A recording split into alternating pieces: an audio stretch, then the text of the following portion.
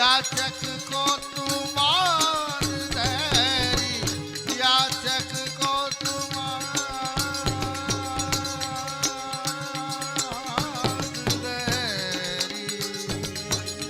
महादानी व्रजवान कुमार,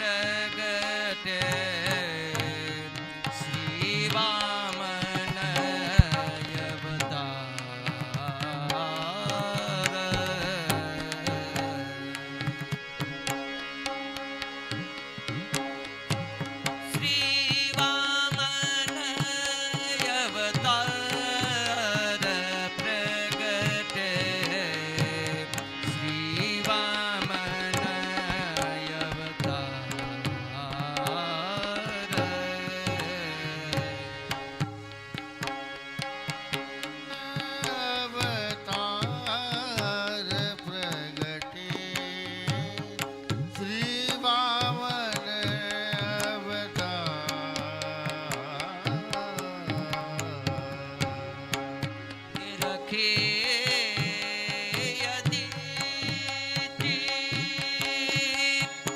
मुख करत प्रशंसा निरखे यदि मुख करत प्रशंसा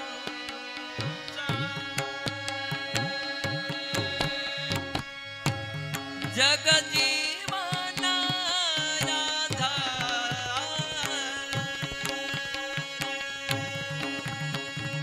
जग जीवन आधार प्रगट श्री वामन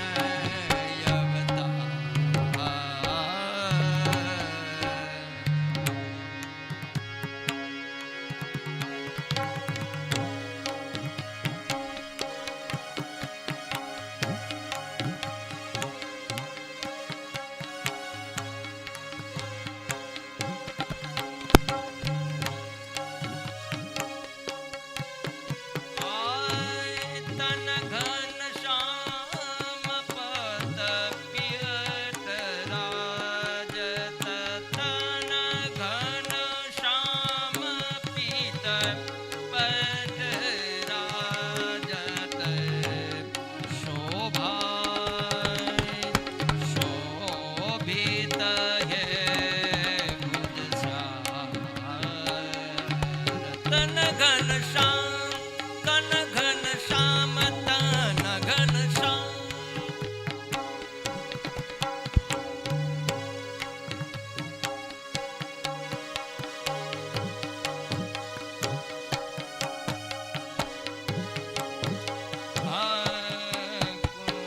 कुंडल मुकुट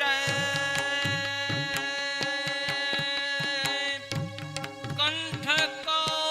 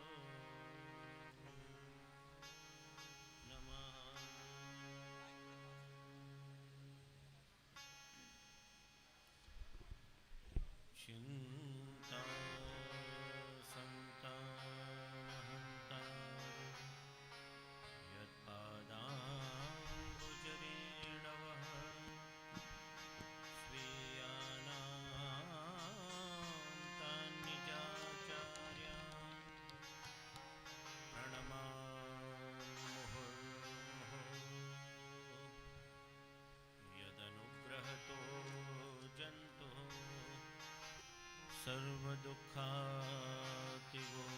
भवे तमहं सर्वदा वन्दे श्रीमद्वल्लभनन्दनम् अज्ञानतिमिरान्धस्य ज्ञानाञ्जनशलाकया चक्षुरुन्मीलितं येन तस्मै श्रीगुरवे नमः।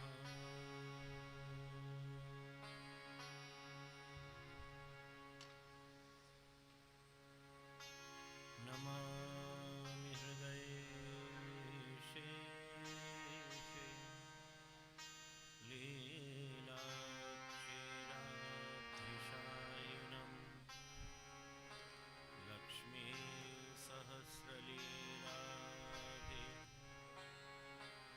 सेव्यमानं कलानिधिं चतुर्भिश्च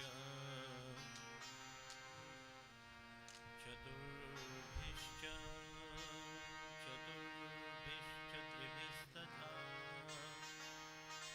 षड्भिर्विराजते योऽसौ पञ्चधा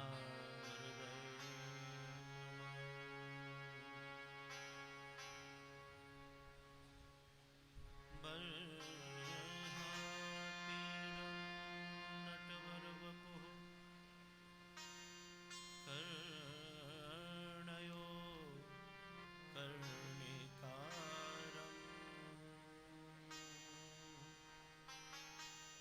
बिभ्रद्वासः कनककपिशं वैजयन्तीं च मालां रन्ध्रान् वेणोरधरसुधया पूरयन् गोपवृन्दैः वृन्दारण्यम् स्वपदरमणम्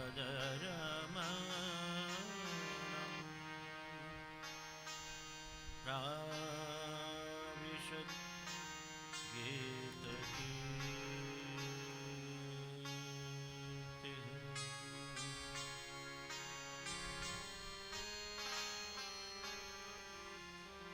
नमो भगवते तस्मै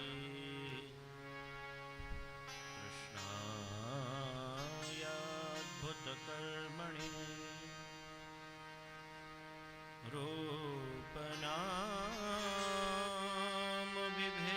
रूपनामविभेदेन जगत्क्रीडति यो यतः। कृष्णाय वासुदेवाय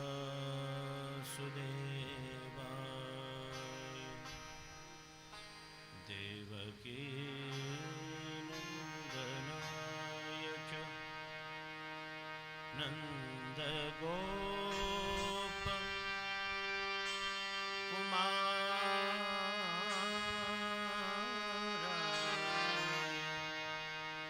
गोविन्दाय नमो नमः।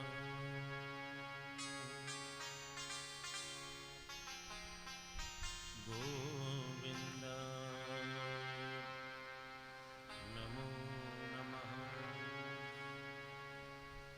गोविन्दाय नमो नमः।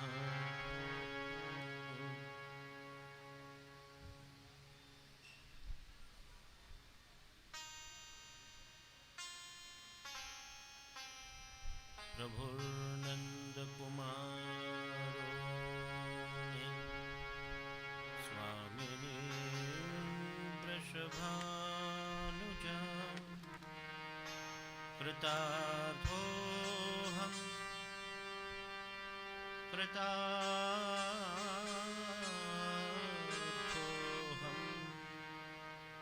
कृतार्थोऽहं न संशयः।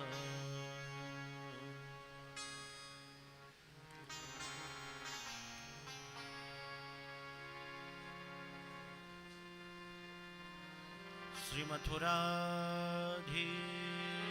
की जय,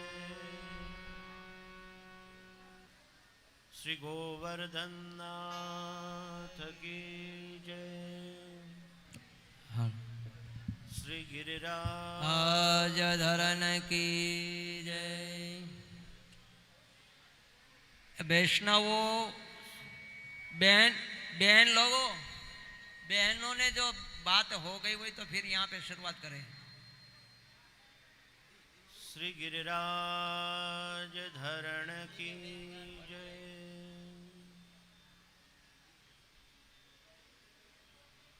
श्री वल्लभाधीश की जय। श्याम सुंदर श्री यमुने महारानी की जय।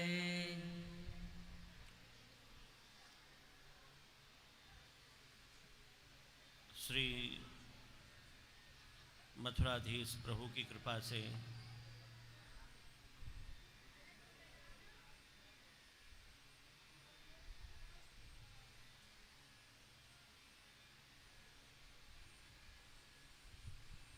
श्रीमद् वल्लभ की कृपा से आज चतुर्थ दिवस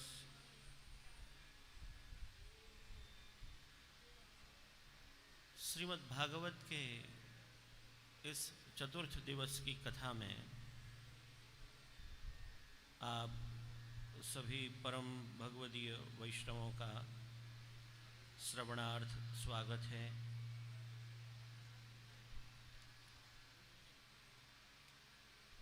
कल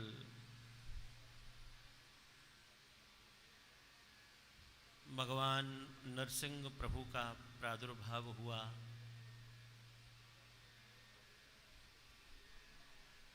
सप्तम स्कंद की लीला अर्थात ऊती लीला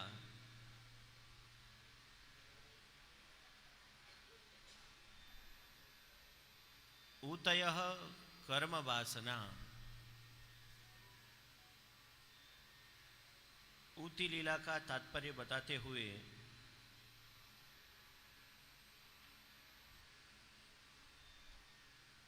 आचार्यों ने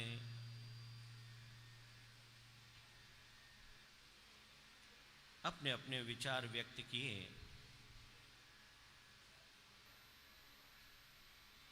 कि जो हमारी वासनाएं हैं, सद्वासना, असद्वासना एवं मिश्र वासना,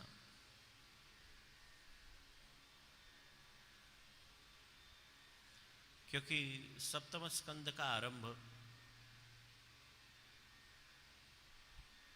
परीक्षित के उस प्रश्न से हुआ कि प्रभु भगवान केवल और केवल देवताओं के ऊपर कृपा करते हैं, दैत्यों के ऊपर नहीं। जब यह प्रश्न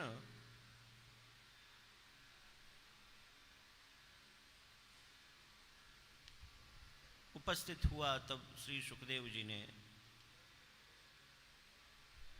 परीक्षित को कहा कि हे राजन,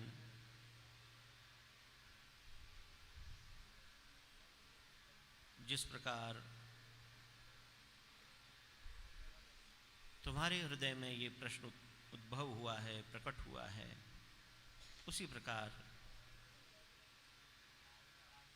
एक समय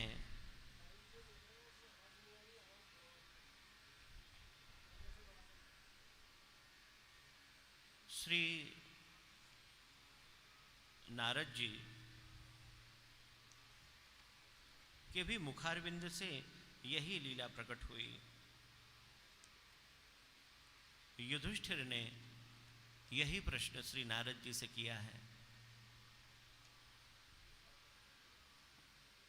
अहो अत्यद्भुतं ये तद्दुर्लभैकान्तिनामपि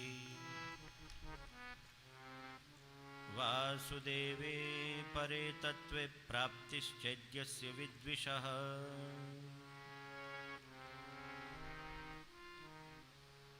नारद जी ने युधिष्ठिर को कहा कि युधिष्ठिर, कोई भी भाव हो, परंतु उस भाव में भगवत प्राप्ति की कामना और लालसा हो। क्योंकि श्री महाप्रभु जी ने जब ब्रह्म सूत्र पर अणुभाष्य लिखा तो वहां एक सूत्र पर अणुभाष्य लिखते हुए श्री महाप्रभु आज्ञा करते हैं कि भक्ति दो प्रकार की होती हैं, एक विहिता भक्ति और एक अविहिता भक्ति। विहिता भक्ति अर्थात जिसका विधान किया जाए, अविहिता भक्ति अर्थात जिसका विधान शास्त्रों में नहीं है, परंतु भक्तों ने उस प्रणाली से प्रभु को पा लिया।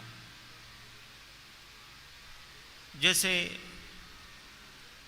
गोपियों की ये जो भक्ति है वो शास्त्रों में वर्णित नहीं है, वो विहिता नहीं है, विहित नहीं है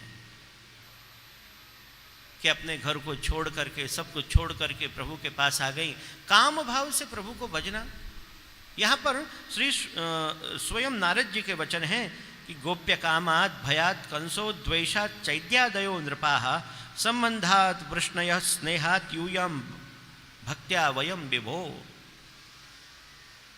गोप्य कामात् भयात् कंस द्वेषात् चैद्यादयो नृपः। सप्तम स्कंद प्रथम अध्याय का 30वां श्लोक। गोपियों ने काम भाव से भगवान की प्राप्ति की। भयात् कंस, भय से भगवत प्राप्ति कंस को हो गई, क्योंकि इतना भय लगा कि सर्वत्र कृष्ण ही कृष्ण कंस को दिखे। गोप्य कामात् भयात् कंस कंसो द्वेषात्। अब द्वेष से चेदिराज अब द्वेष करे, और द्वेष करने की कहीं शास्त्र आज्ञा देता है? तो ये सब जो भाव हैं वो अविहित भाव हैं। शास्त्र इन भावों का विधान नहीं करता है, लेकिन भगवान ने जैसे भगवत गीता के 9वें अध्याय में आज्ञा की, हे अर्जुन, चाहे कोई कैसा भी हो, दुराचारी क्यों ना हो, सुदुराचारी हो, अगर वो मुझे भजता है तो उसे साधु ही जानना चाहिए। श्रीमद् भगवत गीता 9वें अध्याय 30वां श्लोक। अपि चेत् सुदुराचारो भजते माम् अनन्यभाक् साधुरेव समन्तव्यः सम्यक् व्यवसितो हि सः। येन केन प्रकारेण कृष्णे बुद्धिर्विधीयताम्। आपकी बुद्धि भगवान में कैसे लगी वो भूल जाओ, पर लग गई ये याद रखो। नारद जी ने कहा कि किसी ने भय से प्राप्त किया, किसी ने काम भाव से, किसी ने द्वेष से, किसी ने संबंध मात्र से, किसी ने प्रभु को स्नेह किया। रास्ते अलग अलग हैं, लेकिन मंजिल एक है। साधन अलग अलग हैं, साधनाओं के प्रकार अलग अलग हैं, परंतु यहां फल एक है।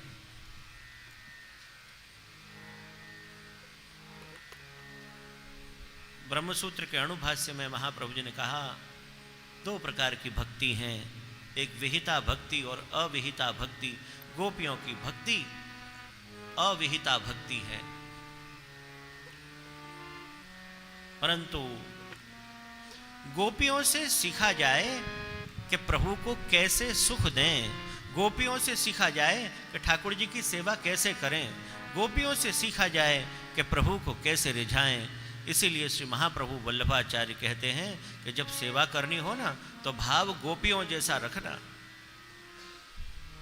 गोपी भाव से कृष्ण प्राप्ति होगी, गोपी भाव से कृष्ण रिझेंगे, गोपी भाव से कृष्ण तुम्हारे सामने केवल रिझेंगे नहीं, तुम्हारी बस एक इशारे से, जैसे गोपियों के एक इशारे से कृष्ण नृत्य करते।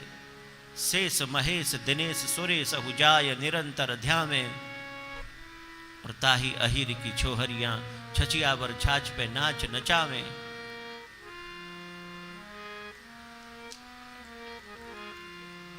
श्रीमद् भागवत की सुबोधनी जी में 10वें स्कंद में तो महाप्रभु जी ये कहते हैं कि ये कथाएं कल आपको सुनने को मिलेंगी कि गोपीजन ठाकुर जी को कहती कि अपने अपने घर ले जाती, स्व स्व गृहम नीत्वा,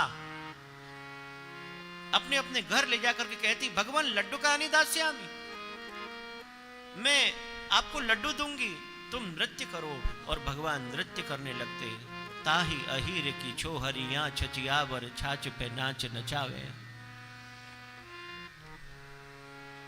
शेष महेश सुरेश दिनेश हुजाय निरंतर ध्यावे। समस्त देवता जिसे अनेक प्रकार से रिझाने की कोशिश करते हैं, लेकिन प्रभु कभी रीझते नहीं हैं।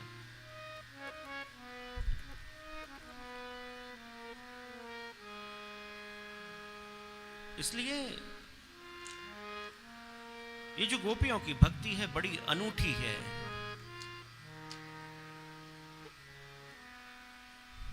लेकिन वैसी ही कुछ भक्ति जिसे हम पुष्टि भक्ति कह सकते हैं, वह है प्रहलाद जी की।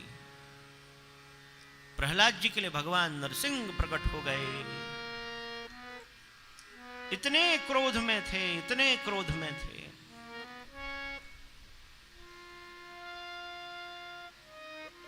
लगता है कि कहीं आज प्रलय न आ जाए। नैष्ठुर्य सीमा, महाप्रभु वल्लभाचार्य कहते हैं कि निष्ठुरता की सीमा प्राप्त हो गई, तो भी प्रहलाद जी ने भगवान को पुकारा नहीं कि प्रभु आप मेरे प्राण की रक्षा करो। भक्त वही है जो प्रभु को कभी परिश्रम न दे।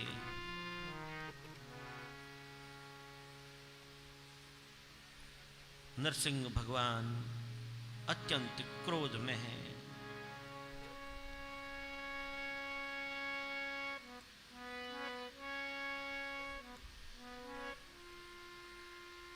त्रस्तोस्म्यहम, प्रहलाद जी अत्यंत अत्यंत भाव से, भक्ति से दर्शन कर रहे हैं। भगवान प्रकट हुए। सत्यम विधातुम निज भृत्य भाषितम,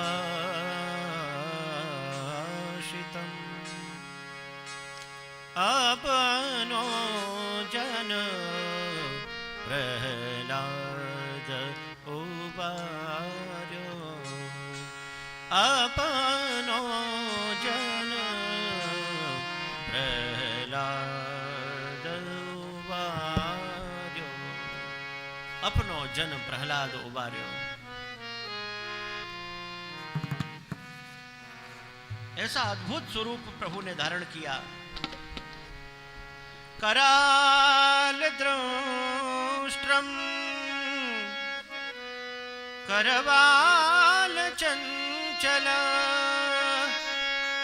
शुरांत जिह्वम भ्रकुटी मुखोल्बणम।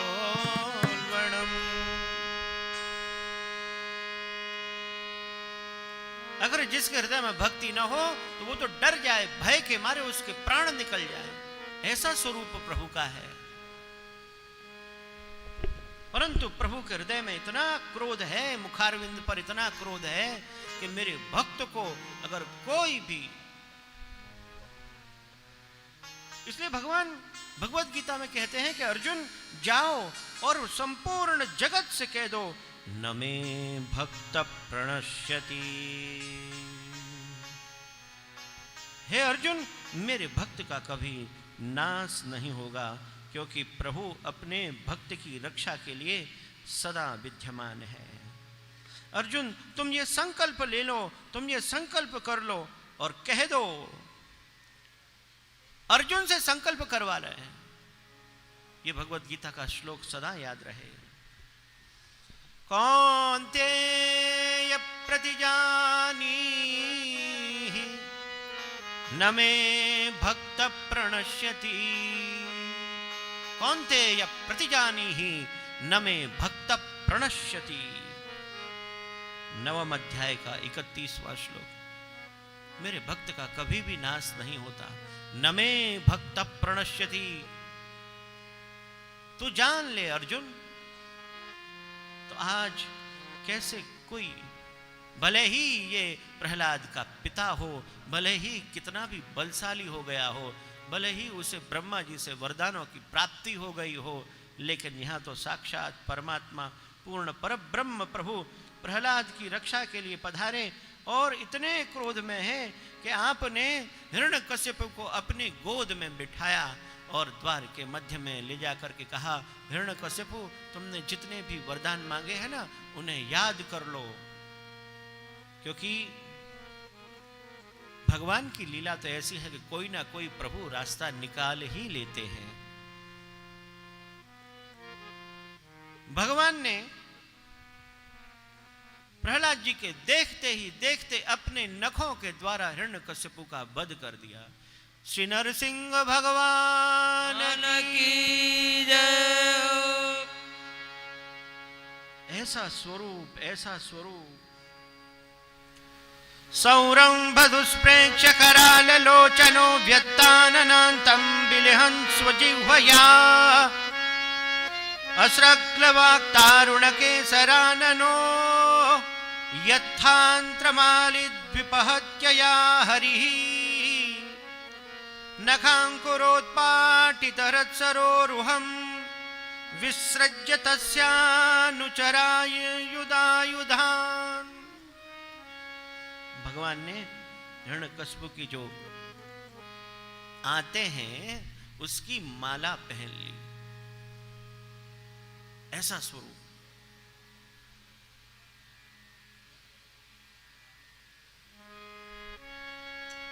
सभी देवतागण देखते ही रह गए, प्रभु आपका ये कैसा स्वरूप है, भक्त की रक्षार्थ आपने ये कैसा स्वरूप धारण किया।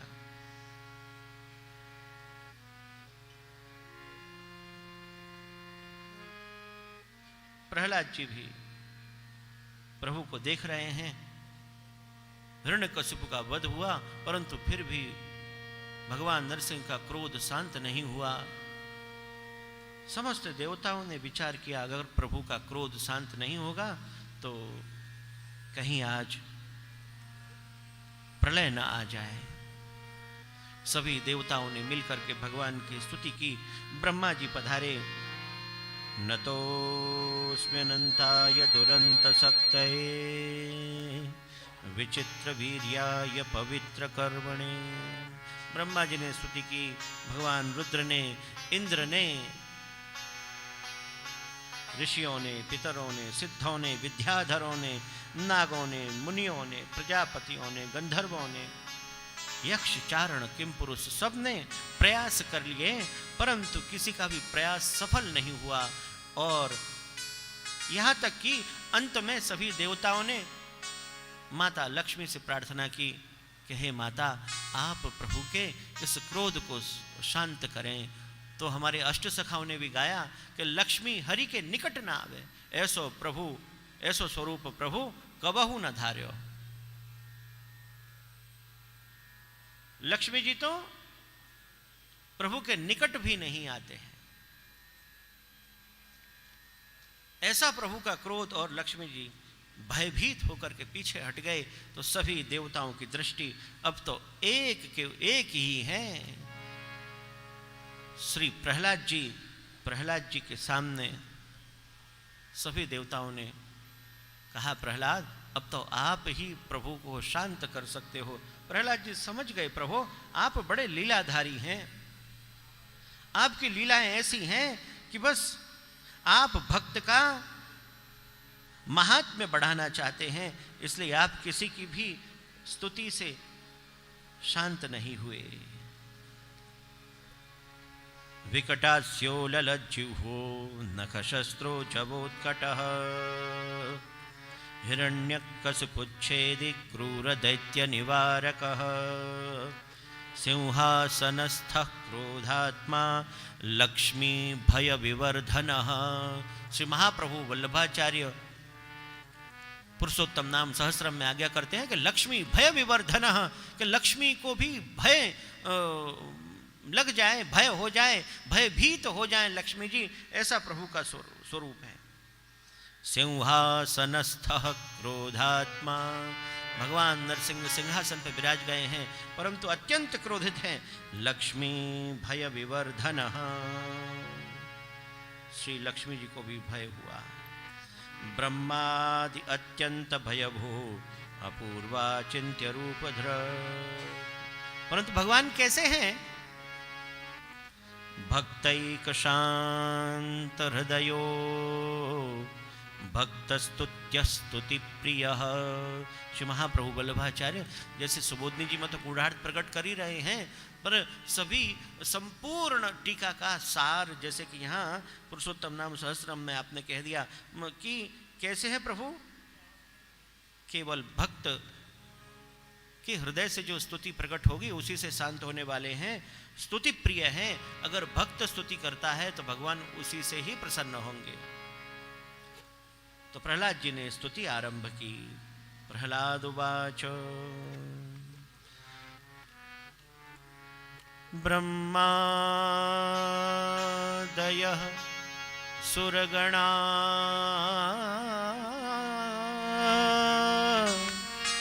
मुनयोऽथ सिद्धा सत्वैकतानमतयो वचसां प्रवाहैः नाराधितुं पुरुगुणैरधुनापि पिप्रो किं तोष्टुमर्हति समे हरिरुग्रजाते। प्रहलाद जी की यह स्तुति बड़ी अद्भुत है। अष्टम स्कंद के 9वें अध्याय में प्रहलाद जी की यह स्तुति बड़ी सुंदर है।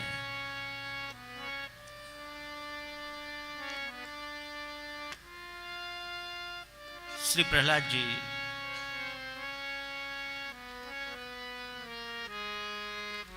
भगवान से प्रार्थना कर रहे हैं और कह रहे हैं कि हे प्रभु,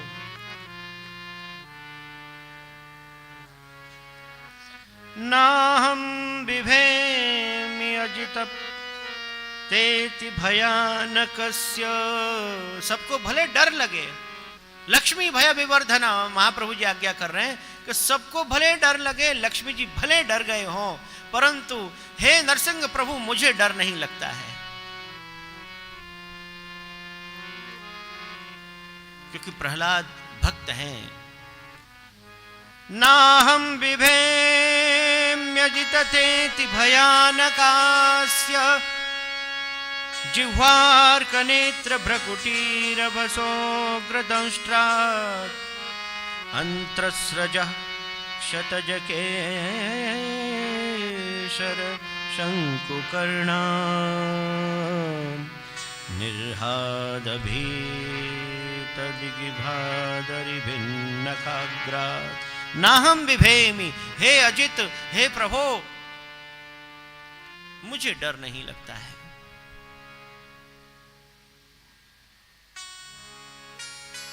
जब आपकी दृष्टि में प्रेम हो, भाव हो, ऐसी जब दिव्य दृष्टि मिल जाए, तब भगवान के दर्शन हो, तो नरसिंह प्रभु का स्वरूप तो इतना लावण्यमय, दिव्य और दयामय लगे। यहां तक कह रहे हैं प्रहलाद जी, आपके भयानक मुखारविंद, आपकी ऐसी जिह्वा, आपके ऐसे नख, आपने जो आंत्रस्रज मेरे पिताजी की जो आते हैं उनकी माला बना करके पहनी है ना, मैं उससे भी नहीं डरता हूं।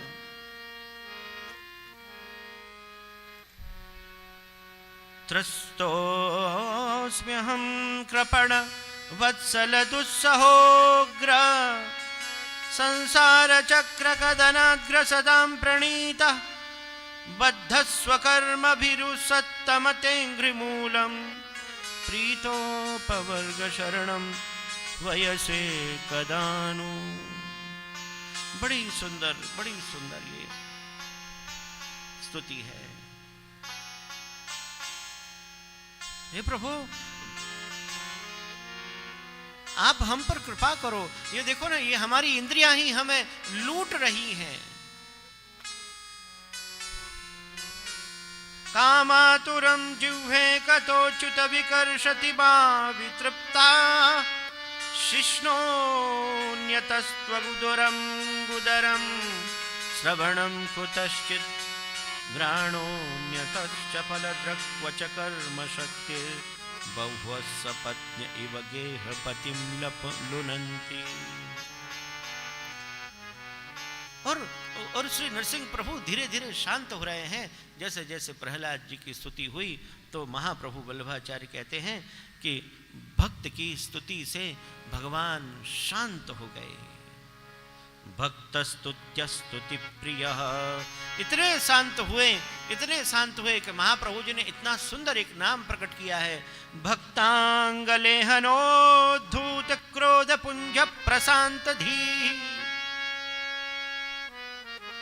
कि जैसे कि प्रहलाद जी को अपनी गोद में बिठा लिया और प्रहलाद जी के अंग को चाटने लगे, जैसे गाय अपने बछड़े को चाट करके प्रेम करती है।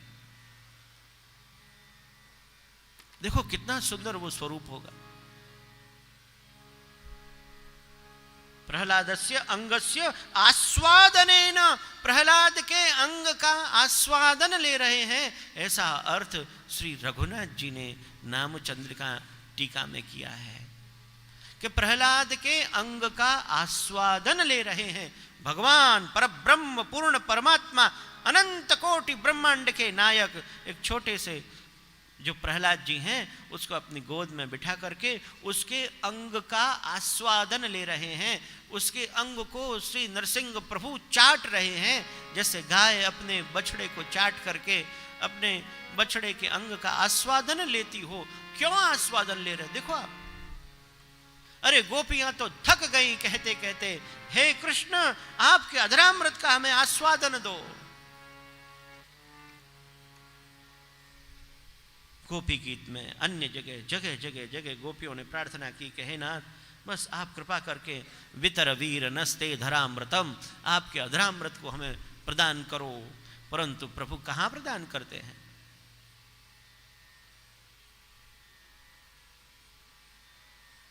प्रहलाद जी के अंग को नरसिंह प्रभु जब लेहन, संस्कृत व्याकरण देखते हैं तो संस्कृत में लिह आस्वादने धातु है। एक एक शब्द संस्कृत का जब संस्कृत व्याकरण की दृष्टि से देखें, उस व्याकरण की दृष्टि से अर्थ करें तो ऐसे ऐसे सुंदर और आश्चर्यकारी अर्थ निकलते हैं कि आपको आनंद आ जाए। भागवत तभी समझ में आएगी जब आप महाप्रभु वल्लभाचार्य के वचनों को समझेंगे। क्यों चाट रहे हैं, क्यों अपने भक्त के अंग का आस्वादन ले रहे हैं? तो कह रहे हैं कि उस भक्त के अंग के आस्वादन से प्रहलाद जी के अंग से कुछ ऐसा रस निकल रहा है, भक्ति रस, और उस भक्ति रस को भगवान ने ग्रहण किया और उनका क्रोध शांत हो गया। प्रहलादस्य अंग आस्वादनेन य उद्भूतः अपगतः क्रोधराशिर्यस्मात्। ठाकुर जी कैसे, नरसिंह भगवान कैसे शांत हुए कि प्रहलाद जी को के अंग का जब आस्वादन लिया ना, तो भक्त के रोम रोम में बसी भगवान की जो भक्ति है, उस भक्ति रस को भगवान ने ग्रहण किया। और बस ऐसा भोग कौन रखे, आप विचार करो। पत्रम पुष्पम फलम तोयम यो में भक्त्या प्रयच्छति तदहम भक्ति परतम अस्नामि प्रयतात्मनः। यह आज्ञा भगवान भगवत गीता में भी करते हैं और भागवत में भी है।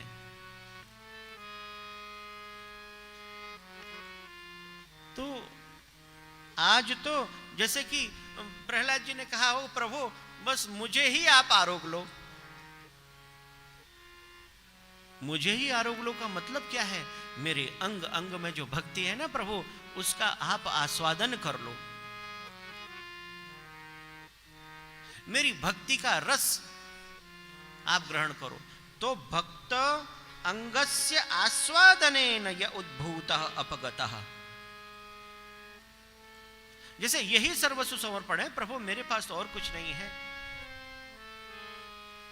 सब कुछ समर्पित करता हूं। जब हम ब्रह्म संबंध मंत्र, गद्य मंत्र प्रभु के सामने तुलसी दल हाथ में लेकर के बोलते हैं कि प्रभु मेरा जो भी कुछ है, ये शरीर, ये इंद्रियां, इंद्रियों के धर्म, सब कुछ मैं आपको समर्पित करता हूं। प्रहलाद जी की ऐसी भक्ति है। और भगवान शांत हो गए, प्रशांत। शांत नहीं, प्र उपसर्ग लगाया, महाप्रभु जी करें प्रशांत धी, प्रशांत हो गए। अब देखिए भागवत में बड़ा सुंदर प्रकार आता है कि नरसिंह भगवान कहते हैं कि प्रहलाद देखो मेरे दर्शन है ना, कभी भी निष्फल नहीं जाते, तुम कुछ मांग लो, कुछ वरदान तो मांगो। प्रहलाद भद्र भद्रम ते प्रीतोहम ते असुरोत्तम वरम वृणीष्व, वरम वृणीस्व, तुम कुछ वरदान मांग लो। अभिमतम काम पूरोस्म्यहम नृणाम, मैं मनुष्यों की समस्त कामनाएं पूर्ण करता हूं। ये देखो अब नारद जी कह रहे हैं इस कथा को युधिष्ठिर के लिए, और सुखदेव जी कह रहे हैं परीक्षित के लिए, सूत जी कह रहे हैं सौनकादि ऋषियों के लिए, और यहां भगवान कहते हैं कि कुछ मांग। ऐसा भक्त होना चाहिए, ऐसा नहीं कि बस, अरे हम जैसे लौकिक भक्त तो भगवान के सामने केवल मांगते ही रहते हैं, प्रभु अब ये दे दो, ये दे दो, ये दे दो। जैसे ही हम ठाकुर जी के सामने जाएं, ठाकुर जी सामने देखो अब आ गया मांगने। पुष्टि भक्ति तो भगवान से हम कुछ न लें, भगवान को दें, ऐसी भक्ति है। प्रभु के सुख का विचार करें, वो पुष्टि भक्ति है। तो प्रहलाद के मुख से विचार, ये वचन निकले। आप प्रहलाद के विचारों को देखो। प्रहलाद जी कहते हैं कि प्रभु मैं आपका भक्त हूं, कोई व्यापारी नहीं हूं। मैंने तुम्हारी भक्ति की है, तुम्हारे साथ कोई व्यापार नहीं किया है। ये कोई लेन देन थोड़ी नहीं है कि मैंने आपके कुछ नाम लिए, आपकी कुछ भक्ति की और फिर आप प्रकट हो गए, आपसे कुछ मांग लो। आजकल की भक्ति तो ऐसी है, लेन देन की। लेकिन वास्तव में अगर भक्ति क्या है वो अगर सीखी जाए तो प्रहलाद जी से सीखे। और प्रहलाद और भगवान से कह दें कि प्रभु मेरे अंदर लोभ मत जगाओ, लोभ पापस्य कारणम। मेरे अंदर आप ऐसा कहकर के लोभ मत जगाओ कि मैं सभी प्राणियों की कामनाएं पूर्ण करता हूं। वरम वृणीस्व, तुम कुछ मांग लो। प्रहलाद जो भगवान से कह दे, मां प्रलोभयोत्पत्त्या सक्तं कामेषु तैर्वरै। प्रभु मुझे लोभी मत समझो, लोभ मत जगाओ। मैंने तुम्हारी भक्ति के लिए की है।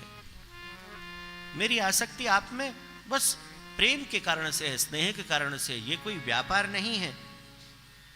यस्त आशीष आशास्ते न सभृत्य सवै वणिक, ऐसा कहा प्रहलाद जी ने। जो अगर कोई आपके आशीर्वाद की भी कामना से भक्ति करे, वो आपका भक्त नहीं है, वो तो व्यापारी है। भगवत भक्ति में कोई व्यापार बुद्धि न हो। वास्तव में प्रभु भी आनंदित हो गए होंगे, ऐसा भक्त चाहिए। इसलिए नरसिंह भगवान ने कहा, हे प्रहलाद, मेरे वचन हैं, अगर कोई भी तेरे और मेरे इस संवाद को सुन लेगा, सुनते ही उसी समय कर्म बंधनों से मुक्त हो जाएगा। नरसिंह भगवान के वचन है ये। ये तत्कीर्तयेन मह्यम त्वया गीतम इदम नरः त्वाम च माम च स्मरण काले कर्म बंधात प्रमुच्यते। कर्म बंधन से उसकी मुक्ति हो जाएगी। तुम्हारी कैसी बातें हैं, तुम्हारे कैसे भाव हैं।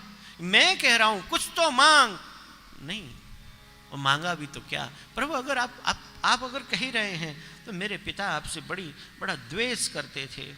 भगवान ने कहा, हे प्रहलाद, अगर तेरे जैसा भक्त किसी कुल में हो जाए तो 21 पीढ़ी माता की, 21 पीढ़ी पिता की उत्तर जाए।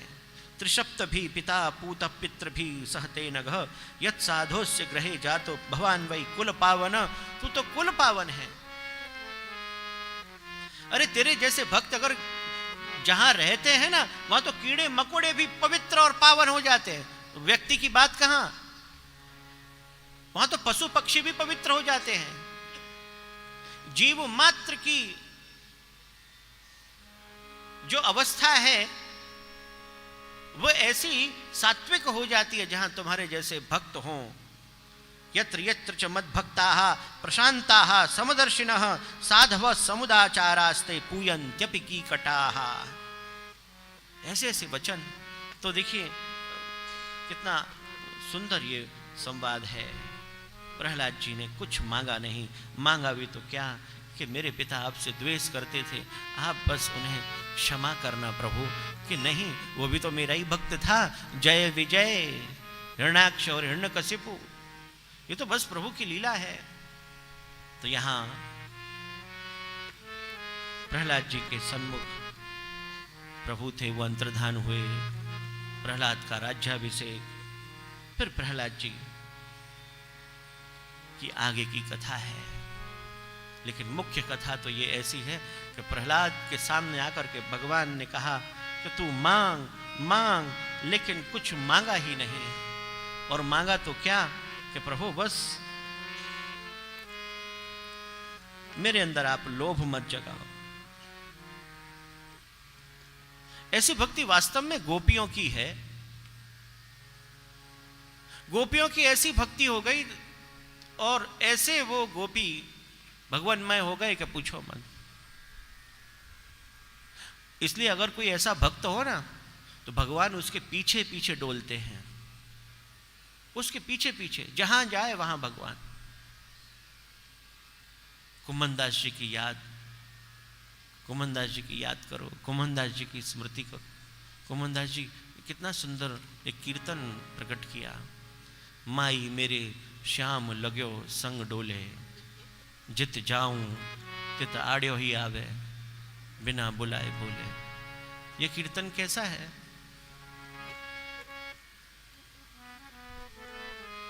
तो हम भी इस प्रहलाद चरित्र के द्वारा प्रभु से यही कहें कि हमें ऐसी भक्ति मिले, ऐसी भक्ति मिले।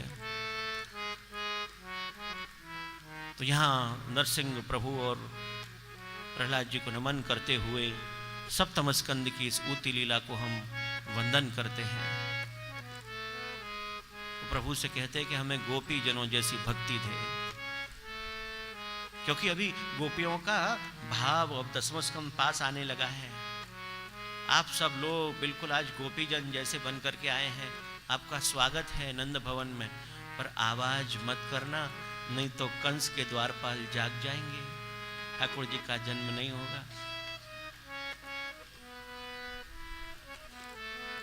तो हम भी नरसिंह प्रभु से कहें, प्रभु कह रहे हैं ना कुछ मांगो वरम वणीस्व, तो प्रभु गोपियों जैसे भाव दो। माई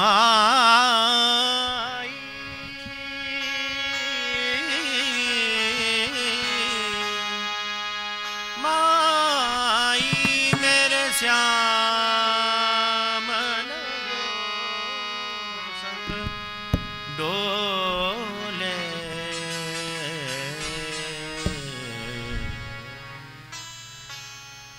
श्याम लग्यो संग डोले माई मेरे श्याम लग्यो संग डोले माई मेरे श्याम लग्यो संग डोले माई मेरे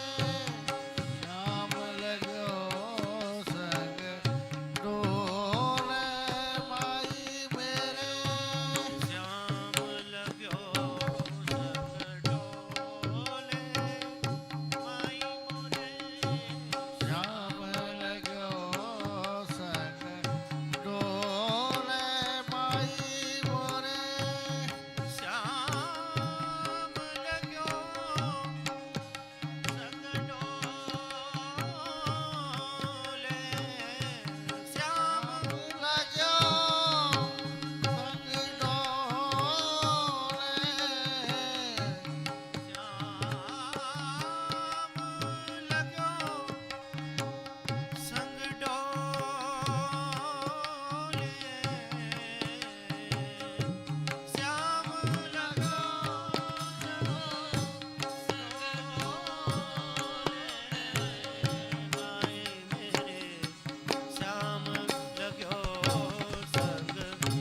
डोले माई मोरे श्याम लग्यो संग डोले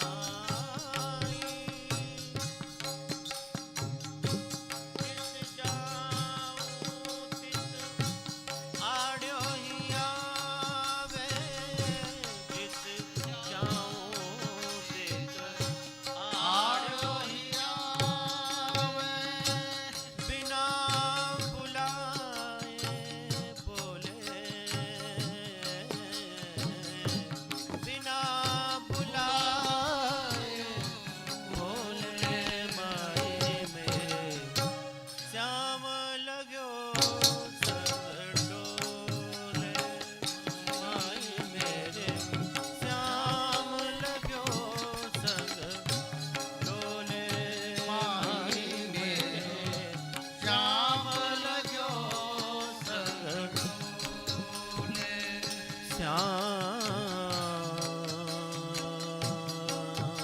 लग्यो संग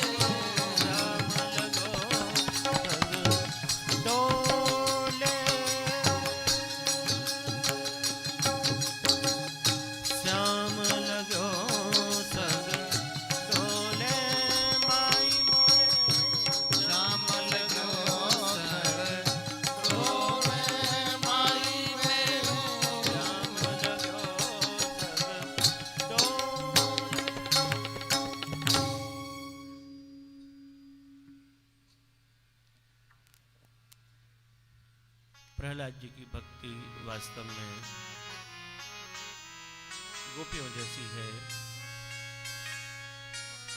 गोपियों ने भी कहाँ कभी अपने लिए कुछ मांगा तो बस श्याम सुंदर के सुख के लिए।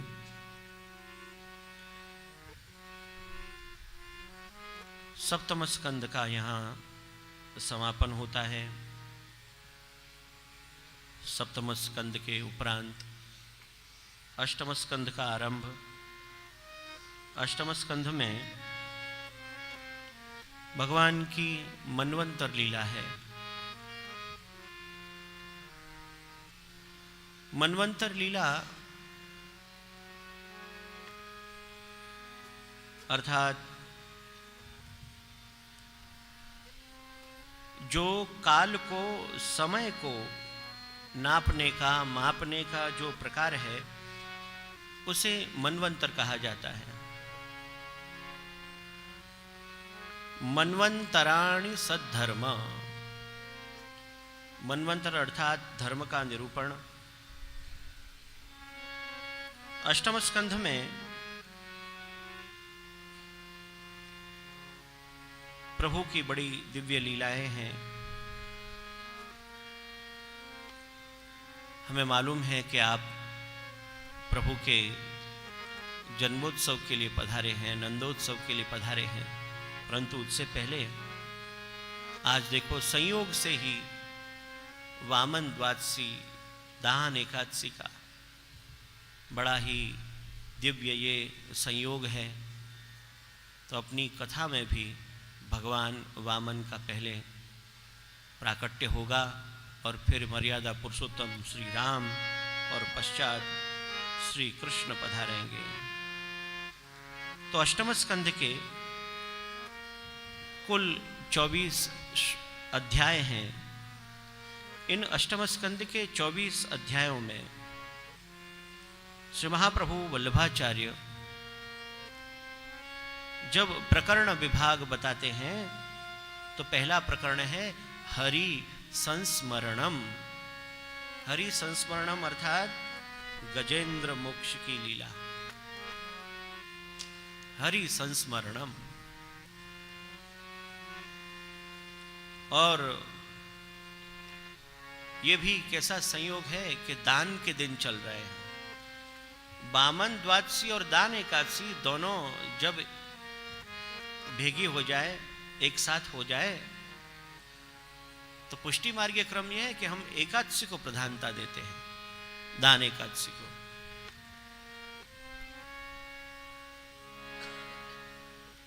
जैसे वामन भगवान प्रकट हुए तो वामन भगवान के भी चरित्र में दान का ही प्रकार है, परंतु देखो वामन भगवान का दान अलग है और गोपियों का दान अलग है। इतना ध्यान रहे। यह दान शास्त्रीय दान है। यह दान जैसे शास्त्र में विधि है कि जैसे एक बलि हैं, वो राजा हैं, यज्ञ करते हैं और उनके यज्ञ में भगवान स्वयं पधारे हैं विप्र रूप में, वामन स्वरूप में।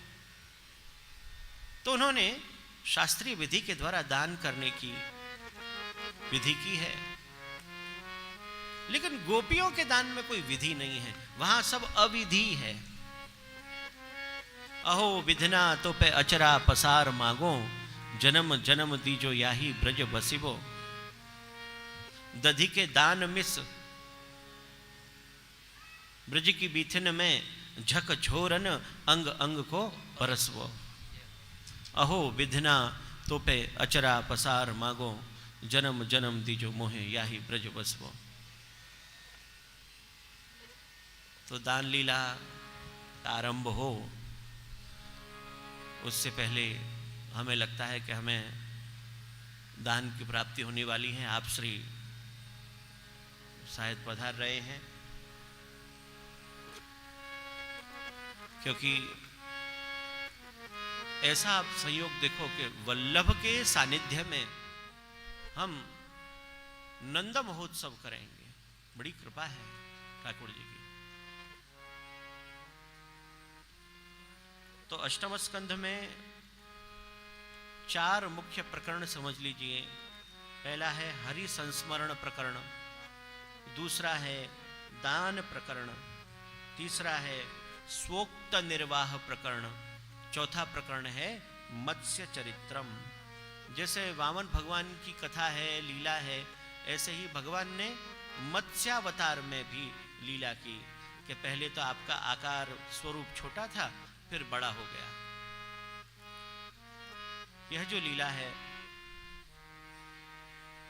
तो गजेंद्र लीला में, गजेंद्र मोक्ष की लीला में, क्योंकि मनवंतर लीला है, तो कौन से मनवंतर में भगवान ने कौन सी लीलाएं की, उन मनवंतरों का वर्णन किया गया है। तो 14 मनवंतर है। स्वयंभुव, स्वारोचिस, उत्तम और तामस मनवंतरों का वर्णन श्री सुखदेव जी जब परीक्षित को कर रहे हैं, तो प्रत्येक मनवंतर में भगवान का कुछ विशेष अवतार हुआ है, जहां इंद्र अलग होते हैं, सप्तर्षि अलग होते हैं, और उस मनवंतर के धर्म भी अलग अलग होते हैं। ऐसे ही अब जैसे ही तामस मनवंतर की बात आई, तो सुखदेव जी ने कहा कि इस मनवंतर में भगवान हरि प्रकट हुए। तत्रापि यज्ञे भगवान हरिण्याम हरि में हरि इत्याहृतो ये न गजेंद्रो मोचितो ग्राहात, कि जिन्होंने गजेंद्र की रक्षा की ग्राह से। तो परीक्षित के मन में विचार आया कि प्रभु आप मुझे इस कथा का वर्णन करें।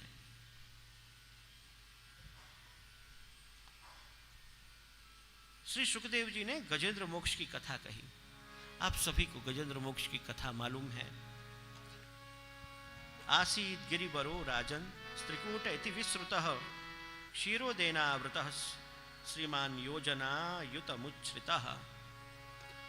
गजेंद्र मोक्ष की लीला कि जहां गजेंद्र बड़े रमणीय स्थान में रहता है और मन्वंतर विभावनः स्मृत्याशेष शुभरो गजेंद्र स्मृति कारणम। एक दिन गजेंद्र स्नान करने के लिए आता है। कथाएं आप सबको मालूम है, लेकिन महाप्रभु जी क्या विशेष कह रहे हैं ये समझिए। जैसे वो स्नान करने के लिए सरोवर में नीचे आता है, अंदर जाता है, तो ग्राह ने उसके पैर को पकड़ लिया। बहुत प्रयास किया गजेंद्र ने, और थोड़े समय तक तो उनके साथ जितने भी अन्य उनके स्वजन समझो के संबंधी समझो, उन्होंने भी बहुत प्रयास किया, लेकिन प्रयास सफल हुआ नहीं। सब चले गए।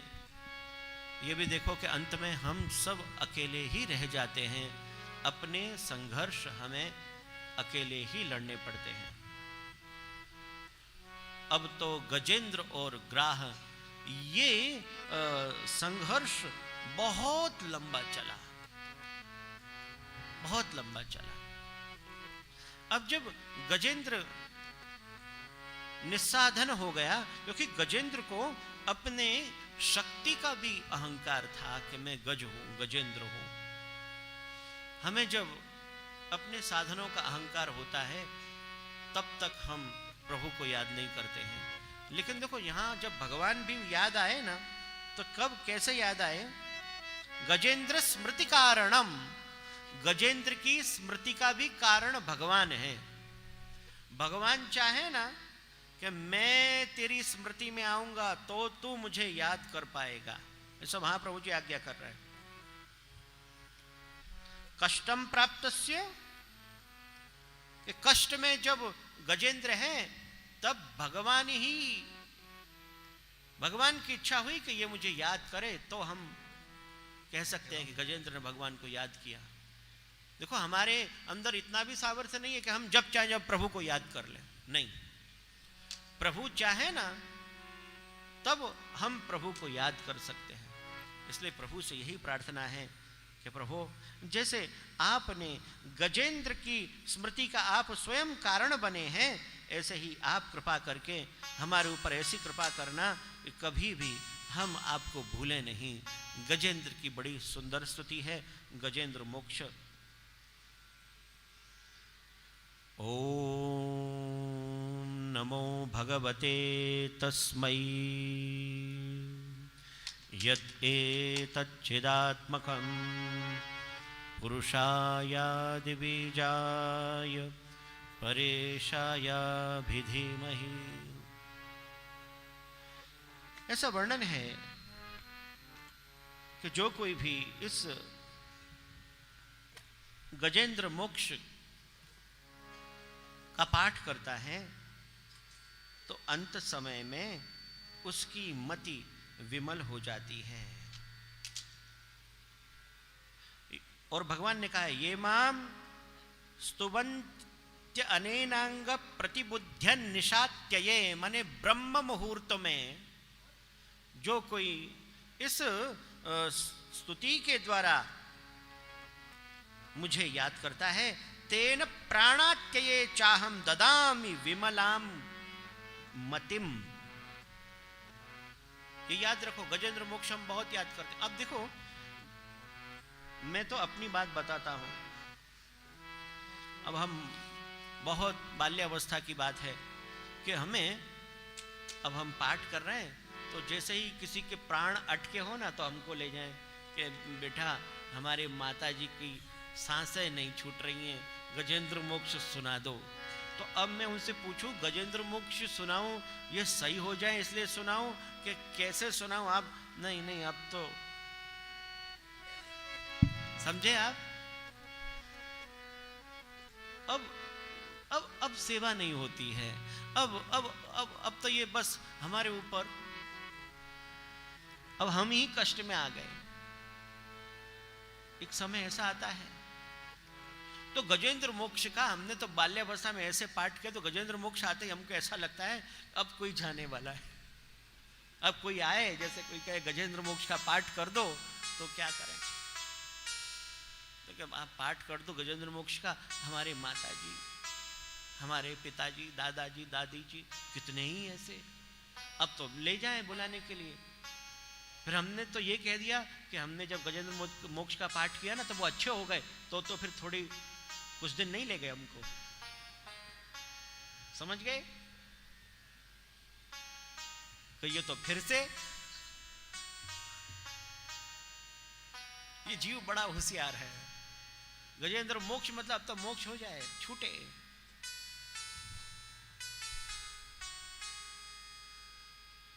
पर भगवान क्या आज्ञा करते हैं? देखो भागवत अष्टम स्कंद 4 अध्याय श्लोक नंबर 25वां, 8वें स्कंद के 4 अध्याय के 25वें श्लोक में भगवान कहते हैं, जो कोई ब्रह्म मुहूर्त में ये माम स्तुवन्ति अनेनांग प्रतिबुद्ध्य निशात्यये तेषां प्राणात्यये चाहम ददामि विमलाम मतिम। जो कोई प्रातः काल ब्रह्म मुहूर्त में इस स्तोत्र के द्वारा मेरी उपासना करता है, मैं उसे अंत काल में विमल मति प्रदान करता हूँ। अर्थात विमल मति हमें प्रदान होगी, प्रभु प्रसन्न होंगे, तो जाते समय आप श्री ठाकुर जी को याद कर सकते हैं, जैसे गजेंद्र ने किया। अब जैसे गजेंद्र ने याद किया, नमो नमस्तुभ्यमसह्य वेग शक्तित्रयायाखिलधी गुणाय प्रपन्न पालाय दुरंत शक्तये तदिन्द्रियाणामनवाप्य वर्त्मने। एवं गजेन्द्रमुपवर्णित निर्विशेषं ब्रह्मादयो विविध लिंग विदाभिमाना उच्छिप्य सांबुजकरं गिरिमाह कृच्छ्रान् नारायणाखिल गुरो भगवन नमस्ते। उसने अपना कर, माने उसकी जो सूंड है उसको ही हाथी का कर बोला जाए, हाथ बोला जाता है। उच्छिप्य सांबुजकरम, अंबुज कमल उस सरोवर में आ गया। देखो ठाकुर जी ने कृपा कर दी, जो सरोवर में कमल कहाँ से आया, इसके बड़े एक अच्छे प्रकार बहुत सुंदर सुंदर अर्थ बताए गए हैं। और गजेंद्र ने कहा, प्रभु मेरी रक्षा करो। हे गोविंद तो जीवन हारे। हे गोविंद राखो शरण, अब तो जीवन हारे। हे गोविंद राखो शरण, अब तो जीवन हारे। नीर पीवन तू गयो,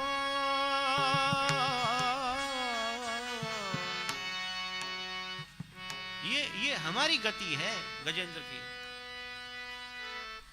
हे गोविंद राखो शरण, अब तो जीवन हारे। मुझे लगता है कि आप सबको ये कीर्तन आता है और आप सब सुनना चाहते हैं, तो हम सब भी प्रभु से प्रार्थना करें। हे गोविंद राखो शरण, अब तो जीवन हारे, अब तो जीवन हारे। तो हे गोविंद गोविंद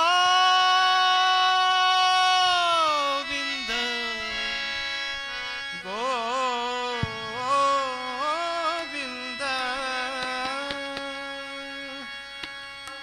गोविंद गोविंद। देखो प्रभु जरूर पधारे। श्री वल्लभाधीश की जय। हरि ओम। स्वस्ति न इंद्रो वृद्धसर्वाः, स्वस्ति नः पूषा विश्ववेदाः, स्वस्ति नस्तार्क्ष्यो अरिष्टनेमिः, स्वस्ति नो बृहस्पतिर्दधातु प्रेषदस्वामरुतः वृष्टिमातरः, शुभञ्जावानो विदते को जग्मयः, अग्निर्जीव्यामनवः शूरचक्षजो विश्वेनो देवा अवसागमन्यः। हस्तो प्रक्षालनम् अपवित्रः पवित्रो वा सर्वावस्थाङ्गतोऽपि वा, यः यस्मरेत् पुण्डरीकाक्षं शवयभ्यन्तरक्षुचिः। ॐ यं प्रव्रजन्तमनुपेदमपेदकृत्यं द्वैपायनो विरह कातरया जुहाव, पुत्रेति तन्मे तया तरवो विनेदोषितं सर्वभूतहृदयं मुनिमानतोऽस्मि प्राणप्रचोक्तमाय नमः।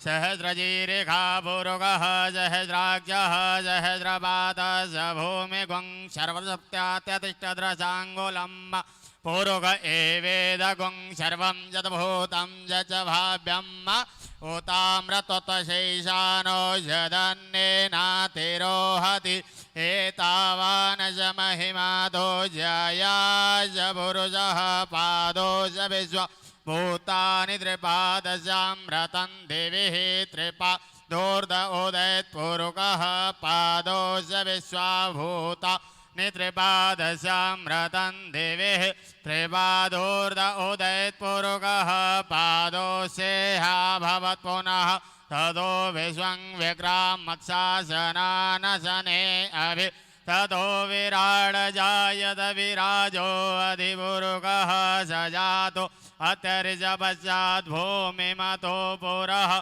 तस्माज्जज्ञा सर्वभूतः सम्रतं प्रगदाज्यं पशुस्तां जगृहे वायव्य नारण्याग्राम्याजये, तस्माज्जज्ञा सर्वभूतरिजः सामानि जग्निरे छन्दागुंसि जग्निरे, तस्माज्जजो तस्मादजायत तस्मादस्वा अजायन्त जेके, शोभयादतः गावो जगिरे तस्माज्जाता अजावयतं यज्ञं बहर्की प्रोक्षन्, पुरुषञ्जातमग्रतः तेन देवा अजयन्त साध्यारिखयस्य यत पुरुषं व्यददुः कथिता व्यकल्पयन्न मुखं किमस्यासीत् किं बाहु किमुरुपादा उच्येत् ब्राह्मणो जमुगमासीत्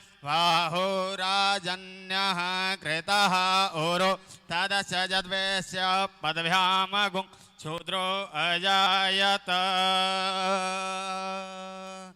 बोले वल्लभाधीश की गोसाई जी परम दयाल की श्री भागवत भगवान की श्याम सुंदर श्री यमुने महारानी की श्री मथुराधीश की श्री प्रथमेश परिवार की गिरिराज धरण की आज के आनंद की देखो गजेंद्र का उद्धार करने के लिए जैसे हरि पधारे, ऐसे यहाँ पे भी साक्षात प्रभु पधारे। तो देखो वो कीर्तन जैसे आप सुनना चाह रहे हैं, तो हम भी आप श्री के चरणों में प्रार्थना करके इस गजेंद्र मोक्ष के प्रकार को उस कीर्तन के द्वारा यहाँ हम पूर्ण करेंगे।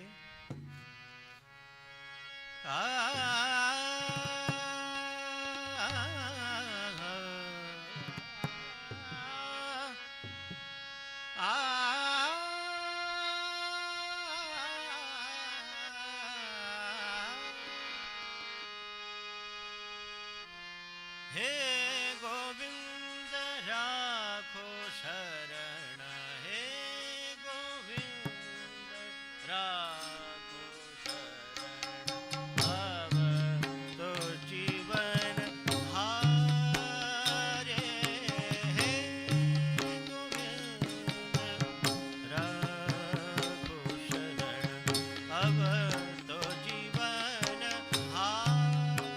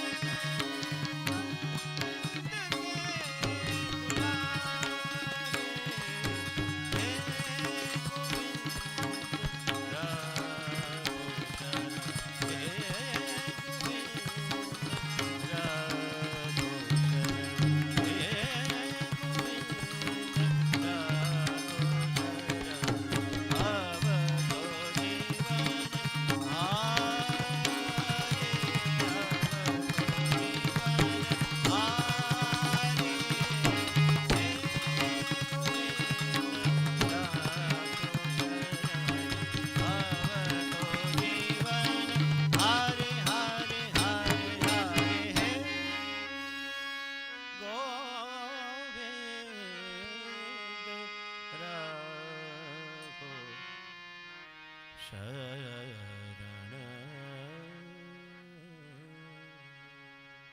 सूरदास जी का ये पद जैसे कि गजेंद्र मोक्ष की लीला का संपूर्ण भाव कहता हो।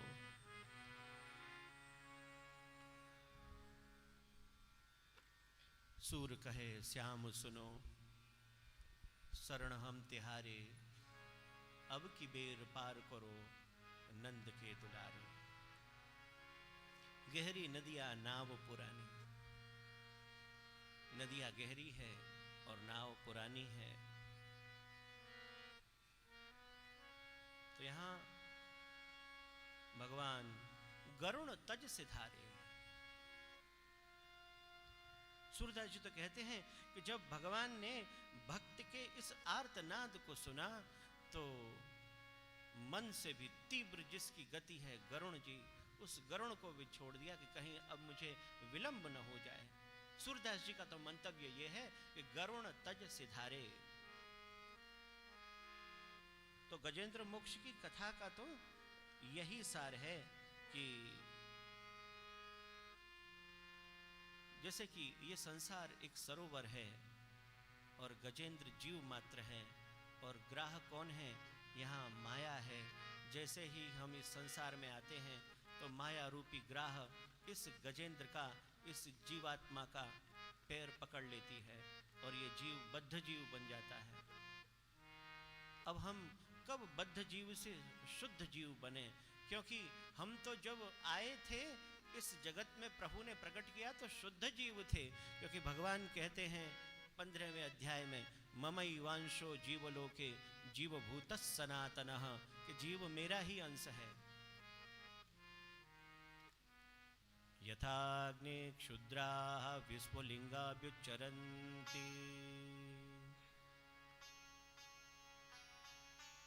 पुष्टि मार्ग आचार्य इस श्रुति का प्रमाण देते हैं कि जैसे महान अग्नि में से कोई अग्नि की छोटे छोटे तिनखे तणखले ऐसे बाहर गिरते हैं, ऐसे ही हम उस महान परमात्मा की ही संतान हैं।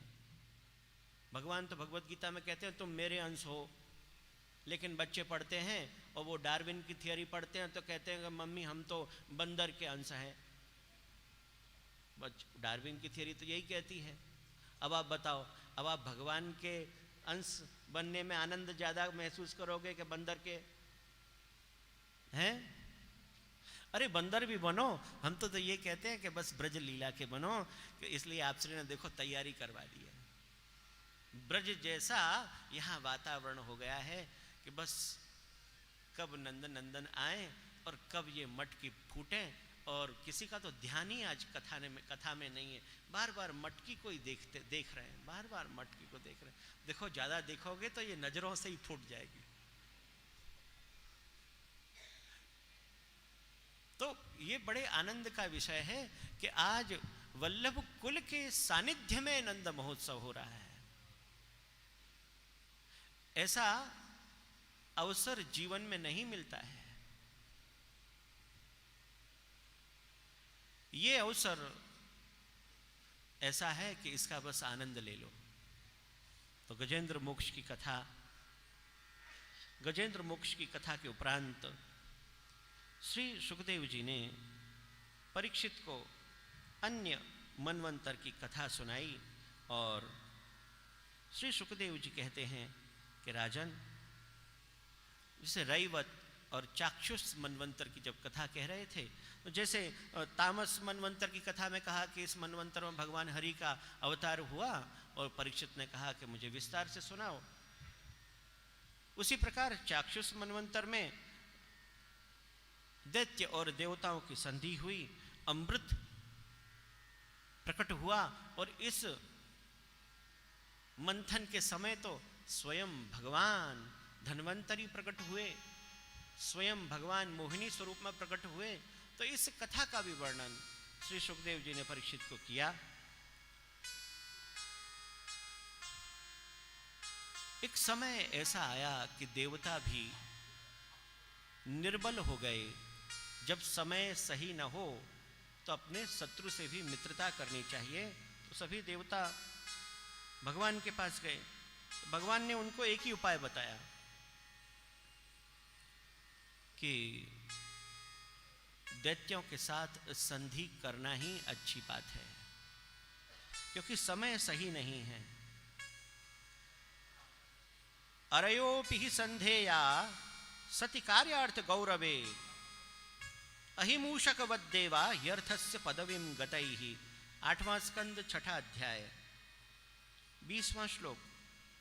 भगवान स्वयं कहते हैं देवताओं से कि देखो, अगर समय सही ना हो ना तो शत्रु को भी मित्र बना लेना चाहिए। वो हिंदी में कहावत है ना कि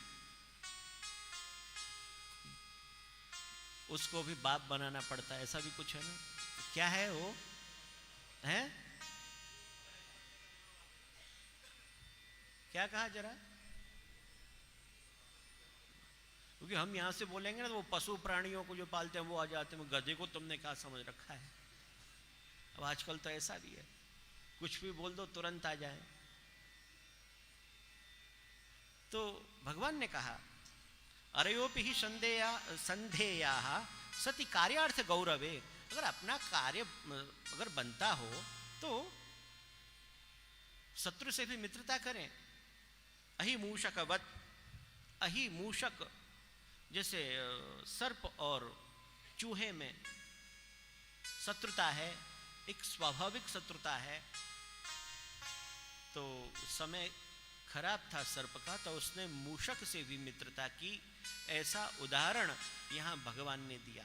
अहिमूषकवद देवा यर्थस्य पदवीं गतैहि। तो देवता मान गए कि बात सही है प्रभु। तो देवताओं ने दैत्यों के साथ संधि की। समुद्र मंथन आरंभ हुआ। ते नागराजम आमंत्र्य फलभागेन वासुकिम परवीय गिरौ तस्मिन् नेत्रमब्धिम मुदान्विताः। वासुकी नाग को आमंत्रित किया गया, वो रस्सी बने। ऐसे भगवान ने देवताओं को बड़ी अच्छी तरह से समझाया कि क्या क्या करना है। अब जब मंथन जब आरंभ हुआ, अमृत के लिए जब मंथन आरंभ हुआ है, तब पर्वत है नीचे जाने लगा। तो भगवान ने उसी समय कच्छप अवतार धारण किया है। भगवान का यहां कच्छप अवतार। अब आप अमृत लेने जाओ, जब अच्छे कार्य के लिए जाते हैं ना कोई बाधा उत्पन्न अवश्य होती है। तो यहां सर्वप्रथम विष की उत्पत्ति हुई। अब संधि के समय तय हुआ था कि जो भी कुछ रत्न प्राप्त होंगे आधा आधा बांट लेंगे। अब इस विष को कौन बांटे, विष को कौन पीवे? अब देवता कहें कि कौन ले, असुर कहें कि हम क्यों। याद कौन की आई? जो विश्व का कल्याण करे, जिसका नाम ही शिव है। सभी देवता सर्वभूत सुहृदेव इदमाह सतिम प्रियाम।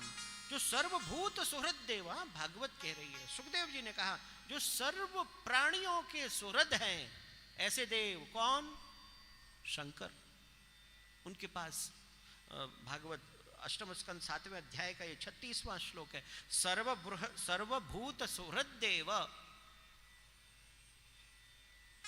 शिव ने कहा अहो बत भवान्येतत् प्रजानां पश्य वैशसम् क्षीरोद मथनोद्भूतात् कालकूटात् उपस्थितम् वैष्णवानां यथा शंभो। अब देखो यहां समुद्र मंथन की लीला चल रही है और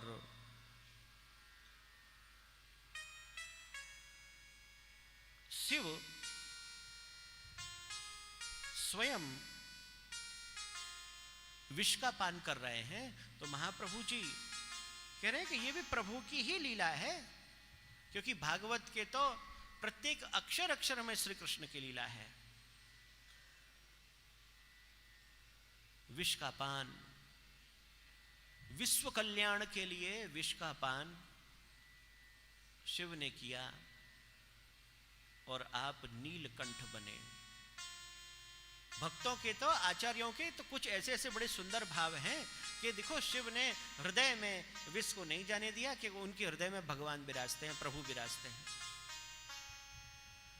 ऐसे ऐसे भी भाव कुछ आचार्य कहते हैं।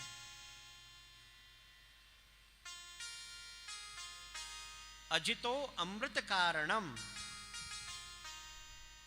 अमृत के कारण भी प्रभु हैं, ऐसे महाप्रभु वल्लभाचार्य अष्टम स्कंद के नाम में आज्ञा करते हैं। 14 रत्न प्रकट हुए, आधे आधे देवता और दैत्यों ने बांट लिए। उसमें अंत में जब अमृत प्रकट हुआ तो देवताओं और दैत्यों में विचार होने लगा कि इसको कौन लेवे, तो दैत्यों ने ले लिया। तो वहां तो सभी देवता विचार करने लगे प्रभु क्या करें। श्री ठाकुर जी स्वयं मोहिनी के रूप में प्रकट हुए और दैत्य मोहित हो गए। दैत्यों ने कहा कि ये लोग कलश और आप ही पिला दो। भगवान के ऐसे ऐसे वचन है कि मुझ पर क्यों विश्वास कर रहे हो। कथम कश्यपदा यादा पुंशल्याम मई संगता विश्वासम पंडितो जातु कामिनीसु नयाति ही। मोहिनी बने भगवान ने, भगवान बड़े चतुर हैं, उन्होंने कहा मुझ पर विश्वास मत करो, तो और विश्वास दैत्यों को हो गया। अष्टम स्कंध 9वें अध्याय का 9वां श्लोक। शाला ब्रकाणाम स्त्रीणाम च स्वैरिणीनाम सुरद्विष। बड़ी ऐसी बात कही।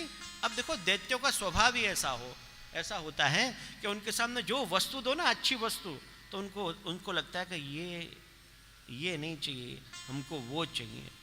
क्यों? शायद ये हमें कम दे रहा हो।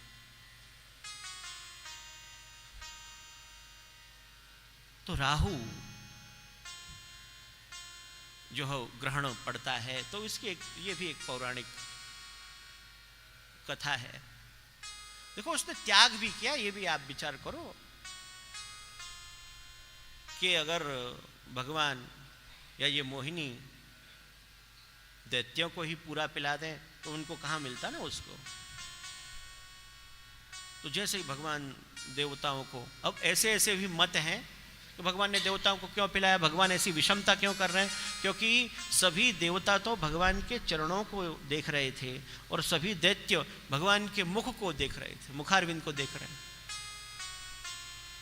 तो भगवान का नियम भी ये है, जो मेरे चरणों में आसक्त है पहले मैं उसे देता हूँ।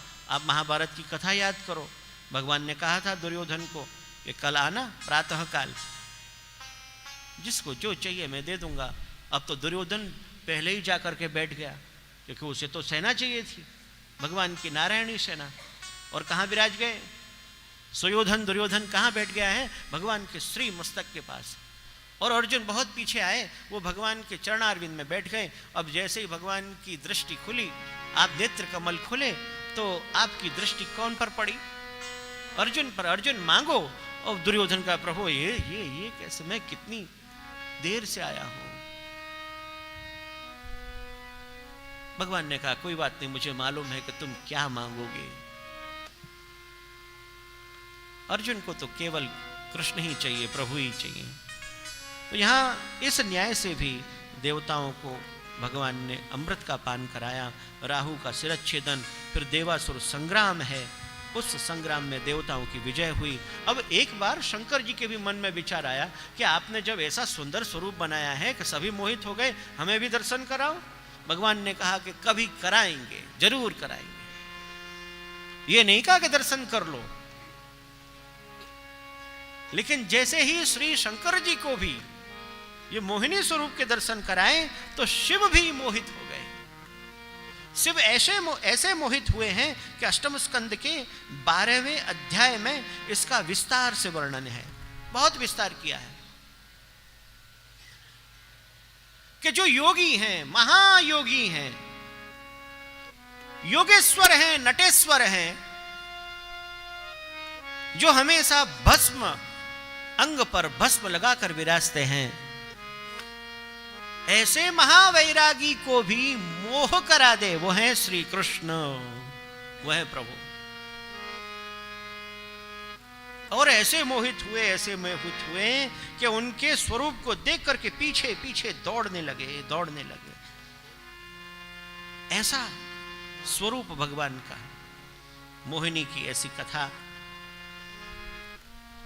फिर अलग अलग मनवंतरों भगवान ने कौन कौन सी लीलाएं की, उसका वर्णन श्री सुखदेव जी कर रहे हैं। राजा ने पूछा कि मैंने सुना है कि बलि से भगवान ने किस प्रकार से 3 पैर भूमि मांगी और उसका सर्वस्व हरण कर लिया।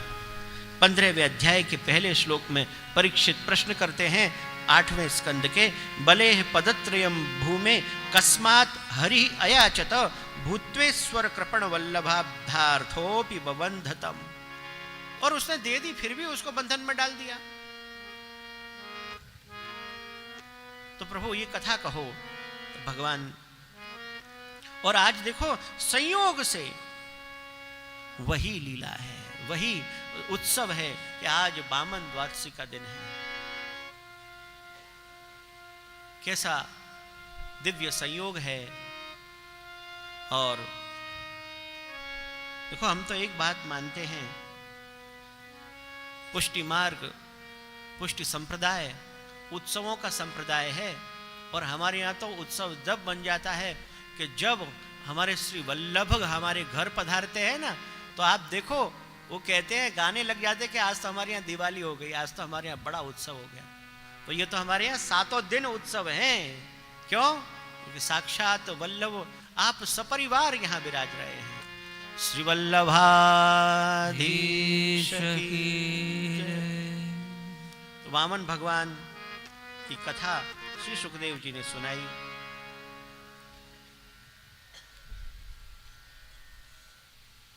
इंद्र का प्रभाव, इंद्र निष्प्रभाव, इंद्र भी निर्बल हुए, क्योंकि भगवान काल रूप हैं। तो महाप्रभु वल्लभाचार्य कह रहे हैं, उरुक्रमो भूमिहर्ता सार्वभौमो बलिप्रियः विभु सर्वहितैकात्मा विश्वक्सेनः शिवः प्रियः। बलि प्रिय है ठाकुर जी। बलि भले दैत्य है, दैत्य कुल के हैं, जैसे प्रहलाद जी के ही कुल के हैं, प्रहलाद जी जैसे दैत्य हैं, ऐसे ही बलि भी। बलि प्रिय कहा कि बलि जिनको प्रिय है ऐसे प्रभु, या बलि को जो प्रिय है, प्रभु को बलि प्रिय है। तो ये दोनों की ऐसी कथा है कि भगवान और भक्त की ये कथा है। देवताओं के हाथ से स्वर्ग का आधिपत्य जाता रहा। देवताओं की माता अदिति को बहुत दुख हुआ। देवताओं की श्री वल्लभाधीश को आज वास्तव में उत्सव है। आज आपके समस्त परिवार का हम यहाँ सभी वैष्णव और व्यासपीठ की तरफ से स्वागत है।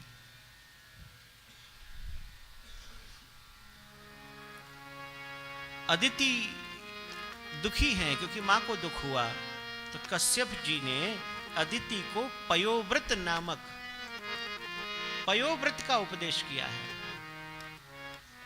8वें स्कंध के 16वें अध्याय में कश्यप जी द्वारा पयोव्रत का उपदेश है।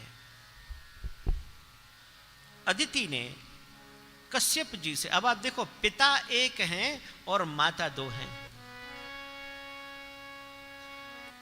पिता कश्यप हैं, देवता और दैत्यों के पिता एक हैं, और माता दिति से दैत्य हुए और अदिति से देवता प्रकट हुए। लेकिन दैत्य तामसी हैं, दैत्य सबके सुहृद नहीं हैं।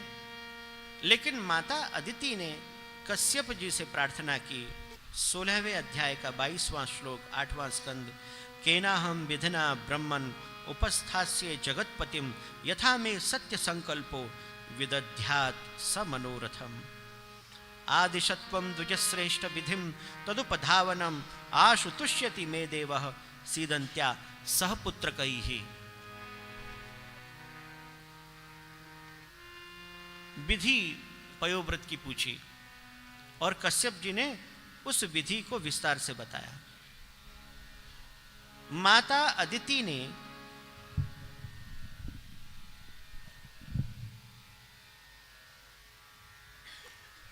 जो कश्यप जी द्वारा विधि बताई गई थी उस विधि के अनुसार पयोव्रत को धारण किया। अब पयोव्रत का ऐसा प्रभाव कि श्री सुखदेव जी कहते हैं, राजन, भगवान माता अदिति के यहाँ श्रोणायाम श्रवणद्वादश्याम मुहूर्ते अभिजित प्रभु। वामन भगवान का अवतार अष्टम स्कंद के 18वें अध्याय में है, जिसका वर्णन 5वें श्लोक में सुखदेव जी कहते हैं, राजन, भाद्रपद मास शुक्ल पक्ष श्रवण नक्षत्र में द्वादशी तिथि के दिन अभिजित मुहूर्त में माता अदिति के यहाँ भगवान स्वयं वामन के रूप में प्रकट हुए। बोलो वामन भगवान की जय। उरुक्रमो भूमिहर्ता सार्वभौमो बलि प्रिय। बलि के प्रिय भगवान प्रकट हुए हैं, क्योंकि श्री महाप्रभु वल्लभाचार्य आप स्वयं पुरुषोत्तम नाम सहस्रम के नामों में आज्ञा करते हैं, बलि जीवन कर्ता च स्वर्ग हेतुर्व्रतार्चितः आदित्यानंद कर्ता च कश्यपादिति संभवः उपेन्द्र इंद्रावरजो वामन ब्रह्म रूप धृक। आदित्यानंद करता च, अदिति को आनंद देने वाले प्रभु। अभी हम आदित्य बोले, आदित्य नहीं है, आदित्यानंद करता च। अदिति, माता अदिति को आनंद कराने वाले। क्यों? स्वयं पुत्रो भूत्वा अदितेः कश्यप पत्न्याः। कश्यप जी की पत्नी के यहाँ स्वयं जब प्रभु ही प्रकट हो गए, ऐसा वर्णन नाम चंद्रिका में है, पुरुषोत्तम सहस्रनाम की टीका में। स्वयं भगवान प्रकट हो गए। आदित्यानंद कर्ता च कश्यपादिति संभवः उपेन्द्र। प्रभु का नाम है वामन भगवान का उपेन्द्र, इंद्र के छोटे भाई। इंद्रम उपगतो अनुजत्वात् उपेन्द्र। इंद्र के छोटे भाई बन करके वामन भगवान प्रकट हुए। और जैसे ही प्रभु प्रकट हुए, माता ने स्तुति की। और क्योंकि यहाँ लीला का प्रकार ये है कि फिर कश्यप जी के द्वारा भगवान वामन का यज्ञोपवीत संस्कार कराया गया। सिद्ध विद्याधर गणा किम पुरुष किन्नराः। यज्ञोपवीत संस्कार से, देखो बहुत ज़्यादा वर्ष नहीं हुए हैं, आपको याद हो, क्योंकि आज हमें हमारे लालन बाबा की बहुत याद आ रही है। हाँ, बाबा साहब, कृष्णासी बाबा साहब, अगर वो हो तो मटकियों को फोड़ें तो कैसा आनंद हो। उनका यहाँ जब यज्ञोपवीत संस्कार हुआ था तब हम यहाँ आए और वो दृश्य हमें आज तक याद है। कुछ सभी बालक दौड़ रहे हैं। कहाँ? अरे ठाकुर जी की सेवा में जा रहे हैं। अरे वो भोग को समय है ना, जरा आप श्री ने आज्ञा कर दिए ना, हम भी सेवा में जा रहे हैं, हम भी सेवा में जा रहे हैं। आज भी जो भी बालक मिलते हैं ना, ओहो आप श्री ने बड़ी कृपा की थी उस समय। हाँ, हमें ठाकुर जी की ये सेवा करने का मौका मिला, आपने आज्ञा कर दी। नहीं तो ऐसा विधान है कि अमुक जगह अमुक सेवा और अमुक ही बालक भी हम ही करेंगे, आप नहीं। ऐसे भी कुछ सांप्रदायिक नियम हैं, पर आपने कृपा करके सभी को आज्ञा कर दी कि आप सेवा करो।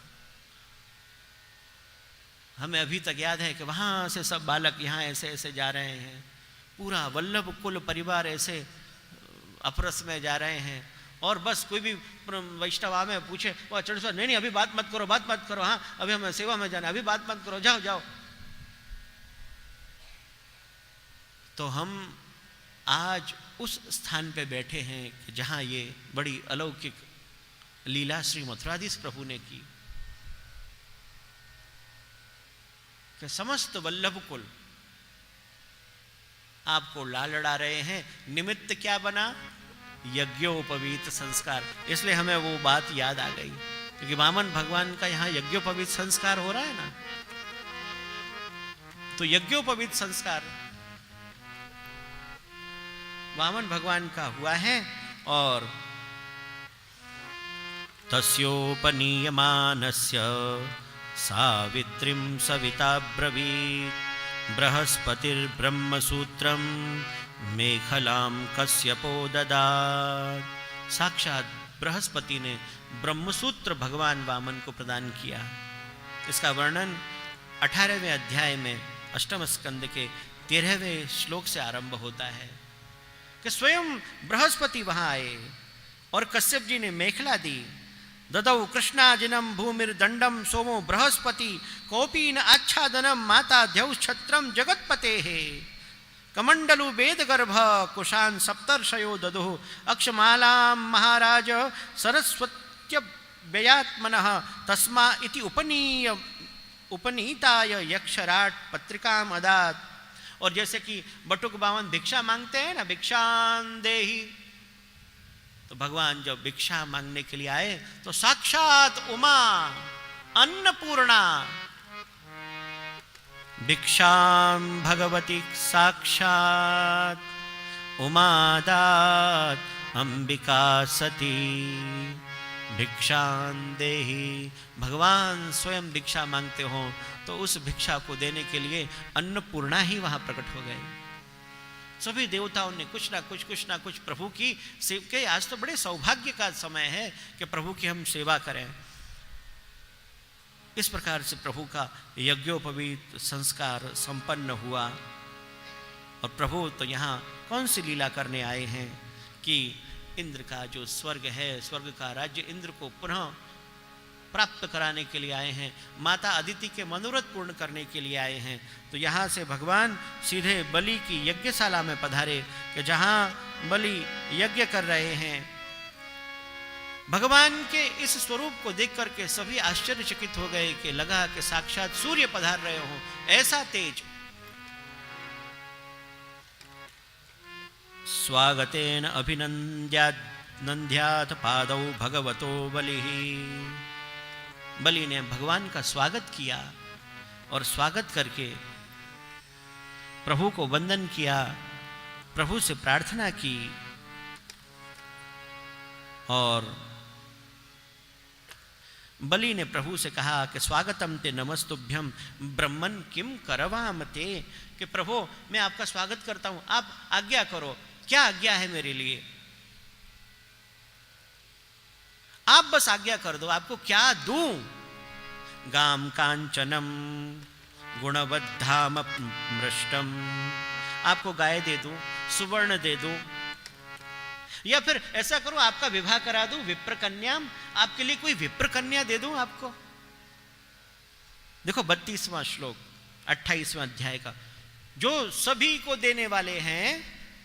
और भगवान क्योंकि बटुक वामन के स्वरूप में है ना, तो बलि भगवान से कह रहे हैं कि प्रभु आपको क्या दूं?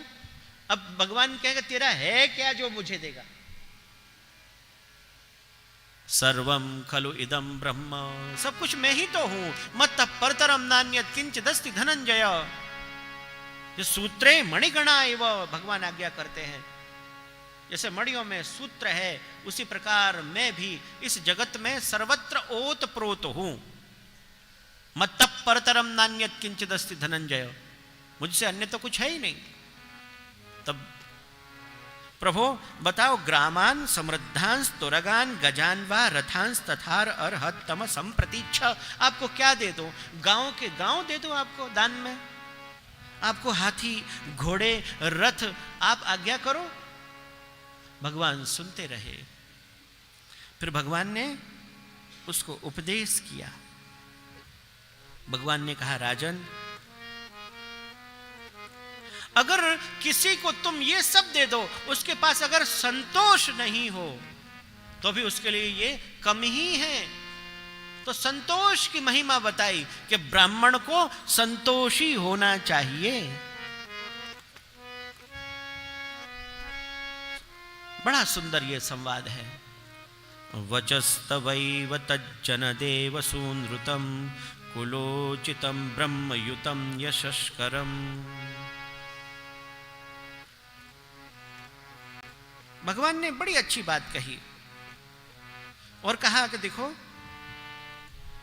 16वां श्लोक 19वें अध्याय का, पदानि त्रीणि दैत्येन्द्र संमितानि पदा मम। मुझे बस, मैं अपने पैरों से नाप लूं इतनी 3 पैर मुझे भूमि दे दो। बलि बड़े आश्चर्य से भगवान से कहने लगे कि आप बातें तो बहुत बड़ी बड़ी करते हैं, लेकिन हैं आप बच्चे ही, मांगने में बालक हैं।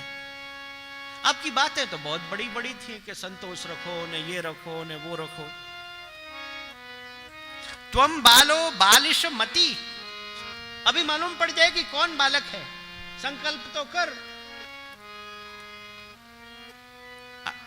18वां श्लोक 19वें अध्याय 8वें स्कंद का, त्वम बालो बालिशमति स्वार्थम प्रत्यबुधो यथा। आपको मालूम नहीं है कैसे मांगना चाहिए, आपको तो स्वार्थ है ही नहीं, कुछ मालूम ही नहीं है प्रभु, आपकी बालिशमति है। हैं बच्चे, बातें बहुत बड़ी बड़ी करते हो। फिर भगवान ने कहा, अच्छा, बड़ी सुंदर बात कही, यदृच्छा लाभ तुष्टस्य तेजो विप्रस्य वर्धते तत्प्रसाम्यति अति संतोषात्। संतोष क्या है, इसका बड़ा सुंदर उदाहरण यहां भगवान ने दिया। तस्मात् त्रीणि पदान्येव व्रणे त्वद्वरदर्शवात्, क्योंकि मैं संतोषी ब्राह्मण हूं इसलिए तो उससे 3 ही पैर पृथ्वी मांगता हूं। अब 3 ही पैर पृथ्वी चाहिए तो भगवान, अब वहां शुक्राचार्य जी को समझ में आ गई। ऐसे ऐसे कीर्तन आते हैं कि शुक्राचार्य जी ने मना की। अन्य पुराणों में भी इसका वर्णन है कि शुक्राचार्य जी कह रहे हैं कि सावधान बलि, ये तो साक्षात ब्रह्म हैं, तुम्हें लूटने के लिए आए हैं। अब देखो, क्योंकि ब्रह्मादि सेवित वपुर यज्ञ पावन तत्परः यांचोपदेश कर्ता च ज्ञापिता शेष संस्थिति सत्यार्थ प्रेरक सर्वहर्ता गर्व विनाशक। महाप्रभु जी इस लीला के नाम बता रहे हैं कि देखो ये लीला चल रही है, ऐसे लीला प्रभु कर रहे हैं। प्रभु कैसे हैं? अरे बलि के यज्ञ को पावन करने वाले हैं। सत्यार्थ प्रेरक सर्वहर्ता गर्व विनाशक, क्योंकि बलि भक्त है ना, गर्व हो गया था, अहंकार हो गया था, तो महाप्रभु जी कह रहे हैं इसलिए सब कुछ हरण कर लिया, क्योंकि उस पर कृपा करनी है। महाप्रभु जी भी आज्ञा करते हैं, ध्यान रखना, अगर आप पुष्टि मार्गी हो तो हमेशा हम प्रसन्न ही रहेंगे सदा, और ठाकुर जी की ये कृपा बनी रहे। हम कृपा का माप जो है किससे मानते हैं? हमारे पास ऐश्वर्य हो, धन हो, संपत्ति हो, जिस पे धन संपत्ति ज्यादा हो तो बल्कि ठाकुर जी की बड़ी कृपा है। हाँ, इन पे धन संपत्ति कोई कृपा का सूचक नहीं है, क्योंकि महाप्रभु वल्लभाचार्य कहते हैं लोके स्वास्थ्यम तथा वेदे हरिस्तु न करिष्यति। बोलो अब क्या करोगे? महाप्रभु वल्लभाचार्य की आज्ञा ही ये है, हरिस्तु न करिष्यति। और हाँ, ठाकुर जी तो स्वयं आज्ञा ये करते हैं कि जब मैं कृपा करता हूं ना, सबसे पहले लक्ष्मी जी का हरण कर लेता हूं। अब आप कहोगे ये क्या कर रहे हैं प्रभु, ऐसी कृपा मत करो। भगवान ने स्वयं आज्ञा की है कि मैं जब कृपा करता हूं तब उसको लक्ष्मी विहीन बना देता हूं। ऐसी आज्ञा स्वयं प्रभु कर रहे हैं।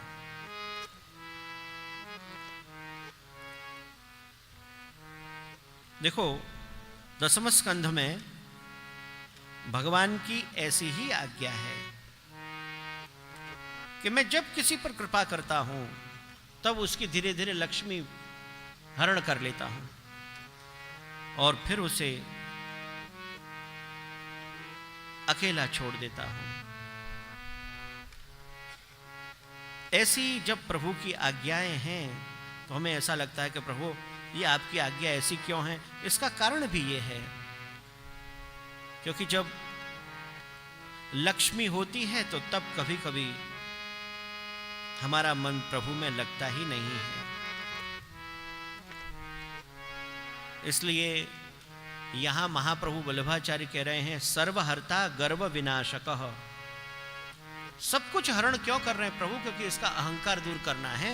तब शुक्राचार्य जी ने मना किया, फिर भी बलि ने यहां संकल्प किया। अब जैसे ही संकल्प कर रहे हैं इतने में तो प्रभु का विराट स्वरूप त्रिविक्रम स्वरूप प्रकट हो गया।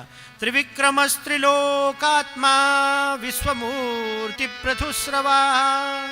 वामन भगवान की विश्वमूर्ति त्रिलोकात्मा त्रिविक्रम, प्रभु त्रिविक्रम हो गए। बलि देखते रह गए और भगवान कह रहे थे ना कि संतोष की बात शुक्राचार्य जी ने निषेध किया, फिर भी ठाकुर जी ने एक चरणारविंद से नीचे के लोग, ऊपर के दूसरे चरणारविंद से ऊपर के लोग माप लिए। अब तो तीसरा रखें कहां? स्थान बताइए। भगवान कह रहे हैं कि बताओ, तुम तो कह रहे थे कि तीसरा, कि 3 चरणारविंद मांग रहे हो भूमि, तुम तो बिल्कुल बालक जैसे हो। तब देखिए बलि ने स्वयं कहा है कि प्रभु तीसरा चरणारविंद आप मेरे मस्तक पे पधराओ। बड़ा सुंदर श्लोक है, अष्टम स्कंद के 22वें अध्याय का दूसरा श्लोक। यदि उत्तम श्लोक भवान ममेरितम वचो व्यलीकम सुरवर्य मन्यते करोम्यृतम तन्न भवेन प्रलंबनम पदम तृतीयम कुरु शीर्ष्णि में निजम। आपका तीसरा चरणारविंद मेरे मस्तक पे पधराओ। तो इसलिए समस्त जो कीर्तनकार हैं वो कहने लगे साचो समर्पण बलि राजा को, साचो समर्पण बलि राजा को।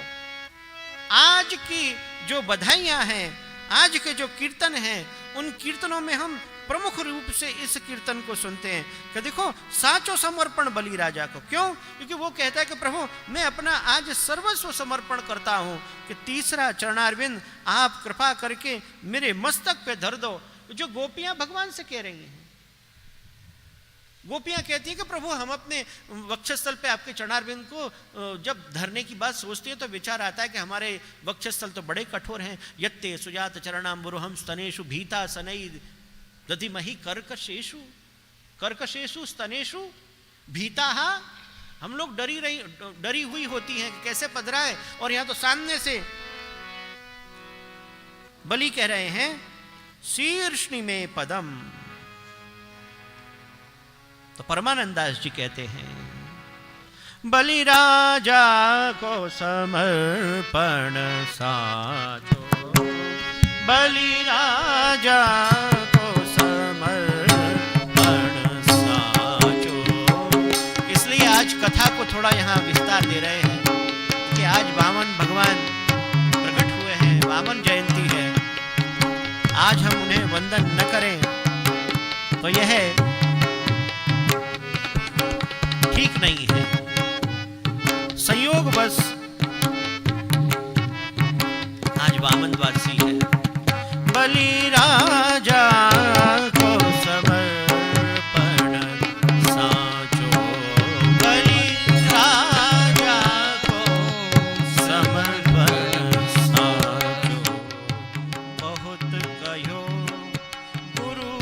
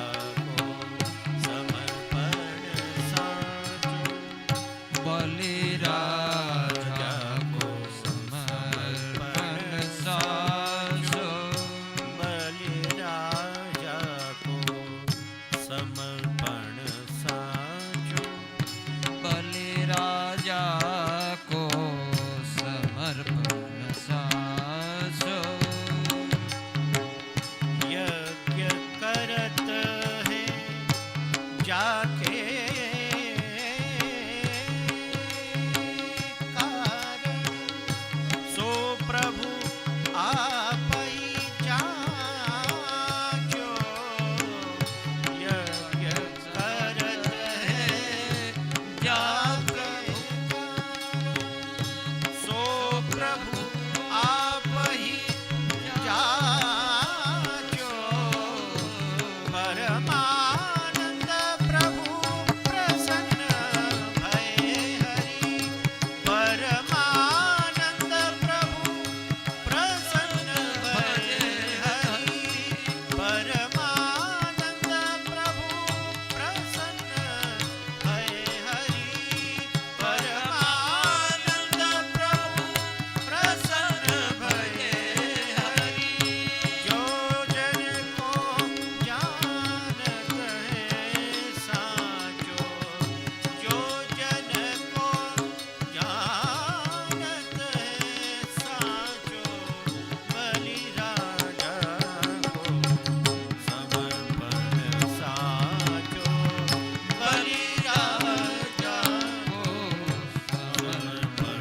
साचो, बलि राजा को समर्पण साचो, बलि राजा को समर्पण साचो, बलि राजा को समर्पण साचो। क्योंकि स्वयं बलि ने कहा, हे प्रभु, तीसरा चरणारविंद, भदम तृतीयम कुरु शीर्ष्णि में निजम, मेरे मस्तक पे आप अपना चरणारविंद पधराओ प्रभु। भगवान के चरणारविंद और बलि का मस्तक, यहां विंध्यावली के बड़े सुंदर वचन हैं, क्योंकि बलि को भगवान ने बांधा है। बद्धम वीक्ष पतिम साध्वी तत्पत्नी भय विह्वला, अपने पति को बंधा हुआ देख करके उनकी पत्नी भय से विह्वल होकर के प्रभु के पास आई और प्रणाम करते हुए बोली। यह श्लोक बहुत सुंदर है। अष्टम स्कंद 22वां अध्याय 20वां श्लोक। आप कहोगे इतने श्लोक क्यों बोल रहे हो, हमें हिंदी में सुनाते जाओ। हम इसलिए बता रहे हैं कि भागवत तो यही है, यही भागवत सुखदेव जी ने परीक्षित को सुनाई है।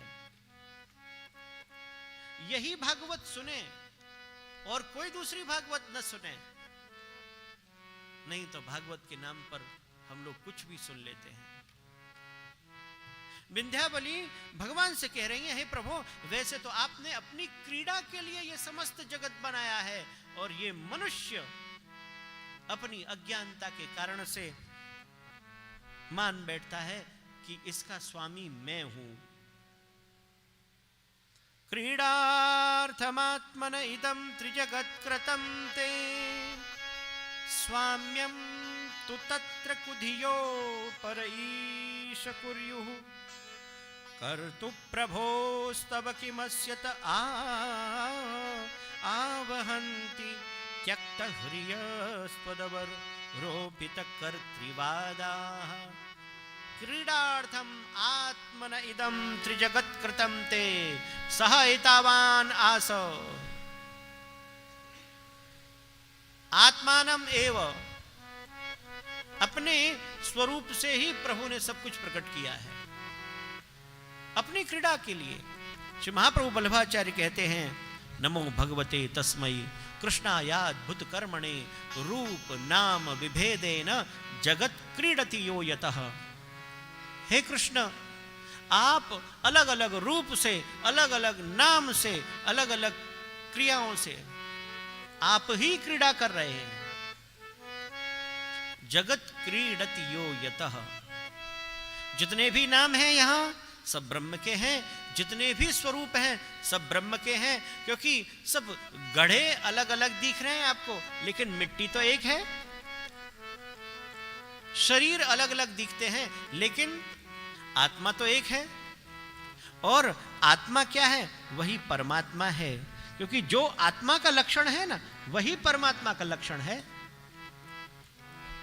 जो आत्मा के लक्षण भगवान ने भगवत गीता में बताए हैं, आप बिल्कुल उन्हीं लक्षणों को अगर परमात्मा में लगाएं बिल्कुल आनंद से वो लक्षण आत्मा में लग सकते हैं।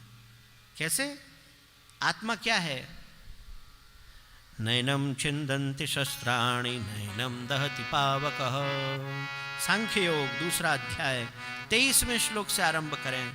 न चैनम क्लेदयन्त्यापो न शोषयति मारुतः अच्छेद्योऽयम् अदाह्योऽयम् अक्लेद्यो अशोष्य एव च नित्यः। देखो नित्य कौन है? परमात्मा है। सर्वगतः कौन? प्रभु है। स्थाणु अचलोयम सनातनः। सनातन कौन है? आत्मा। ये जो सनातन शब्द है ना, आजकल बहुत ट्रेंड में है, आप सब समझ गए होंगे। तो सनातन कौन है? अरे सनातन कोई नहीं है, भगवान ही सनातन है। स्वयं सनातन तो वही है। अविकार्यो अयमुच्यते नित्य सर्वगत स्थाणु अचलोयम सनातनः। तो जो आत्मा के लक्षण हैं वही ईश्वर के हैं। तो विंध्यावली ने प्रभु की प्रार्थना की और देखो प्रभु ने बड़ी कृपा की है। इस प्रकार से ये बड़ा सुंदर चरित्र है। पाशबद्ध बलि सर्वदैत्य पक्षोपमर्दकः सुतल स्थापित बलि स्वर्गाधिक सुखप्रदः। महाप्रभु जी ने यहाँ गूढ़ बात प्रदान कर दी, गूढ़ भाव बताया कि आप ये मत समझो कि बलि से लेकर के स्वर्ग इंद्र को दे दिया। बलि को सुतल में स्थापित किया और स्वर्ग से ज्यादा सुख बलि को दिया है। महाप्रभु वल्लभाचार्य पुरुषोत्तम सहस्रनाम में आज्ञा कर रहे हैं, सुतल स्थापित बलि ही स्वर्गाधिक सुखप्रदः तत्रैव स्वर्गात् अपि सुखम प्रकर्षेण दत्तवान। स्वर्गाधिक सुखप्रदः। तो इसका तात्पर्य यह भी है कि कभी जब कुछ प्रभु आपसे ले रहे हैं ना, तो समझो बहुत ज्यादा देने की तैयारी है, बहुत ज्यादा देने की तैयारी है। लेकिन हम अरे प्रभु ये था, ये आपने सब ले लिया, अब क्या करें? अरे भगवान की प्लानिंग आपको अचिंत्य, आप चिंतन न कर सको। चिंतिताधिकदायक जो कल का नाम था, चिंतिताधिकदायक नाम था ना कल का, वो किस में आता है? याद रहा? नहीं, आज पूछो मत, आज तो नंद महोत्सव की राह देख रहे हैं। तो बड़ा ही अद्भुत यह प्रसंग है भगवान वामन का। वामन अवतार की तरह ही अंत में मत्स्यावतार की कथा कही। इस प्रकार से यहाँ अष्टम स्कंद का हम समापन करते हैं, क्योंकि हमें मालूम है कि आप भगवान की प्रतीक्षा कर रहे हैं, और जब प्रतीक्षा में विलंब होने लगती है ना, तो बार बार घड़ी पे नजर जाती है, घड़ी पे नजर जाती है, और फिर बड़ी बड़ी बातें मन में विचार आते हैं कि कब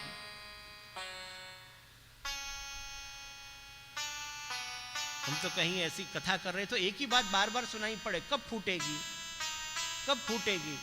हम परेशान हो गए सुन सुनते, क्या फूटा, क्या फूटना। तो जो आपने जो ये लगाए ना, कब। तो अब जब प्रभु आए तब,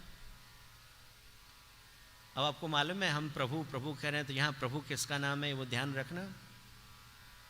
याद है कि नहीं? नाम है, याद है? ऐसे गुरु का नाम नहीं लेना चाहिए। आत्मनाम गुरुर नाम नामाति कृपणस्य च।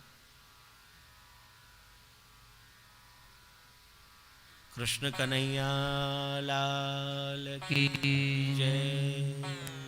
आप समझ गए ये गूढ़ भाव है? नहीं समझे? सबको डर लगता है, गौरव भयम, ये भी भावना है।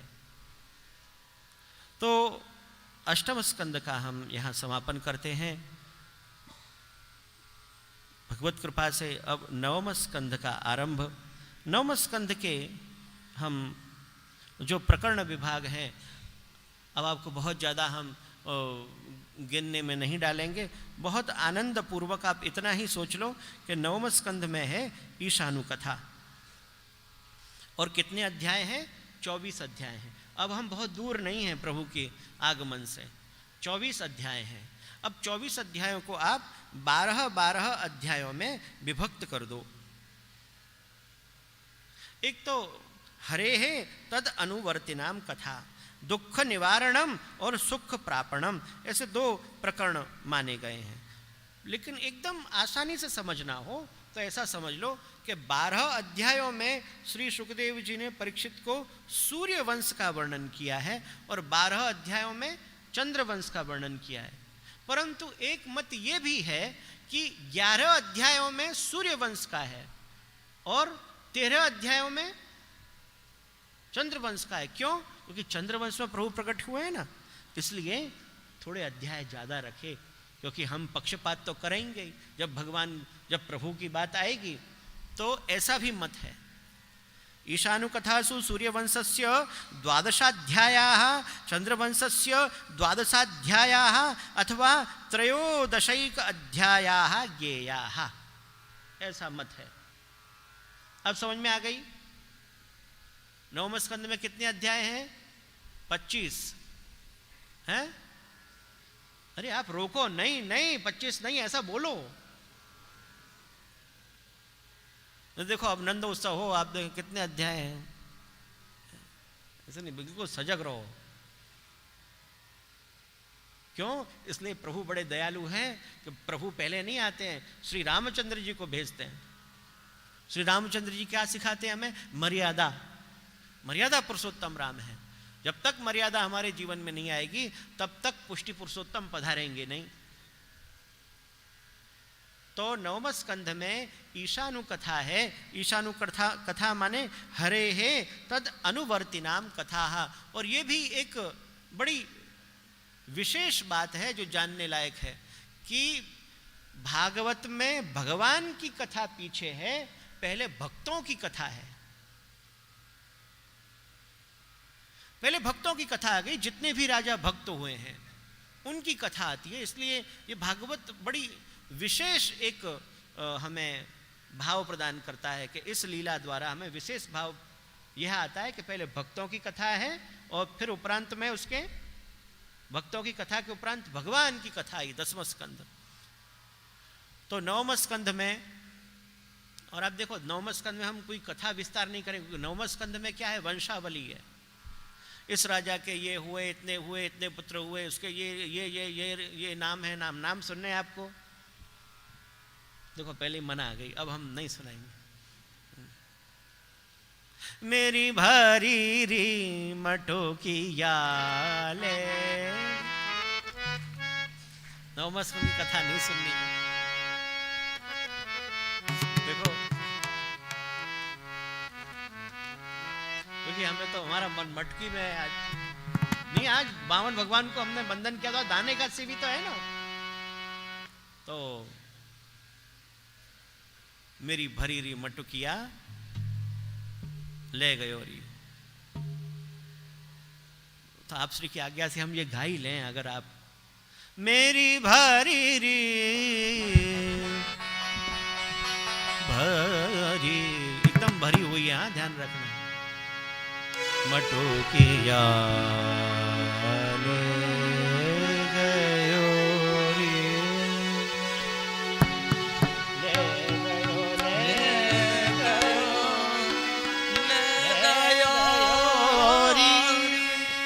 अगर आप 9वां स्कंद ध्यान से सुनो तो हाँ, मेरी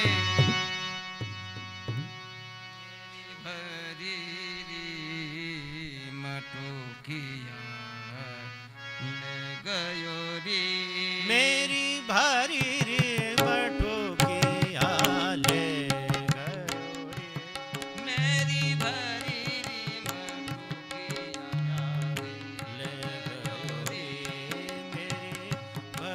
रे मटुकिया ले गयो रे, मेरी भारी मटुकिया ले गयो रे।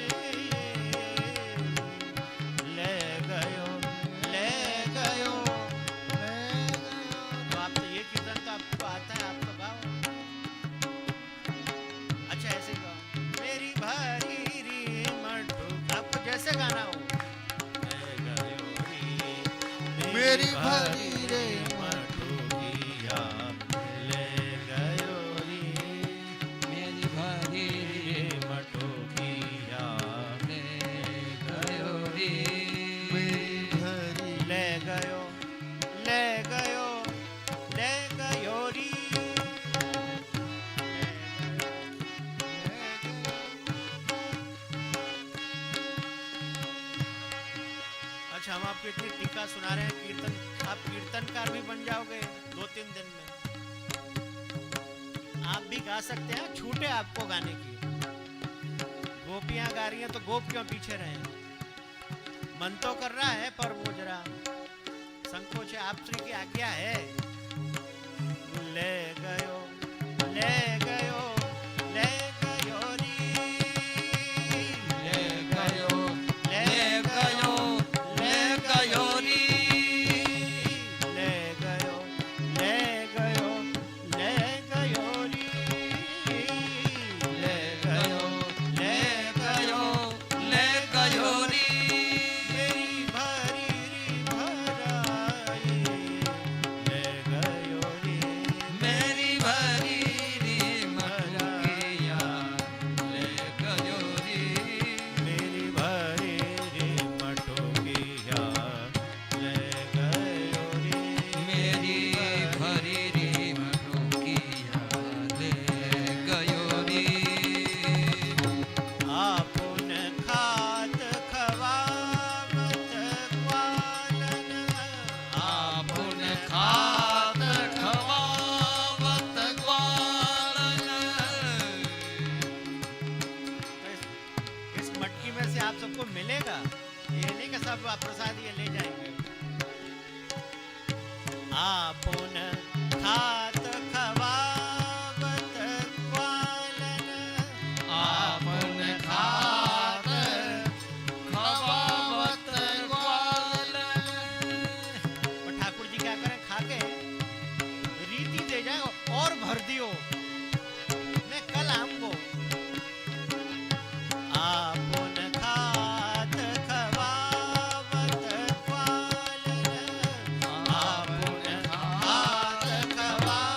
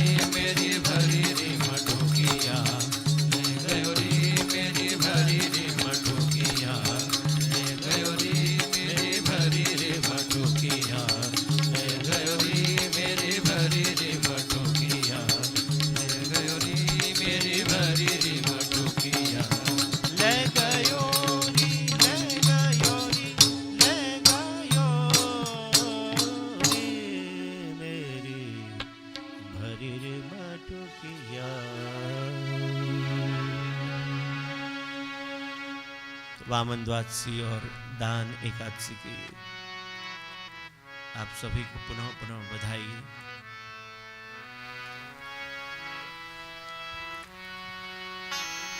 नवम स्कंध में ईशानु कथा है। 12 अध्याय चंद्रवंश के पहले अध्याय हैं, सूर्यवंश के फिर पीछे हैं चंद्रवंश के। वैवस्वत मनु के पुत्र सुद्युम्न को स्त्रीत्व की प्राप्ति हुई, ऐसा वर्णन नवम स्कंद के प्रथम अध्याय में है। फिर वैवस्वत मनु के 10 पुत्रों में 5 के वंश का वर्णन, 5 पुत्रों के वंश का वर्णन श्री सुखदेव जी ने दूसरे अध्याय में किया। फिर सरियाती के वंश में उत्पन्न सुकन्या और रेवती का उपाख्यान तीसरे अध्याय में है। लेकिन भगवत भक्त जो अम्बरीश हैं, अम्बरीश चरित्र नवम स्कंद के चतुर्थ अध्याय में है। नभग और उनके पौत्र अम्बरीश का उपाख्यान कि अम्बरीश कैसे हैं। देखो ठाकुर जी की समस्त सेवा अपने ही हाथ से करते हैं। आप राजा हैं, राजाधिराज हैं, परंतु श्री सुखदेव जी कहते हैं सबई मनु मनु मनः कृष्ण पदारविंदयो वचांसि वैकुंठ गुणानुवर्णने। चतुर्थ अध्याय का 18वां श्लोक। उनकी समस्त इंद्रियां भगवत सेवा में लगी हुई हैं। करो हरेर मंदिर मार्जनादिषु। राजाधिराज हैं पर मंदिर की सोहनी सेवा, बुहारी की सेवा कर रहे हैं।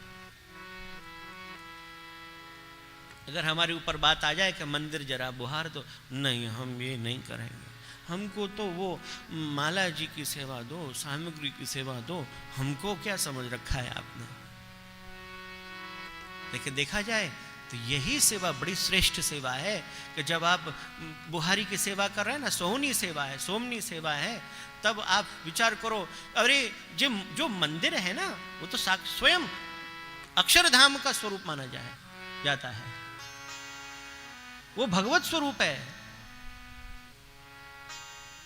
और वहां जहां प्रभु विराज रहे हैं वहां तो स्वयं प्रभु पधारते होंगे। अरे हो सकता है कि प्रभु के चरण की रज आ जाए, और अगर प्रभु तो विराज ही रहे हैं, लेकिन कितने ही भक्त वैष्णव वहां आते हैं।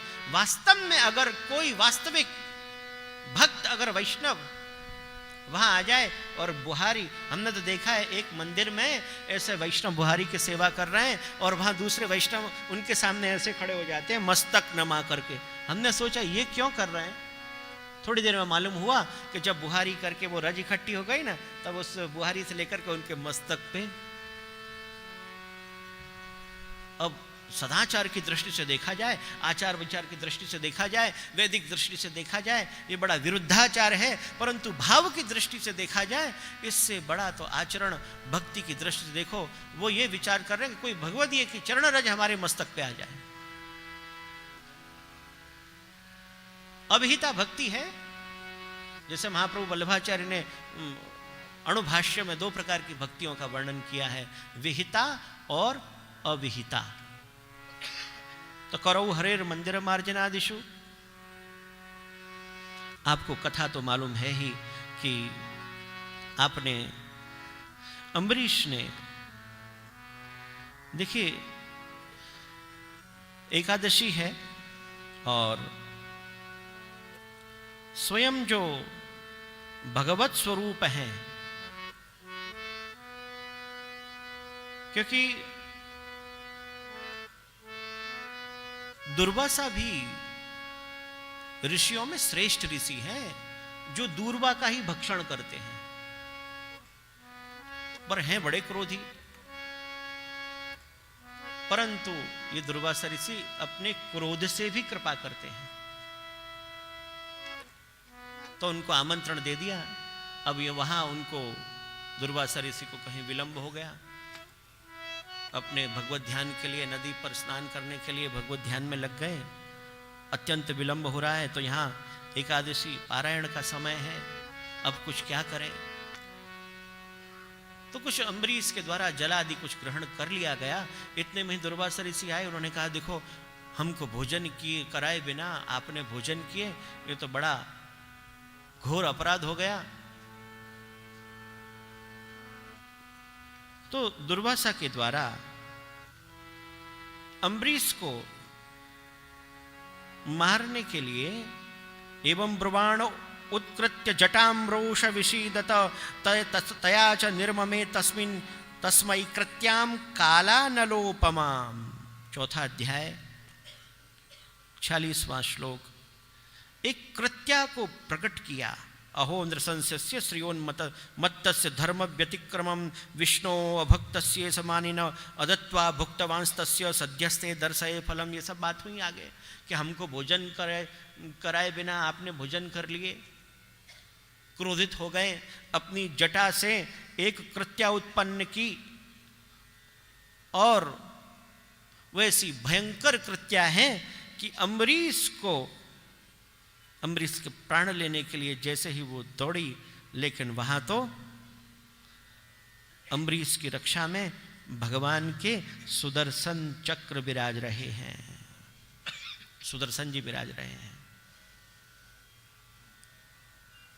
हमारे श्री मथुराधीश प्रभु के भी श्रीहस्त में सुदर्शन जी हैं, और यहाँ मंदिर में भी अभी देखो सुदर्शन जी विराज रहे हैं ना। तो ये जो सुदर्शन जी हैं वो भक्त रक्षार्थ हैं। आप कभी ये ना समझे कि प्रभु ने चारों आयुध अपनी रक्षा के लिए, नहीं, भक्तों की रक्षा के लिए प्रभु ने आयुध धारण कर रखे हैं।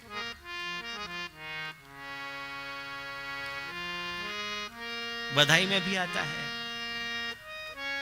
कि कौन कौन से आयुधों को प्रभु ने क्यों धारण किया है। अब सुदर्शन चक्र जैसे ही सुदर्शन चक्र ने कृत्या को समाप्त करते हुए अब तो दुर्वासा ऋषि के पीछे पीछे दुर्वासा ऋषि दौड़ते दौड़ते ब्रह्मा जी के पास गए। ब्रह्मा से प्रार्थना की कि मेरी रक्षा करो। ब्रह्मा जी ने कहा नहीं, स्थानम मदीयम सह विश्वमेतत्। ब्रह्मा जी ने मना कर दिया। रुद्र के पास गए, रुद्र ने कहा वयम नतात प्रभवाम भूमनि।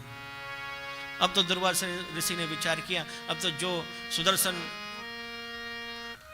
जी जिनके हैं, जिनके स्वरूप हैं, मैं उन्हीं के पास जाऊं। भगवान के पास गए, तब तो भगवान ने भी कहा कि अहम भक्त पराधीनो। हम कहते हैं ना भगवान पक्षपाती नहीं बनते, यहां भगवान पक्षपाती हो जाते हैं। याद करो भगवत गीता 5वां अध्याय अंतिम श्लोक याद आया? भगवत गीता के 5वें अध्याय का अंतिम श्लोक। अगर हम भगवान से ये पूछें, भगवान आप वहां 5वें अध्याय के अंतिम श्लोक में आज्ञा करते हैं सुहृदम सर्वभूतानाम। अरे मैं तो सर्वभूतों का सुहृद हूं, प्राणी मात्र की मैं रक्षा करता हूं, प्राणी मात्र का मैं कल्याण करता हूं। सुहृद सर्वभूतानाम। अब ये सर्वभूतों में दुर्वासा ऋषि नहीं है क्या? नहीं, भगवान तुरंत पक्षपाती बन जाते हैं जो भक्त की बात आती है। क्यों? भगवान कहते हैं न मे भक्त प्रणश्यति कौन्तेय प्रतिजानी ही। कभी कभी इसलिए जब कभी आपको विरुद्ध वचन लगे ना भगवान के, तो महाप्रभु जी कहते हैं उनकी एक वाक्यता करनी चाहिए, समझना चाहिए कि भगवान क्या कह रहे हैं। न मे भक्त प्रणश्यति। यहां तो भक्त अम्बरीश हैं, तो भगवान ने कहा अहम भक्त पराधीनो यस्वतंत्र इव द्विज। चौथे अध्याय का 63वां श्लोक, 64वां श्लोक, 65वां श्लोक, 66वां श्लोक। अरे जो भक्त इनको पढ़ ले तो आनंद आ जाए। भगवान कह रहे हैं मैं भक्त के पराधीन हूं, भक्त जो कहता है मैं वो करता हूं। मदन्यत्ते न जानन्ति नाहम तेभ्यो मनागपि। बस बात समाप्त हो गई। वो मेरे अलावा किसी को नहीं जानते, मैं भी उनके अलावा किसी को नहीं जानता हूं। जाओ दुर्वासा, उन्हीं के पास जाओ। कितनी बड़ी आज्ञा है भगवान की। मदन्यत्ते न जानन्ति नाहम तेभ्यो मनागपि। अब भगवान उपाय बता रहे हैं, तो आपको उपाय बताऊं। आपको अगर प्राण की रक्षा करनी हो, उपायम कथयिष्यामि तव विप्र शृणुष्व तत् अयम ह्यात्मा विचारास्ते यतस्तम यातु वै। आप वहीं जाओ, ब्रह्मंस तद गच्छ भद्रम ते नाभागत तनयम नृपम क्षमापय महाभागम ततः शांतिर भविष्यति। भगवान के सामने दुर्वासा ऋषि हैं और भगवान कहते हैं मेरी भक्ति की शरण में जाओ तब आपको शांति मिलेगी। अभी तो अशांत हो ना, क्योंकि जीव जब अशांत होता है, भगवत गीता में भगवान ने कहा ना अशांतस्य कुतः सुखम। और शांति कब आती है बताओ? त्यागात शांति अनंतरम, त्याग से ही शांति आती है। जब हम अपना अहंकार छोड़ करके जब भगवत भक्तों की शरण में जाते हैं, गुरु की शरण में जाते हैं, तब शांति आती है और उस शांति से परम सुख की प्राप्ति होती है। तो यहाँ भगवान स्वयं आज्ञा कर रहे हैं, हे दुर्वासा ऋषि, मैं उपाय आपको कहता हूँ, ब्रह्मंस तत् गच्छ भद्रम ते नाभाग तनयम नृपम क्षमापय, क्षमा मांगो मेरे भक्त से, क्षमा याचना करो, क्षमापय महाभागम ततः शांतिर भविष्यति। स्वयं भगवान अपने भक्त का यह महात्म्य बढ़ाते हैं। तो नवम स्कंद में ये बड़ी अद्भुत लीला है। अब हम यहाँ अम्बरीश को वंदन करते हैं, क्योंकि अम्बरीश ने सुदर्शन जी की स्तुति की है। देखो आजकल जो सुदर्शन जी का जो स्तोत्र है ना, वो महाप्रभु जी का नहीं है। आजकल जो सुदर्शन स्तोत्र बोला जाता है उसमें आता है डाकिनी, साकिनी तथा ये वो सब वर्णन आते हैं उसमें। ऐसी महाप्रभु जी की वाणी नहीं है। अगर आपको सुदर्शन जी की स्तुति ही करनी है तो अम्बरीश जी द्वारा ये जो श्लोक कहे गए हैं, ये जो स्तुति कही गाई गई है, नवम स्कंध के 5वें अध्याय के 3 श्लोक से 9वें श्लोक तक। त्वमग्निर्भगवान् सूर्य सोमो ज्योतिषां पतिः त्वमापस्त्वं क्षितिर्व्योम वायुर्मात्रेन्द्रियाणि च सुदर्शन नमस्तुभ्यं सहस्रवाराच्युत प्रिय सर्वास्त्रघातिन विप्राय स्वस्ति भूया इडस्पते। सुदर्शन जी की वास्तव में ये स्तुति है, क्योंकि भागवत जी प्रमाण है। जब भी सुदर्शन जी की स्तुति हो तो आप इन श्लोकों से करें जो 5वें अध्याय में है 9वें स्कंद के। और 4था श्लोक तो बहुत ही सुंदर है, सुदर्शन नमस्तुभ्यम सहस्राराच्युत प्रिय सर्वास्त्र घातिन विप्राय स्वस्ति भूया इडस्पते। दुर्वासा ऋषि प्रसन्न हो गए, भक्त का महात्म्य समस्त जगत को ज्ञात हो गया। अहम भक्त पराधीनो, भगवान ने कहा, जो भगवान कहते हैं कि सुहृदम सर्वभूतानाम, यहां भगवान पक्षपाती बन गए, निष्पक्ष नहीं रहे।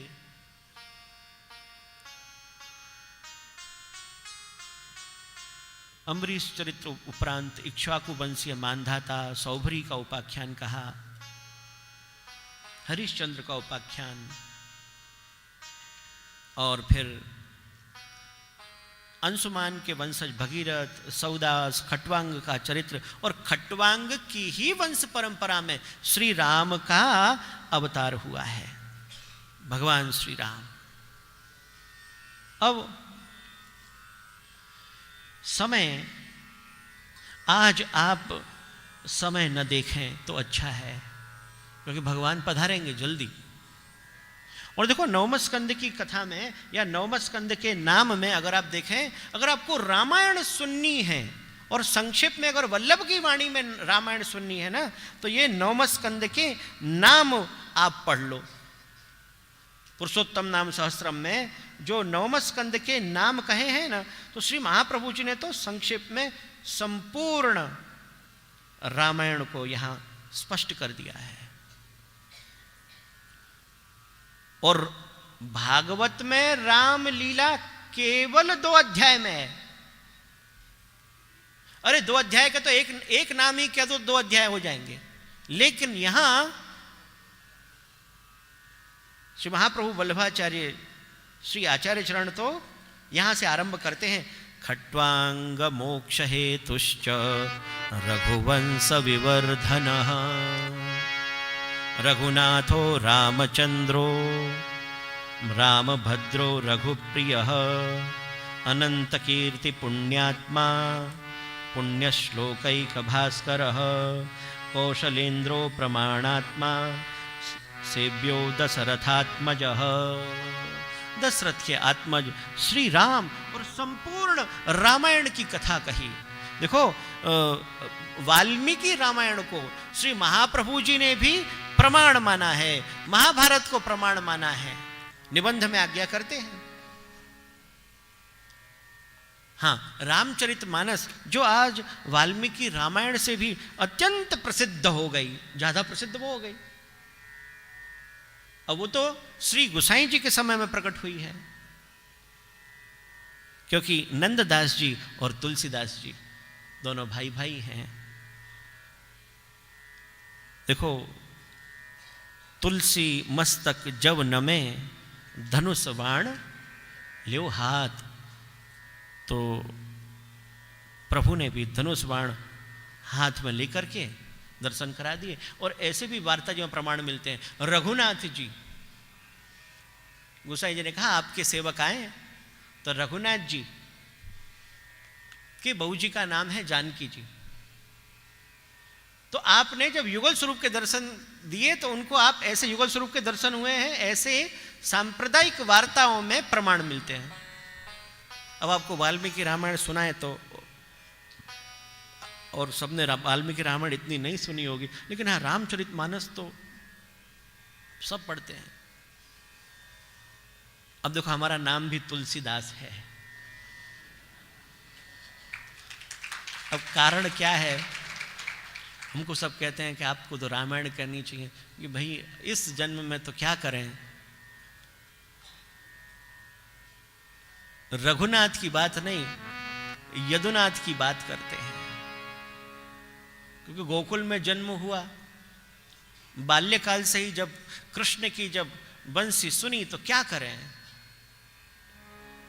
मन व्यभिचारी वह गयो, इसको व्यभिचारी भी बोलते हैं, शास्त्रीय भाषा है ये, कि अगर तुम भक्त हो दूसरे के और दूसरे की भक्ति करने लगे, कि हाँ तुलसीदास भी कहते हैं कि मन व्यभिचारी हो गयो, सुन मुरली के बोल।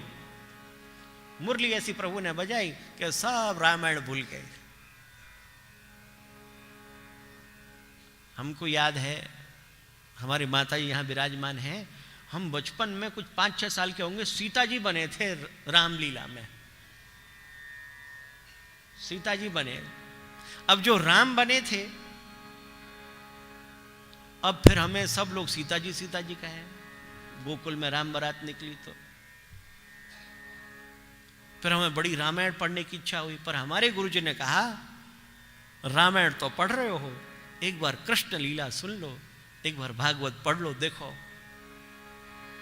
तो जब से कृष्ण को जाना ना, लेकिन हाँ आपको स्वांत सुखाय तुलसी रघुनाथ गाथा, जैसे तुलसीदास जी कहते हैं, लेकिन हम तो कहते हैं स्वांत सुखाय तुलसी यदुनाथ गाथा। पर फिर भी तुलसी जी के, तुलसीदास गोस्वामी तुलसीदास के वचनों से हम रामचरित्र को सूक्ष्म में कहते हैं, फिर हम कृष्ण चरित्र में प्रवेश करेंगे। निज दुख सुख सब गुरहु सुनायहु। देखो, दशरथ जी के कोई संतान नहीं है, तो निज दुख सुख, जब कोई भी विपत्ति आती है या कोई भी स्थिति हो, तो राजा महाराजा कौन की शरण में गए? गुरु की शरण में गए, गुरु की शरण में गए, और अपना दुख गुरु को कहा। शास्त्र भी कहता है, अगर कभी कभी भगवान भी तुम्हारे प्रारब्ध में कुछ वस्तु न लिखे ना, उस प्रारब्ध को गुरु बदल सकता है, बदल सकता है, बदल सकता है। यह शास्त्र की आज्ञा है। बात बस इतनी ही है, गुरु के वाक्य में विश्वास होना चाहिए। विश्वासम गुरु वाक्येषु, जो हमने महात्म्य में कथा सुनी थी। तो दशरथ जी निज दुख सुख सब गुरहि सुनायहु, कही वशिष्ठ बहुविध समुझायहु। धरहु धीर हो यही सुतचारी, त्रिभुवन विदित भगत भय हारी। गुरु तो कह रहे तुम चिंता मत करो, तुम्हारे एक नहीं 4 पुत्र होंगे। कभी कभी प्रभु जब विलंब कर देते हैं ना, तो आप प्रभु को दोष मत दो, प्रभु जरूर आपके सारे मनोरथ पूर्ण कर रहे होंगे। हमसे एक माता ने कल प्रश्न पूछा है, हम कुछ कह नहीं सकते, लेकिन अगर वो सुन रहे हो तो सुन ले, प्रभु आपके मनोरथ सब पूर्ण करेंगे। अब तो पता नहीं, जैसे हम बाहर निकलते हैं ना यहाँ, तो प्रश्न पूछने वाले मिल जाते हैं। हमारा ये प्रश्न है, हमारा ये प्रश्न, तो कल कुछ ऐसा प्रश्न पूछा, तो हम कहते हैं कि आप गुरु की शरण में जाओ। जब जीवन में कुछ ऐसी समस्या आ जाए ना, तो लोग है ना तंत्र मंत्र में फंस जाते हैं, कहीं अन्यास्त्र कर लेते हैं। आप ऐसी अंधश्रद्धा में न जाएं, आप भक्ति करें, प्रभु जो करेंगे अच्छा ही करेंगे। निज दुख सुख सब गुरहि सुनायहु, कहि वसिष्ठ बहु विधि समुझायहु। धरहु धीर होई सुतचारी, धरहि धीर होई सुतचारी, त्रिभुवन विदित भगत भयहारी। वसिष्ठ ऋषि वसिष्ठ बुलावा, पुत्र काम शुभयज्ञ करावा। भगति सहित मुनि आहुति दीने, प्रगति अगनी चरु कर लीने। जो वसिष्ठ कछु हृदय विचारा, सकल काजो सिद्ध तुम्हारा। यह हवि पाटी देव नृप जाई, जथा जोग जही भाग बनाई। गुरुदेव ने पुत्रेष्टि, पुत्र की कामना से यज्ञ करवाया, और गुरु की कृपा से यज्ञ में से भगवान प्रकट हुए, अग्निदेव प्रकट हुए, जो भगवत स्वरूप हैं। उन्होंने अलौकिक यज्ञ का प्रसाद दिया। गुरुदेव ने कहा कि जाओ यथा योग्य अपनी रानियों में बांट दो, कौशल्या, केकई, सुमित्रा। तब अदृश्य भय पावक, सकल सबहि समुझाए। परमानंद मगन नृप हर्ष, हर्ष न हृदय समाए।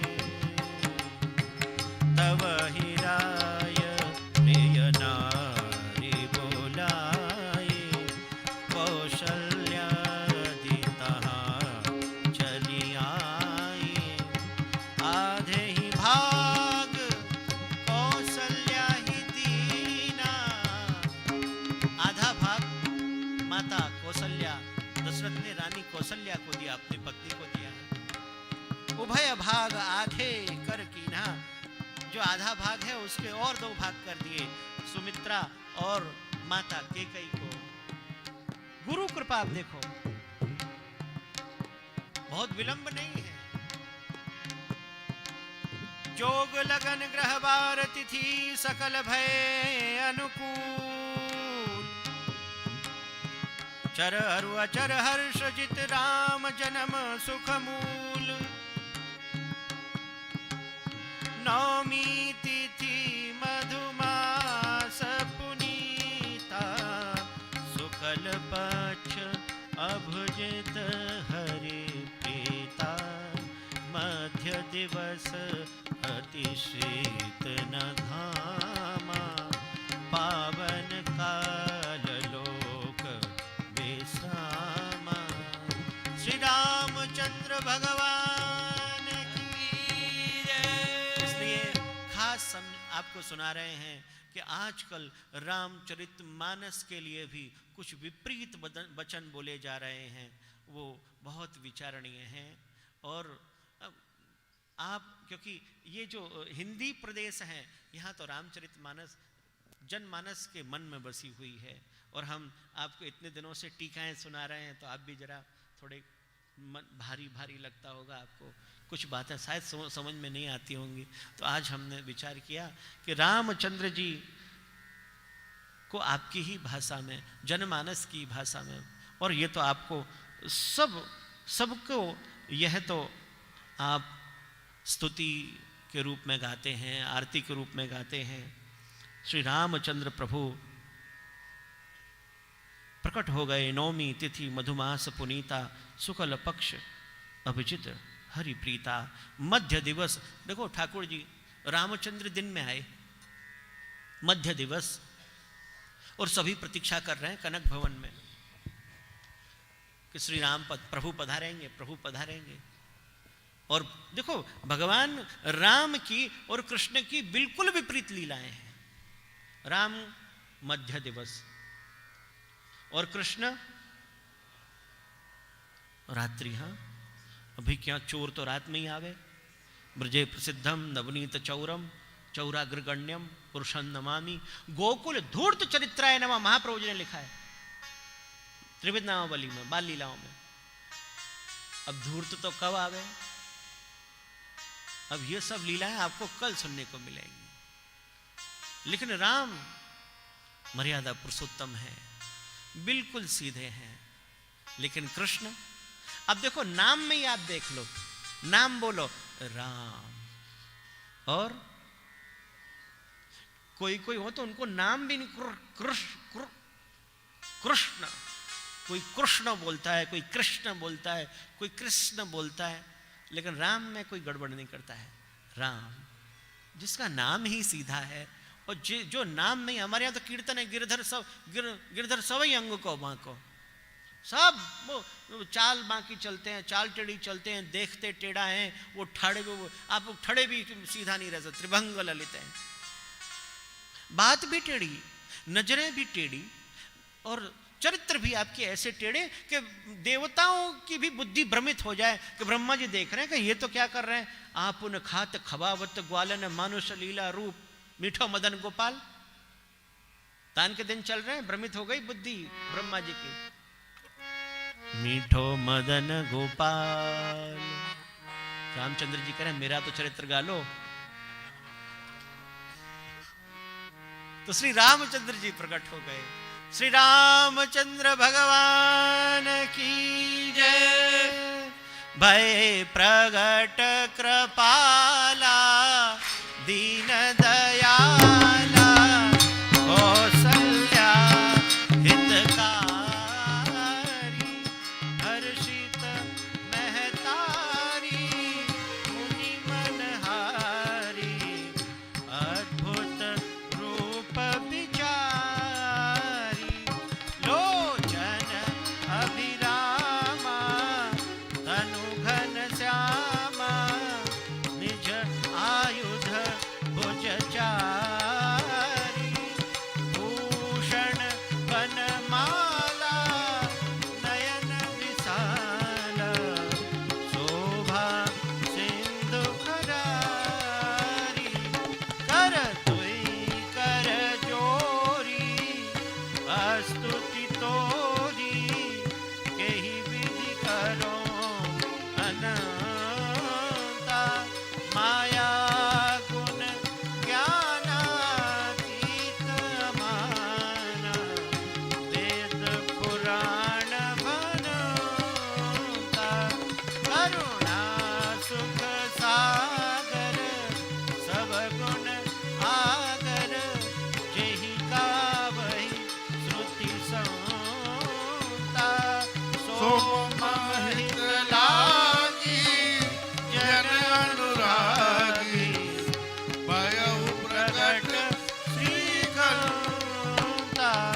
ब्रह्मांड निकाया निर्मित माया रोम रोम प्रतिवेद कहे मम पुर सोवासी यह उपहासी सुनत धीर मति धीर न रहे उपजा जब ज्ञाना मुस्काना चरित बहुत विधि कीन चाहे कही कथा सुहाई मातु बुझाई यही प्रकार श्रुत प्रेम गए माता तुमि बोली सोमति डोरी तजहु तात यह रूपा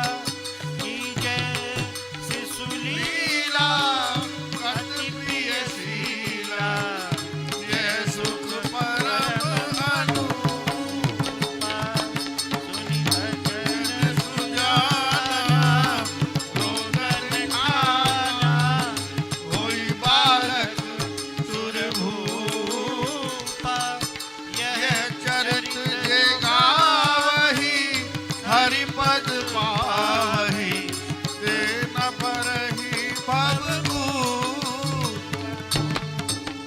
विप्रधेनु सुर संतहित लीन मनुज अवतार निज इच्छा निर्मित तनु माया गुण गोपाल श्री रामचंद्र भगवान न की यह अन्याश्रय नहीं है। क्यों? क्योंकि रामचंद्र जी का नाम, राम की लीला श्री महाप्रभु जी ने लिख दी। श्री रामचंद्र जी का जन्म हुआ। अब रामचंद्र जी ने, अब देखो हमारे यहाँ कीर्तनों में तो जब ठाकुर जी को नींद नहीं आती है ना, तो मैया यशोदा राम की कहानी सुनाती है। कहानी के पद आते हैं, कहानी के पद है, कहानी के पद आते हैं। मैया मुझको नींद नहीं आ रही है, कहानी सुनाने, तो यशोदा जी कौन सी कहानी सुनाती हैं? रामलीला सुनाती हैं। और ठाकुर जी सुनते हैं, नित्य के पदों में आता है। और एक दिन तो क्या हुआ, जब श्री यशोदा मैया जब कहानी सुना रही हैं और प्रभु को इतना आवेश आ गया, लक्ष्मण मेरा धनुष कहाँ है? बलराम जी कहे कि दादा प्रभु ये तो आप भूल गए। नंद नंदन एक कहूँ कहानी, नंद नंदन एक कहूँ कहानी। रामचंद्र राजा दशरथ के जनक सुता या के घर रानी। नंद नंदन एक कहूँ कहानी। ये कीर्तन है। और जसुमति सुत पल का पोढ़ावे, एरी मेरो सब दिन को बिछरो, यों कही के मधुरेश्वर गावे। कीर्तन प्रमाण है, कीर्तन कोई कवि की कल्पना नहीं है। हमारे तो ये पांचवा वेद है, पंचम वेद है। कीर्तन तो अनुभूति का प्रकार है, साक्षात लीला के दर्शन करके अष्टसखाओं ने गाया है। सुन सुत एक कथा कहूँ प्यारी। ठाकुर जी को कथा सुनावे ना, और ठाकुर जी करें हाँ हाँ हाँ, ऐसा हूँ करें। नंद नंदन मन आनंद उपजो, रसिक शिरोमणि देत हुंकारी। हुंकारी दे रहे हैं। हाँ लाला, एक राम हते कि हाँ मैया। दशरथ नृप जो हते रघुवंशी, तिनके प्रकट भय सुतचारी। तिनमें राम एक व्रतधारी, जनक सुता ताके घर नारी। तात वचन सुत राज तजो है, भ्राता सहित चले बनवारी। धावत कनक मृगा के पाछे, राजीव लोचन केल बिहारी। रावण हरण कियो, सीता को सुन नंद नंदन नींद निवारी। जैसे ही मैया सुना रही है कि लाला राम की जो पत्नी है सीता जी, तो सीता जी का हरण रावण ने कर लिया। इतने में भगवान की नींद टूट गई, बिल्कुल नींद टूट गई। प्रभु सजो गए हैं। तब रावण हरण कियो, सीता को सुन नंद नंदन नींद निवारी। परमानंद दास लिख रहे, परमानंद प्रभु रटत चाप कर, लक्ष्मण दे जननी भ्रम भारी। भगवान करें लाओ मेरे धनुष बाण का है, और बलराम जी करें प्रभु, और यशोदा जी सोच रहे हैं कि ये क्या हो रहा है, क्या हुआ। लाला मैया क्या, फिर दाऊ जी समझा, मैया तू कहानी ऐसे प्रेम से समझाओ तो आवेश आ जावे, हो आवेश आ जावे। आपकी वाणी में ही ऐसी मधुरता है यशोदा मैया कि देखो ना हमारे लालन तो राम बन गए। ऐसी अद्भुत लीला श्री राम की लीला है। श्री रामचरित्र वल्लभ की वाणी में बहुत ही संक्षेप में है, परंतु अक्षरशः श्री महाप्रभु वल्लभाचार्य आप आज्ञा कर रहे हैं। एक एक नाम कौशलेन्द्रो प्रमाणात्मा, सेव्यो दशरथात्मजः, लक्ष्मणो भरतश्चैव, शत्रुघ्नो व्यूढ़ विग्रह। 4 भाई हैं, दशरथात्मज राम, लक्ष्मण, भरत, शत्रुघ्न। विश्वामित्र प्रियोदांत ताड़का वध मोक्षद। देखो रामलीला शुरू हो गई। विश्वामित्र जी पधारे, श्री राम लक्ष्मण को आप पधरा करके ले गए, ताड़का का वध कर दिया। वायव्यस्त्राब्धि निक्षिप्त, मारीचश्च सुबाहुहा, वृषध्वज धनुर्भंग, प्राप्त सीता महोत्सव। धनुष भंग किया। हाँ, पहले उससे पहले मारीचश्च सुबाहुहा, वृषध्वज धनुर्भंग, प्राप्त सीता महोत्सव। सीता जी के साथ श्री राम का विवाह। सीतापति भृगुपति, गर्भ पर्वत नाशक, अयोध्यास्थ महाभोग, युक्त लक्ष्मी विनोदवान प्रभु सीतापति बने। अयोध्या में आप विराज रहे हैं। फिर वैराग्य बोधको अनन्य, सात्विक स्थान बोधक, अहिल्या दुखहारी च। क्योंकि कैसे हैं भगवान, कई वाक्य करता च, पितृवाक परिपालक। श्री राम रघुकुल रीत सदा चली आई, प्राण जाए पर वचन न जाई। श्री महाप्रभु लिख रहे हैं, महाप्रभु की वाणी में आप रामायण सुनो। कई वाक्य करता च, पितृवाक परिपालक। पिता दशरथ के वाक्य का परिपालन किया। गिरधर जी के 120 वचन हैं, और अन्य कुछ आचार्यों ने ऐसी भावनाएं बताई हैं कि देखो रामचंद्र जी ने 4 पुष्ट लीला की। एक तो शिला रूप जो कौन है, अहिल्या, उसको आपने चरण स्पर्श करके, चरण के स्पर्श करा करके उसका उद्धार किया।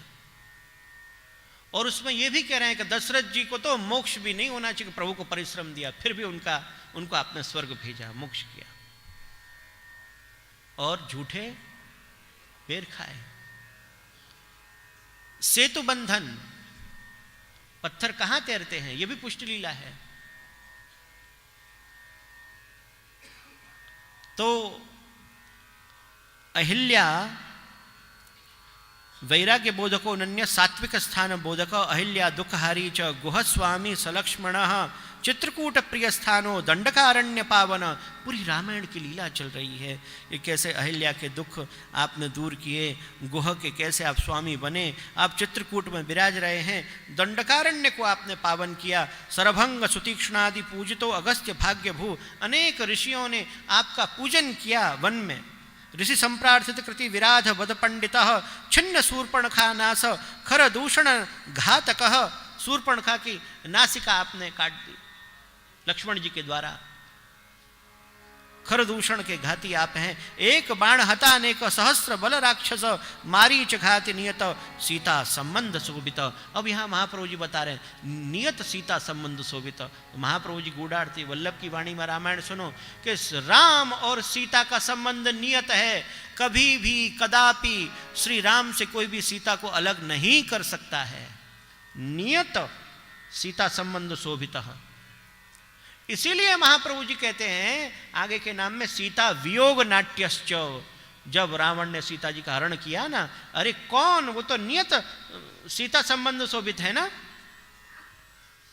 आप इन जब नामों को पढ़ो और इन नाम की आप जब टीकाएं पढ़ो तो आनंद आ जाए। नियत सीता संबंध शोभित। क्योंकि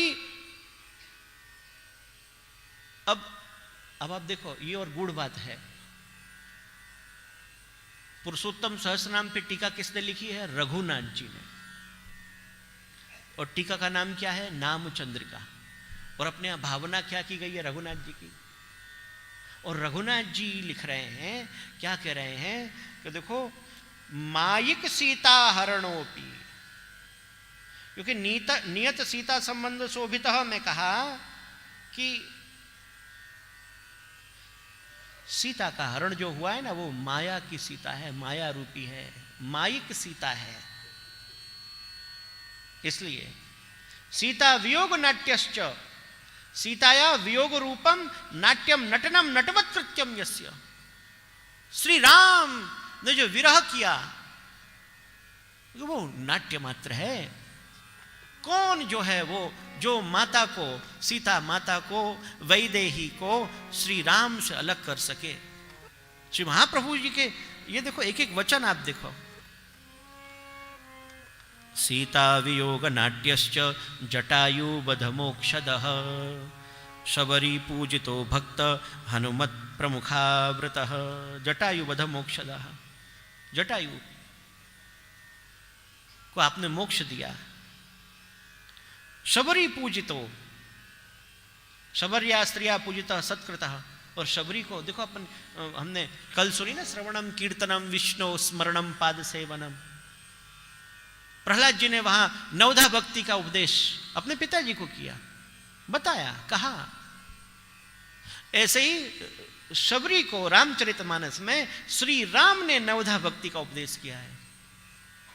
प्रथम भगति संतन कर संगा, दूसरी मम रति कथा प्रसंगा।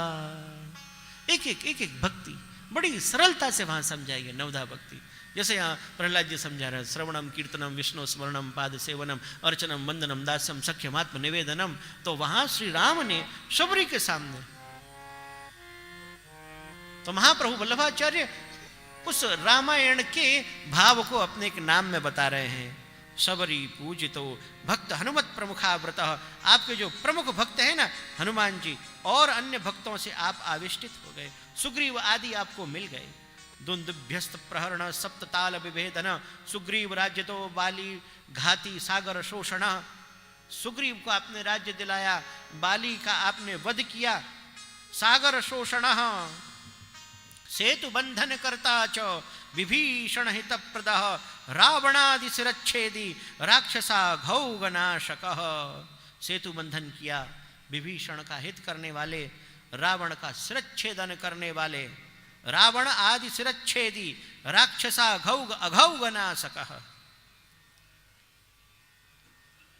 सीता अभय प्रदाता च पुष्पक आगमनोत्सुक। सीता जी को अभय प्रदान किया। पुष्पक विमान से आप कहाँ आए? अयोध्या। अयोध्याधिपति अत्यंत सर्वलोक सुखप्रद। अब वहां एक कुछ मतभेद है, कोई और कुछ मानते हैं, लेकिन एक और यहां पुष्टि लीला है कि आपने समस्त अयोध्या वासियों को आप स्वर्ग ले गए, समस्त अयोध्या वासियों को आप अपने साथ ले गए। तो ये भी पुष्टि लीला है, इसको भी पुष्टि लीला में ही समझो। अपने समस्त, तो अब ये महाप्रभु जी की वाणी में समस्त रामायण का भाव यहां आया। तो हम श्री वल्लभ को वंदन करते हैं कि आपने सूक्ष्म में हमें संपूर्ण रामायण की कथा यहाँ कह दी। और फिर तो देखो महाप्रभु जी ने कुछ लिखा ही नहीं है, केवल मथुरापुर निर्माता सुकृतज्ञ स्वरूपदा जनक ज्ञान गम्यश्च ऐलांत प्रकट श्रुति हयहयांत करो रामो दुष्ट क्षत्र विनाशक सोम वंश हितैकात्म यदुवंश विवर्धन। यहाँ 9वां स्कंद समाप्त और 10वां स्कंद का आरंभ। कृष्ण कन्हैया लाल की। अब जब महाप्रभु जी ने कुछ ज्यादा वर्णन नहीं किया तो हम क्यों करें? हम तो महाप्रभु जी के अनुसार चल रहे हैं ना। नहीं तो है, बहुत वर्णन है, लेकिन पता नहीं क्यों, क्या महाप्रभु जी की कृपा है कि रामलीला आपने विस्तार से कही, खूब विस्तार से कही यहां। तो यहां रामचंद्र, क्योंकि सूर्यवंश का वर्णन, अब जब चंद्रवंश का वर्णन कर रहे हैं सुखदेव जी परीक्षित को कि इस वंश में ये हुए, और कहा परीक्षित इसी चंद्रवंश में भगवान प्रकट हुए। तो जब चंद्रवंश की लीला का वर्णन आया तब राजा परीक्षित ने कहा कि प्रभु श्री ठाकुर जी चंद्रवंश में प्रकट हुए हैं, तो आप कृपा करके मुझे उनकी कथा विस्तार से कहिए। तो यहां 9वें स्कंद का हम समापन करते हैं, अब 10वें स्कंद का आरंभ। अब बस थोड़ी ही देर है, आप घड़ी न गिने, घड़ी न देखें, अब वो घड़ी आ गई है जिस घड़ी की प्रतीक्षा हम कर रहे हैं। अगर घड़ी देख करके आप घर जा रहे हैं, उस घड़ी को फोड़ दो, वो फोड़ दो, बाद में आप मटकी फोड़ दो, क्योंकि भगवान रामचंद्र जी मर्यादा वाले हैं, ठाकुर जी तो तोड़ फोड़ी करें। और भगवान तो ऐसे हैं जिसको, अब बाल लीला है, जिसको न तोड़ सके ना उसको भ्रष्ट कर दें। और उसमें जो बड़ा मटका है, कोई बहुत बड़ा मटका, अब ठाकुर जी उसको नहीं तोड़ पा रहे हैं तो क्या कराते उसमें? माखन चोरी लीला में वर्णन है ये कि समझो कि बहुत बड़ा मटका है, ठाकुर जी के हाथ बड़े सुकोमल छोटे छोटे, अब उसको तोड़ नहीं पा रहे हैं तो क्या कराएंगे उसमें? क्या कराए हैं जी? पत्थर फेंका है? लाकड़ी से तोड़ा है तो हाथ से। देखो ग्वाल वाल आज बोल रहे हैं, आज वाणी प्रकट हुई है, बड़ा आनंद है। आप ऐसा कर रहे हैं, हाथ से तोड़ा है, पत्थर से तोड़ा है, कि लकड़ी से तोड़ा है, कि अब कोई कह रहा है गोले से तोड़ा है। देखो आज हमें तो ऐसे संकेत दिख रहे हैं। देखो आप लोग आज कथा में सम्मिलित हुए, बड़ा आनंद है, कम से कम बोल तो निकले। माई हरि जो के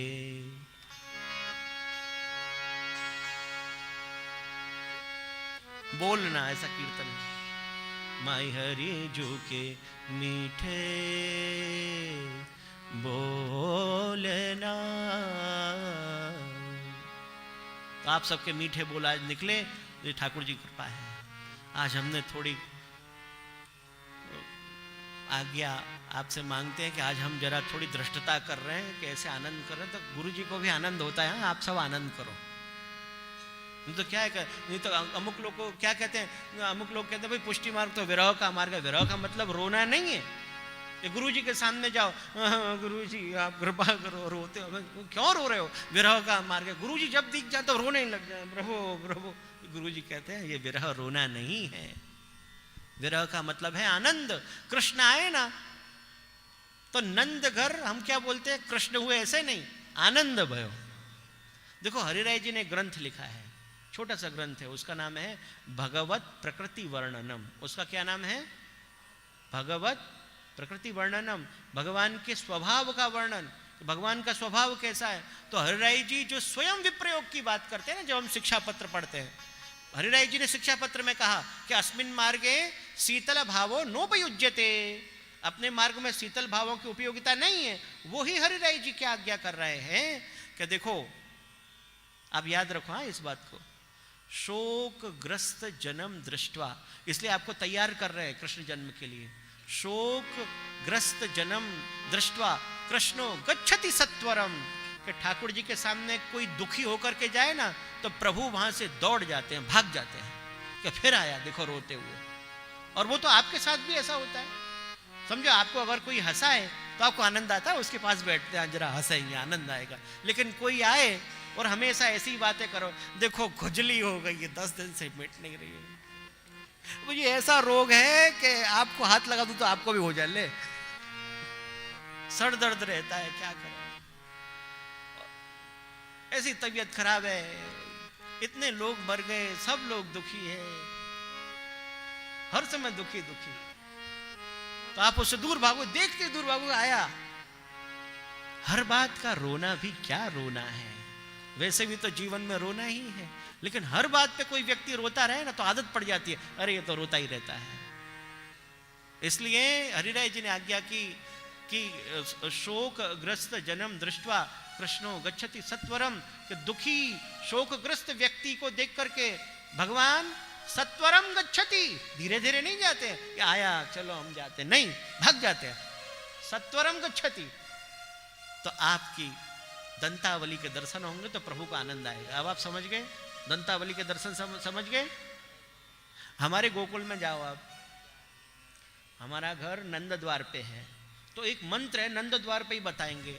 तो वहाँ के जो पुरोहित होते हैं जो दर्शन कराने के लिए लाते हैं, इन सबको भी मालूम है, ये भी गोकुल के। तो नंद द्वार पे एक ही मंत्र है कि आप गोकुल में हैं, आप गोकुल में हंसिए, बोलो आ हा हा हा हा हा, सब लोग आ हा हा करने लग जाते हैं। तो हम लोग तो अपने घर में सुन करके वैसे ही आ हा हंसते रहते हैं। आप गोकुल में हैं, हंसिए, आ तो शोकग्रस्त जन्म दृष्टवा अब नंद घर आनंद होगा। आपको हंसी आए, आपको आनंद आए, तब नंद घर आनंद आए। तो अब हम 10वां स्कंद आरंभ करें। तो सर्वप्रथम हम गुरुदेव के चरणों में प्रणाम करते हैं कि आपकी आज्ञा लेकर के अब हम 10वां स्कंद आरंभ कर रहे हैं। 10वां स्कंद आरंभ करने से पहले उसके प्रकरण विभाग बहुत शीघ्रता से देख लेते हैं। हाँ, देखो हम रोज मंगलाचरण बोलते हैं, नमामि हृदय से लीला क्षीराब्धिसायनम। ये जो 2 कारिका हैं श्री महाप्रभु जी की, ये 10वां स्कंद का मंगलाचरण है। ये क्या है? 10वां स्कंद का मंगलाचरण है। तो आप समझो, नमामि हृदय से लीला क्षीराब्धिसायनम लक्ष्मी सहस्र लीला भी से विमानम कलाने थे।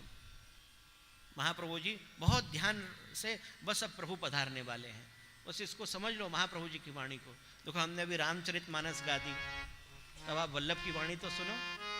तो नमामि हृदय शेषे नमामि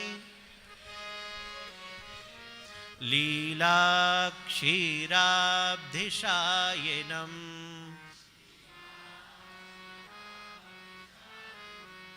लक्ष्मी सहस्रलीलाभि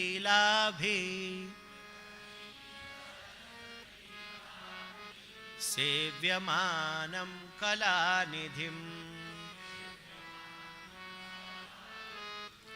चतुर्भिश्च चतुर्भिश्च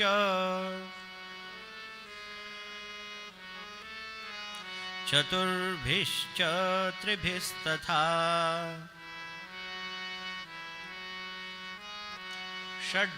षड्भिर्विराजते योऽसौ पंचधा हृदय मम। अब देखो, नमामि हृदय शेषे लीला क्षीराब्धिसायनम, जो लीला रूपी क्षीर सागर में आप शयन कर रहे हैं। आप शयन का मतलब प्रभु का सोना नहीं है, शयन कर गए, नहीं।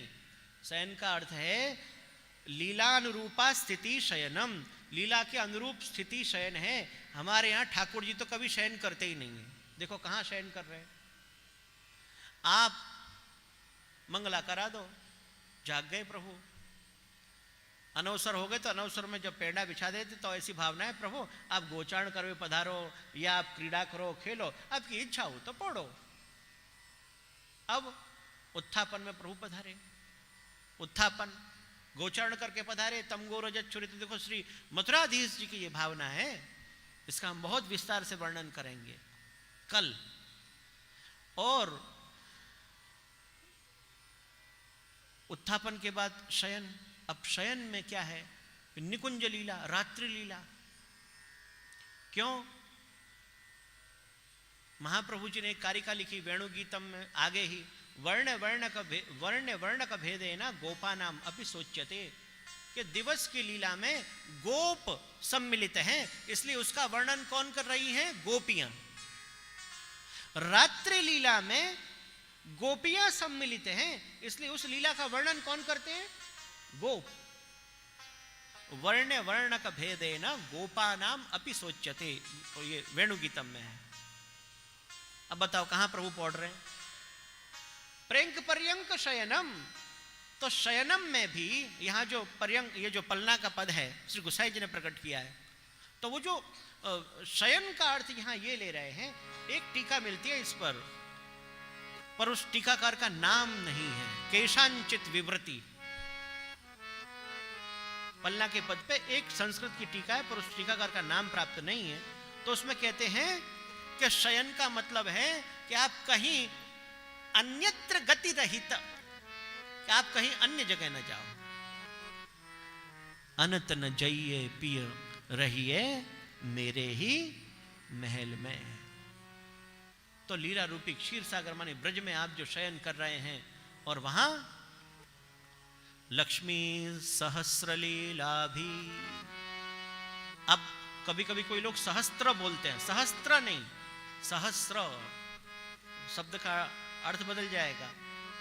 अस्त्र, और अस्त्र के साथ वो हो जाएगा सहस्त्र, अस्त्र सह।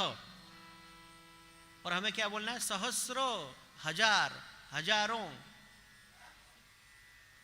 लक्ष्मी जैसी गोपियां वहां हजारों हैं, ऐसी स्वामिनियों से, स्वामी जियों से आप सेवित हैं। अब एक प्रश्न है, वहां टीकाकारों ने भी प्रश्न उपस्थित किया है। अरे महाप्रभु जी तो एक एक शब्द का ध्यान रखने वाले हैं, और संस्कृत में भी एक कहावत है कि अर्धमात्रा लाघवेन पुत्रोत्सवम मन्यन्ते वैयाकरणाः, कि आदि भी मात्रा का अगर लाभ हो तो वैयाकरणी जो होता है वो पुत्र की तरह उत्सव मनाते, जैसे उसका पुत्र उत्पन्न हुआ हो। यहां महाप्रभु जी ने 2 बार लीला क्यों कहा? 2 बार लीला आता है ना, नमामि हृदय से लीला क्षीराब्धिशायनम लक्ष्मी सहस्र लीला। समझे? तो वहां टीकाकार कह रहे हैं एक लीला तो सामान्य लीला है, और दूसरी लीला है विशेष लीला। अब इसका प्रकार कल देखेंगे। तो ऐसा भी अर्थ किया है, नहीं तो आप भी विचार करो कि 2 बार लीला क्यों कहा? हाँ, अब ये पंक्ति हो गई, ये कारिका हो गई। इसके बाद संपूर्ण दशम स्कंद का प्रकार जब महाप्रभु जी बता रहे हैं, चतुर्भिश्च चतुर्भिश्च चतुर्भिश्च त्रिभिश्च तथा षड्भिर विराजते योसौ पंचदा हृदय मम। ऐसे करो। मुझे तो एक छोटे से बच्चे ने ये समझाया कि देखो ऐसे वो बच्चे सिखाते हैं हमको, कभी कभी बच्चे सिखा जाते हैं।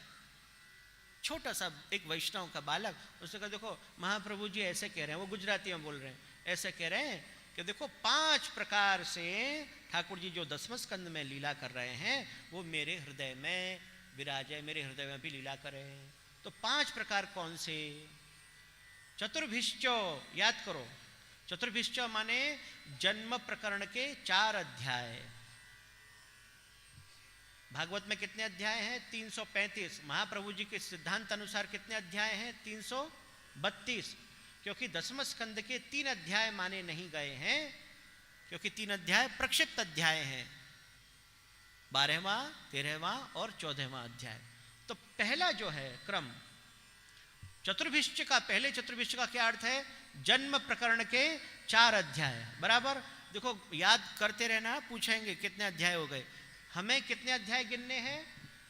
87, 87 अध्याय गिनने हैं। 90 अध्याय हैं दसम स्कंद में, पर महाप्रभु जी ने कितने माने हैं? 87। चतुर्भिश्च अर्थात जन्म प्रकरण के 4 अध्याय। तो एक चतुर्भिश्च हो गया, जन्म प्रकरण के 4 अध्याय। दूसरा चतुर्भिश्च आया, चतुर्भिश्च चतुर्भिश्च। दूसरा चतुर्भिश्च है तामस प्रकरण के 4 उप प्रकरण। तामस प्रकरण में 4 उप प्रकरण हैं। प्रमाण, प्रमेय, साधन और फल, ये याद रखें। तो इन चारों उप प्रकरण में 7-7 अध्याय से भगवान लीला कर रहे हैं। तामस प्रमाण प्रकरण में 7 अध्याय, यह भी बताया कि 7 ही अध्याय क्यों, इसका कारण क्या है। तब कहते हैं कि ऐश्वर्य, वीर्य, यश, श्री, ज्ञान, वैराग्य और धर्मी, इस भाव से भगवान 7 अध्याय से लीला कर रहे हैं। तो सुबोधनी जी ध्यान से समझना, नहीं समझ में आए आप पूछ सकते हो। चतुर्विश्च माने जन्म प्रकरण के पहले 4 अध्याय, दूसरा चतुर्विश्च माने तामस प्रकरण के 4 उप प्रकरण, उसमें 7-7 अध्याय हैं 4 उप प्रकरण में। प्रमाण, तामस प्रमाण प्रकरण, तामस प्रमेय प्रकरण, तामस साधन प्रकरण, तामस फल प्रकरण, सब में 7-7 अध्याय हैं। 7-7-7-7 तो कितने अध्याय हुए? 28। तो पहले जन्म प्रकरण के कितने अध्याय हैं? 4, और 4 और 28 कितने हो गए? बिल्कुल, आप सब यहां बड़े पढ़े, और कोटा तो पढ़ने लिखने में भारत में सबसे आगे है, ये तो भूल ही गए। तो चतुर्भिश्च चतुर्भिश्च चतुर्भिश्च, तीसरा चतुर्भिश्च आया, तो इसमें राजस, तामस और फिर राजस प्रकरण के 4 उप प्रकरण, बराबर। उसमें भी प्रमाण, राजस प्रमाण प्रकरण, राजस प्रमेय प्रकरण, राजस साधन, राजस फल, उसमें भी 7-7 अध्याय। तो कितने अध्याय हुए? 28। 28 और कितने हो गए हैं? 60 हो गए ना? कोई पीछे से कुछ और मत है? 60 हो गए, बराबर। तो चतुर्विश्च जन्म प्रकरण के 4 अध्याय, दूसरा चतुर्विश्च 28 अध्याय, तामस प्रकरण के प्रमाण, प्रमेय, साधन, फल, फिर तीसरा चतुर्विश्च राजस प्रकरण के भी 28 अध्याय। अब आया अब चतुर्विश्च चतुर्विश्च चतुर्विश्च त्रिभी, चौथी लीला है कौन सी? सात्विक प्रकरण जो है उसमें प्रमाण प्रकरण नहीं है, क्योंकि सात्विक भक्तों को प्रमाण की अपेक्षा नहीं है, इतना याद रखो। तो उसमें 3 प्रकार आएंगे, सात्विक प्रमेय प्रकरण, सात्विक साधन प्रकरण और सात्विक फल प्रकरण। समय आई तो कितने अध्याय हो गए इसमें? इसमें कितने अध्याय हुए? 21 हुए, 21 हुए। तो कितने हैं? 60 और 21 81। तो चतुर्भिश्च जन्म प्रकरण के 4 अध्याय, दूसरा चतुर्भिश्च तामस प्रकरण के प्रमाण, प्रमेय, साधन, फल के 28 अध्याय, तीसरा चतुर्भिश्च राजस प्रकरण के 28 अध्याय, जिसमें प्रमाण, प्रमेय, साधन, फल के 7-7 अध्याय। फिर त्रिभी माने 3, सात्विक भक्तों को प्रमाण की आवश्यकता नहीं है, इसलिए क्या है? प्रमेय, साधन और फल। कितने हो गए? 81। चतुर्भिश्च चतुर्भिश्च चतुर्भिश्च त्रिभिस्तथा, 4 लीला हो गई। फिर है षड्भी, षड्भी माने गुण प्रकरण अथवा धर्म प्रकरण भी कह सकते हैं। भगवान के कितने गुण हैं? 6 गुण हैं। ऐश्वर्य, वीर्य, यश, श्री, ज्ञान, वैराग्य, वो गुण प्रकरण में 6 अध्याय हैं, इसलिए कहा षड्भी। तो कितने अध्याय हो गए? 87 हो गए। तो चतुर्भिश्च चतुर्भिश्च चतुर्भिश्च त्रिभिस्तथा षड्भिर्विराजते योऽसौ पंचधा हृदय मम। अब जो 5 प्रकार से जो 10वें स्कंध में लीला कर रहे हैं, अब वो 5 प्रकार की कौन सी लीला है? जन्म प्रकरण की लीला, तामस प्रकरण की लीला, राजस प्रकरण की लीला, सात्विक प्रकरण की लीला, बराबर। ठीक है, जन्म प्रकरण, तामस प्रकरण, राजस प्रकरण, सात्विक प्रकरण और फिर गुण प्रकरण। ऐसे कितने अध्याय हो गए?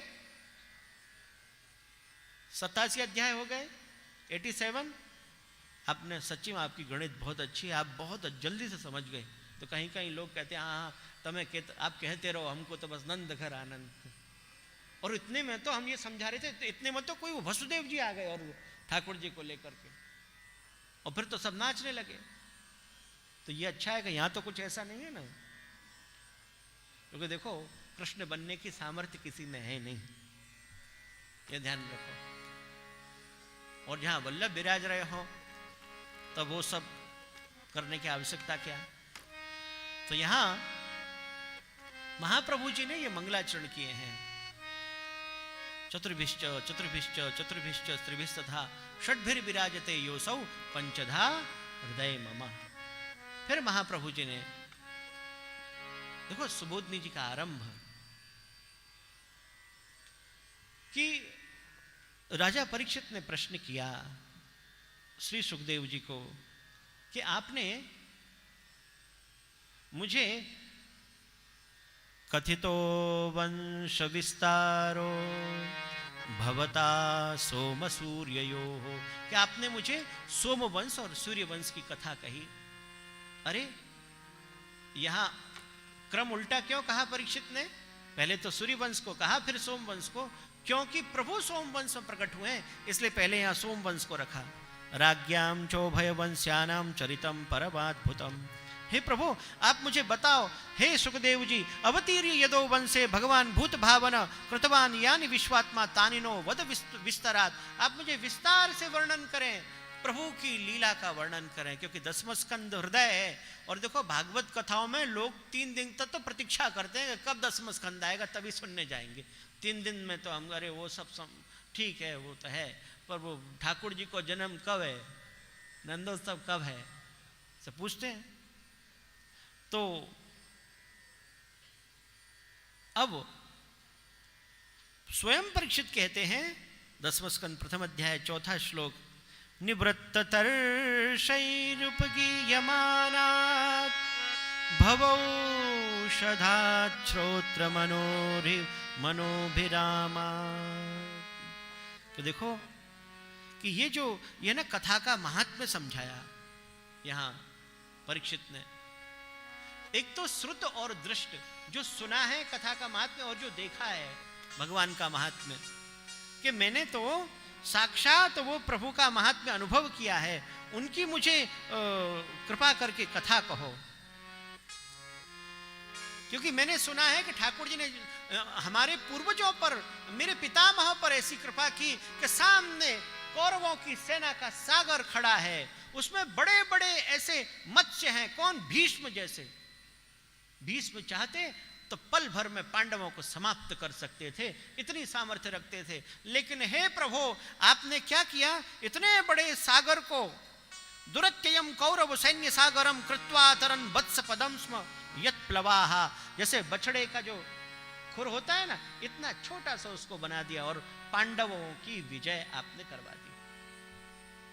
पहले तो कृष्ण के महात्म्य को कह रहे हैं कि कौन मुझे कथा कहो, और वो प्रभु का अनुभव मैंने भी किया है कि माता के गर्भ में वो अनुभव मुझे भी हुआ।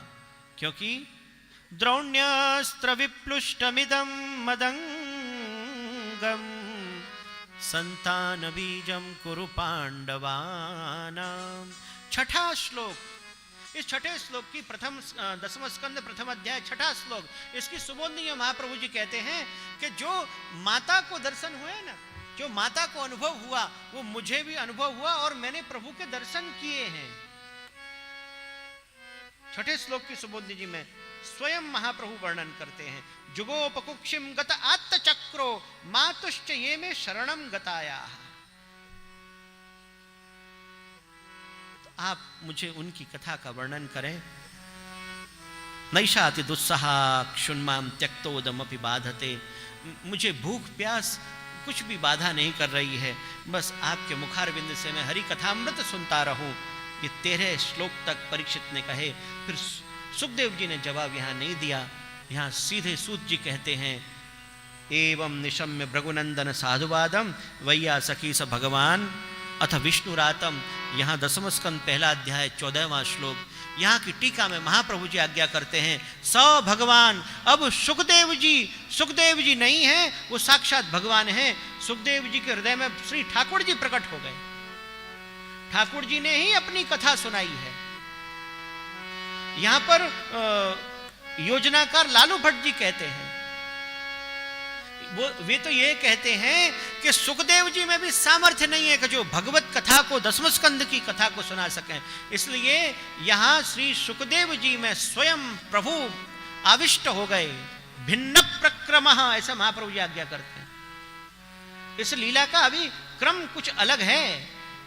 ये लीला हृदय की लीला है, दसम स्कंद हृदय है। तो यहां स भगवान, ये व्यास पुत्र सुखदेव जी, न तो अब सुखदेव हैं न अब ये शंकर हैं, क्योंकि वस्तुतस्तु सुखी महादेव, सुखो महादेव। अब तो यहां साक्षात भगवान ही प्रकट हो गए अपनी कथा कहने के लिए।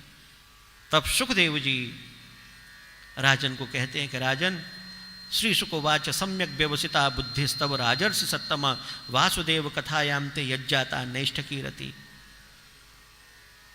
राजन, कथा का आरंभ कहां से किया कि भूमि पर ऐसे अधर्मी राजा हो गए, दैत्यों जैसे। भूमि दुखी हुई और भूमि गाय का रूप धारण करके ब्रह्मा जी के पास गई।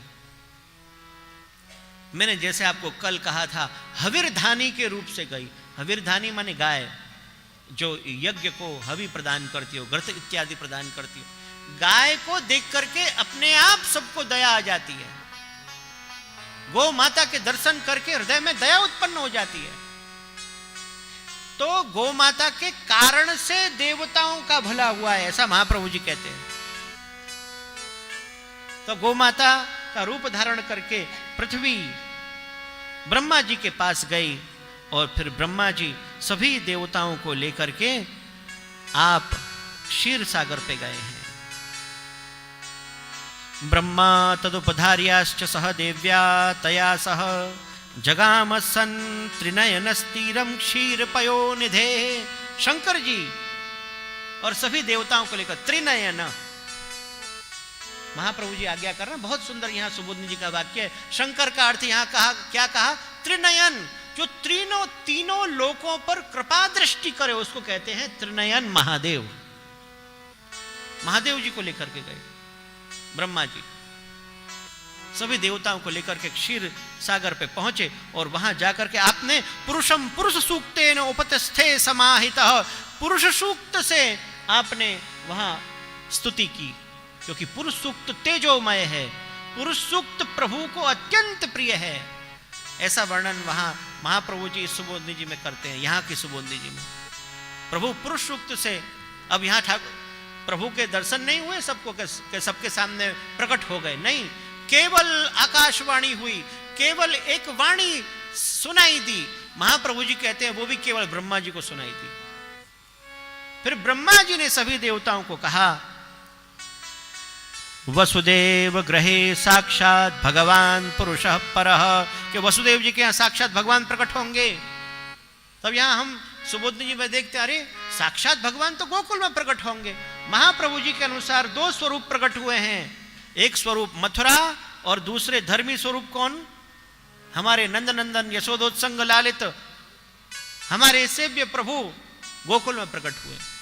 तो वसुदेव ग्रहे साक्षात पुरुषः भगवान पुरुषः पर जनिष्यते तत्प्रियार्थम संभवन्तु सुरस्त्रियः, आप प्रकट हो जाओ।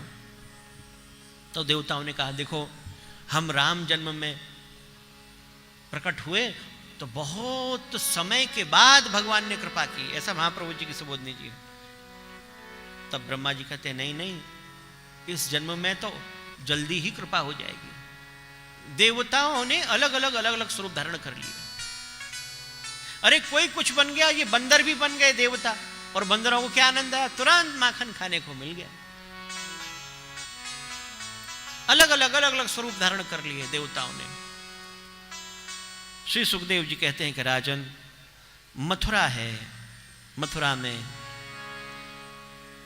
शूरसेनो यदुपतिर्मथुरामावसन् पुरीं मथुरान् शूरसेनाश्च विषयान् बुभुजे पुरा उग्रसेन सुतः कंसः।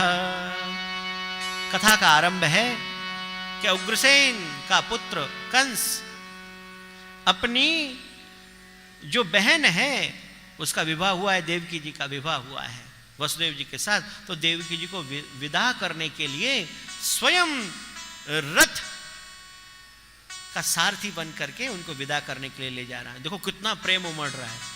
लेकिन जब अपने पर बात आते ना, एक आकाशवाणी होगी ना, सब प्रेम नष्ट और देवकी जी को मारने तक की बात आ जाएगी।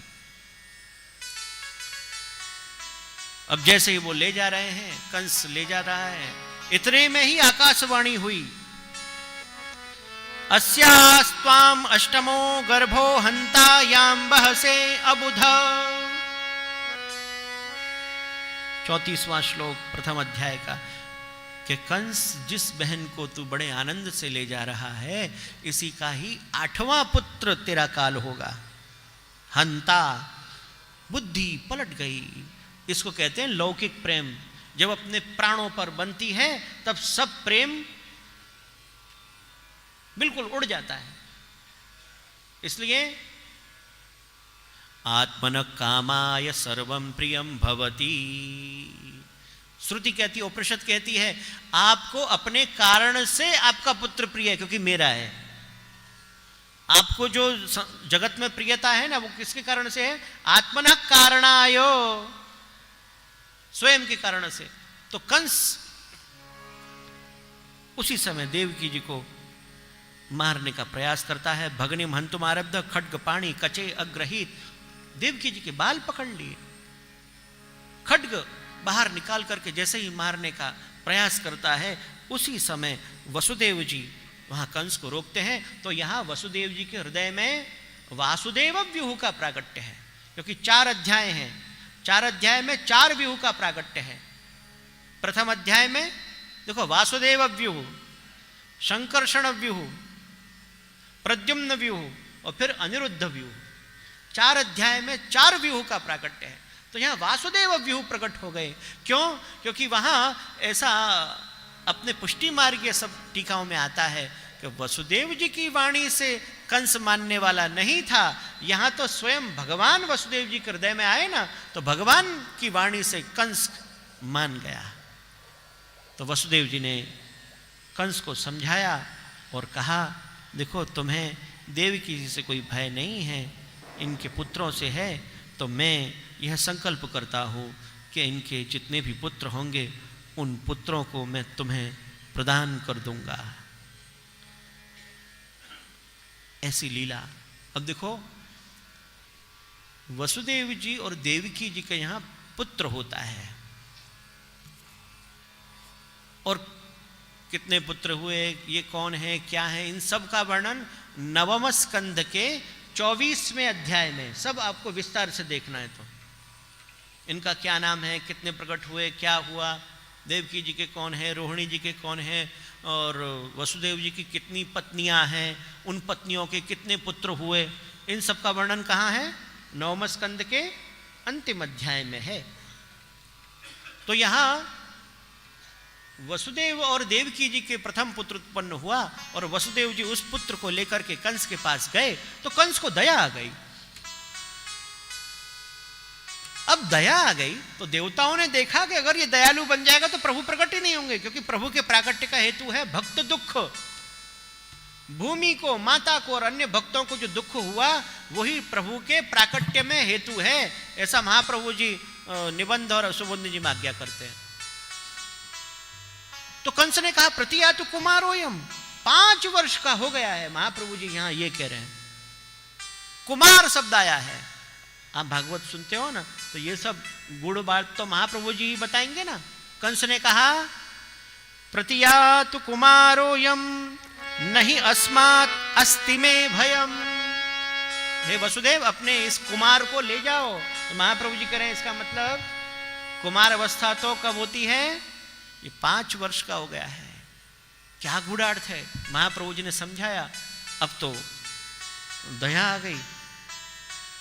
अब यहां नारद जी ने कंस को समझाया कि देखो, पता नहीं कि 8वां गर्भ कौन सा हो जाए, कुछ मालूम नहीं है, कुछ मालूम नहीं है। इसलिए कंस की बुद्धि फिर से फिर गई, और देवकी जी के 6 पुत्रों का वध कंस द्वारा हुआ। ये 6 पुत्र कौन हैं? 6 पुत्रों का क्या प्रकार है? उसका भी वर्णन सुबोधनी जी में बताया है। और देखो वो उत्तरार्ध में भी इसका एक बार और वर्णन आएगा कि जब देवकी मैया कृष्ण को कहेंगे आप तो अगर भगवान हो तो मेरे उन 6 पुत्रों को मुझे एक बार दर्शन कर, एक बार मुझे दे दो। उत्तरार्ध में 10वें स्कंद में आता है वर्णन। तो पीत शेष गदाव्रतः, महाप्रभु जी कहते हैं कि वहां श्री ठाकुर जी का अधरामृत का पान करके उन 6 का उद्धार हो गया। समझ में आई? देखो अभी ठाकुर जी का इनको अधरामृत नहीं मिला, क्यों? क्योंकि ये सब बड़े पुत्र है ना, 6 पुत्र, इसलिए पीत शेष गदाव्रत। ठाकुर जी का अधरामृत कब मिलेगा? जब ठाकुर जी अष्टम पुत्र रूप में प्रकट होंगे, प्रभु इनको पुनः बुलाएंगे। तो मैया देवकी ने उनको अपना दुग्धपान कराया। तो सुखदेव जी ने भी वहां कहा, और महाप्रभु वल्लभाचार्य कहते हैं देखो प्रभु का अधरामृत पिया ना, पीत शेष गदाव्रतः, उनका उद्धार हुआ। तो ये 6 कौन है? तो यहां देखो ये 6 गुण हो गए, बराबर, ऐश्वर्य वीर यश्री ज्ञान वैराग्य। अब आप कहोगे 6 गुण समझ में आए। अब 7वें कौन आए देवकी मैया के गर्भ में? स्वयं शंकर्षण, स्वयं शंकर्षण पधारे हैं। सप्तमो वैष्णवं धाम यमनन्तं प्रचक्षते, गर्भो बभूव देवक्या हर्ष शोक विवर्धनः। द्वितीय अध्याय 5वां श्लोक। सप्तमो वैष्णवम धाम यम अनंतम प्रचक्षते, भगवान अनंत शंकर्षण प्रभु। अब आप देखो अगर शंकर्षण प्रभु प्रकट हो जाए और कंस उन्हें मारने का प्रयास करना तो दाऊ जी नहीं चलाते हैं। दाऊ जी को तो क्रोध आ जाए, वहीं कंस को समाप्त कर दें और कृष्ण लीला कहेगा अभी प्रभु कहां से लीला आरंभ हो, कंस को वहीं समाप्त। इसलिए भगवान ने योग माया को आज्ञा दी। योग माया से कहा गच्छ देवी ब्रजम भद्रे गोप गोभि अलंकृतम रोहिणीम वसुदेवस्य भार्यास्ते नंद गोकुले, कि नंद के गोकुल में रोहिणी जी हैं जो वसुदेव जी की भार्या हैं। अब आप कहोगे अरे ये देवकी जी हैं, रोहिणी जी हैं, तो अन्य और कौन कौन सी है? हाँ, इसलिए मैंने कहा कि 24वें आप अध्याय में देखें, वहाँ लिखा हुआ है। तो देखो वसुदेव जी के प्रमुख पत्नियों के नाम बताऊं, हाँ, और अलग कितनी होंगे ये मालूम नहीं है। 9वां स्कंद 24वां अध्याय श्लोक नंबर 45वां। वसुदेव जी के माने और कृष्ण की कौन कौन सी माता हैं? पौरवी, रोहिणी, भद्रा, मदिरा, रोचना, इला, देवकी, प्रमुखा, आसन, पत्नियां आनक दुंदुबे। कितनी पत्नी हो गई? पौरवी, रोहिणी, भद्रा, मदिरा, ये सब प्रभु की माताएं हो गई। अब कौन से कौन पुत्र उत्पन्न हुए इसका भी वर्णन कर दिया है। बलम गदम सारणम च दुर्मदम विपुलम ध्रुवम वसुदेवस्तु रोहिण्याम कृतादीन उदपादयत। तो मैया रोहिणी के भी बलराम जी हैं और देवकी जी के भी बलराम जी हैं, ये ध्यान रखें। देवकी जी के भी बलराम जी हैं। तो इसलिए यहां विस्तार से वर्णन किया गया है। तो 7वें जो हैं अनंत स्वरूप भगवान शंकर्षण। अब 7वां, अब देखो जो धर्मी तो 7वें धर्मी हो गए। तो महाप्रभु जी ने यहाँ की सुबोधनी जी में आज्ञा की है कि कृष्ण कौन है जो धर्मी से भी पर है। अब आप देखो कृष्ण कौन है। एते चांस कला पुंस कृष्णस्तु भगवान स्वयं। ऐश्वर्य वीर्य यश श्री ज्ञान वैराग्य धर्मी, यहां करके अपनी संख्या समाप्त हो जाती है। महाप्रभु जी कह रहे हैं कि ये धर्मी से भी पर हैं जो भगवान प्रकट होने वाले हैं कृष्ण। तो योग माया को आज्ञा की नहीं कि आप जठरे देवक्या जठरे गर्भम, मेरे शेष स्वरूप को आप रोहिणी जी के गर्भ में रोहिण्या उदरे सन्निवेशय। तो श्री रोहिणी जी के यहाँ गोकुल में देखो अभी बलदेव छठ गई है ना, श्री दाऊ जी का प्राकट्य हुआ और दाऊ जी यहां विराजते हैं। मालूम है ना आपको? श्री दाऊ दयाल की जय। दाऊ जी ब्रज के राजा हैं। संकर्षण स्वरूप, संकर्षण व्यूह का प्राकट्य। अब जो तृतीय स्वरूप है देवक्याम प्रद्युम्न, देवकी जी में प्रद्युम्न है। वो समय आ गया जन्माष्टमी की अर्धरात्रि को जो 8.5 श्लोक बोले जाते हैं। आप श्री यहां विराज रहे हैं। आप श्री के सानिध्य में ऐसा आनंद और कब मिले। हम बस उन 8.5 श्लोकों का पाठ करते हैं और फिर प्रभु के अवतार को।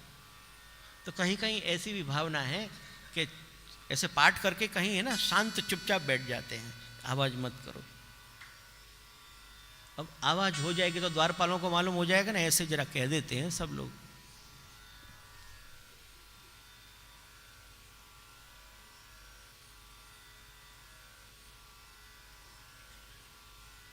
बिल्कुल सब शांत हो गए। हाँ, किसी को खांसी भी आई उसने दवा ली।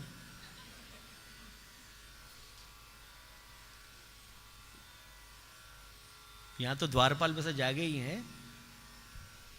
तो ऐसे बड़े कुछ बड़े अनूठे अपने यहां प्रकार हैं। उनकी भाव भावनाएं बड़ी सुंदर हैं। तो इन 8.5 श्लोकों का हम पाठ करते हैं,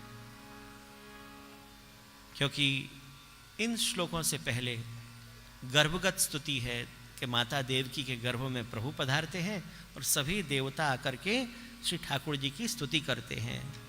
सत्यव्रतम सत्यपरम त्रिसत्यम सत्यस्य योनिम निहितं च सत्ये सत्यस्य सत्यम व्रत सत्य नेत्रम सत्यात्मकम त्वां शरणं प्रपन्नाः। सत्य स्वरूप, आप सत्य स्वरूप हैं। अब कोई भक्त सुने गोपी कहे करे ठाकुर जी और सत्य बोले, अरे वो तो झूठ ही बोलते हैं जब देखो तब। और देवता करें सत्य, आप सत्य पर सत्यम परम धीमहि, सत्य स्वरूप है। आपको मालूम है ना कुम्भनदास जी पहला ही कीर्तन अपना ऐसा है, पुष्टि मार्ग का, पुष्टि साहित्य का ये पहला कीर्तन समझ लो आप। कुम्भनदास जी जब श्री महाप्रभु की शरण में आए तो महाप्रभु जी ने कहा अरे कछु कीर्तन सुनाओ। तो कौन सा कीर्तन प्रकट हुआ? सांझ के सांचे बोल तिहारे, सांझ के सांचे बोल तिहारे। प्रभु आप संध्या को जब आवनी के समय आते हैं ना, हाँ हाँ गाय सब हटक हटक, हाँ गोकुल की गली सब सा करी काहू सो हाँ करी काहू सो ना करी। ठाकुर जी जिससे हाँ बोलते हैं समझ जाओ उससे ना, जिससे ना बोलते हैं उसको आवन कह गए अजहू नाये पिय सबनी सबीति मोह गिन गिन तारे। आवन कह गए अजहू न आए पिय सबनी से बीती मोह गिन गिन तारे। परंतु है सत्य स्वरूप, बिल्कुल सत्य स्वरूप है। तो देवताओं ने स्तुति की भगवान की। अब वो समय आ गया जिस समय की प्रतीक्षा समस्त ब्रज को थी, देवकी जी वसुदेव जी को थी, समस्त भक्तों को थी। तो ये 8.5 श्लोक का हम पाठ करते हैं। ऐसे नियम तो 3 बार पाठ करने का है। अब यहाँ 3 बार पाठ करोगे तो सबको जरा धैर्य छूट जाएगा। तो इसलिए एक ही बार आप श्री की आज्ञा लेकर के हम पाठ करते हैं। श्री शुक उवाच अथ सर्वगुणोपेतः कालः परमशोभनः यर्हेवाजनजन्मर्क्षं शान्तर्क्षग्रहतारकं दिशः प्रसेदुर्गगनं निर्मलोडुगणोदयं महीमङ्गलभूयिष्ठ पुरग्रामप्रजाकरा नद्यः प्रसन्नसलिला हृदा जलरुहश्रियः द्विजालिकुलसन्नाद स्तबका वनराजयः ववौ वायुः सुखस्पर्शः पुण्यगन्धवः शुचिः अग्नयश्च द्विजातीनां शान्तास्तत्र समिन्धत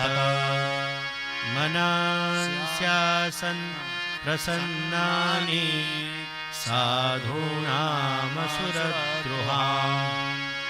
जायमाने जले तस्मिन् नेदुर्दुन्दुभयो दिवि जगुः किन्नरगन्धर्वाः तुष्टुगुः सिद्धचारणाः विद्याधर्यश्च नमृतुः अप्सरोभिः समं तदा मुमुचुर्मुनयो देवाः सुमनांसि मुदान्विताः मन्दं मन्दं जलधरा जगर्जोरनुसागरम् निशीथे तम उद्भूते जायमाने जनार्दने देवक्यां देवरूपिण्यां विष्णुः सर्वगुहाशयः आविरासीत् यथा प्राच्यां दिशिन्दूरिव पुष्कलः श्री बालकृष्ण लाल की जय। अब आप कहोगे ठाकुर जी प्रकट हो गए, हमको तो मालूम नहीं हुई। यही पुष्टि लीला है, कृष्ण कब आ जाए मालूम नहीं पड़ो, कब पधार जाए मालूम नहीं पड़े। तो इन 8.5 श्लोकों में भगवान के आगमन के समय जो ग्रह नक्षत्रों की स्थिति, काल परम शोभायमान हो गया, नदियों में प्रसन्नता छा गई, नदियों का सलिल शुद्ध हो गया। रात्रि में ही द्विजाली कुल सन्नादस्तबका वनराजयः, उन कमल के पुष्पों पर भ्रमर आ गए, सर्वत्र प्रकृति में आनंद छा गया। वबौ वायु सुख स्पर्श, कैसी वायु बह रही है, शीतल मंद सुगंध, ये सब ठाकुर जी की सेवा करने के लिए आ गए, क्योंकि कालो भगवदीय ऐसा कहा गया है। काल भगवदीय है तो भगवान की सेवा करने के लिए आ गया। हे प्रभु बस आपकी मुझे सेवा मिले। वायु भी भगवदीय है, वबौ वायु सुख स्पर्श, तो प्रभु आप जब जब लीला करेंगे तो अलौकिक वायु हो जाती है। त्रिविध वायु कही गई है, शीतल मंद सुगंध, वबौ वायु सुख स्पर्श पुण्यगंध वह शुचि, अग्नयश्च द्विजातीनां शांतास्तत्र समन्धतः। देखो अग्नि जहाँ जहाँ शांत हो गई, अपने आप प्रकट हो गई। और सबसे बड़ा लक्षण कि मुनियों के, साधुओं के, संतों के, वैष्णवों के मन प्रसन्न हो गए। जब आपका अचानक अहेतुक अकारण आपका मन प्रसन्न हो जाए ना, तो समझ जाओ कि प्रभु की कृपा हो गई, क्योंकि प्रभु आनंद रूप हैं। मनांसी आसन प्रसन्नानि साधूनाम असुरद्रुहाम। किन्नर गंधर्व स्तुति करने लगे, सिद्धचारण विद्याधरी अप्सराएं नृत्य करने लगी, देवताओं ने पुष्प वर्षा की, मंदम मंदम जलधरा, वहां धीमी धीमी वर्षा होने लगी, क्योंकि बादल है ना वो ठाकुर जी के सखा हैं। वेणु गीत में ऐसा वर्णन है, सख्युर व्यधात स्वपुषाम बुध आतपत्रम, कि मेरे सखा आ रहे हैं तो जैसे अपनी बूंदे नहीं ये पुष्प वर्षा कर रहे हैं। उसी समय निशीथे तमोद्भूते जायमाने जनार्दने, देवक्याम, और विष्णु रूपिण्याम भी है, देवरूपिण्याम भी है, देवक्याम विष्णु रूपिण्याम, देवक्याम देवरूपिण्याम विष्णु सर्वगुहाशयः, आविरासीत यथा प्राच्याम दिशिंदु रिव पुष्कलः। श्री बालकृष्ण लाल की जय, श्री मथुराधीश की जय, कृष्ण कन्हैया लाल की जय, श्री गिरिराज धरण की जय, श्री गोवर्धन नाथ की जय। प्रभु चतुर्भुज स्वरूप से भी प्रकट हुए। ऐसा दिव्य चतुर्भुज स्वरूप।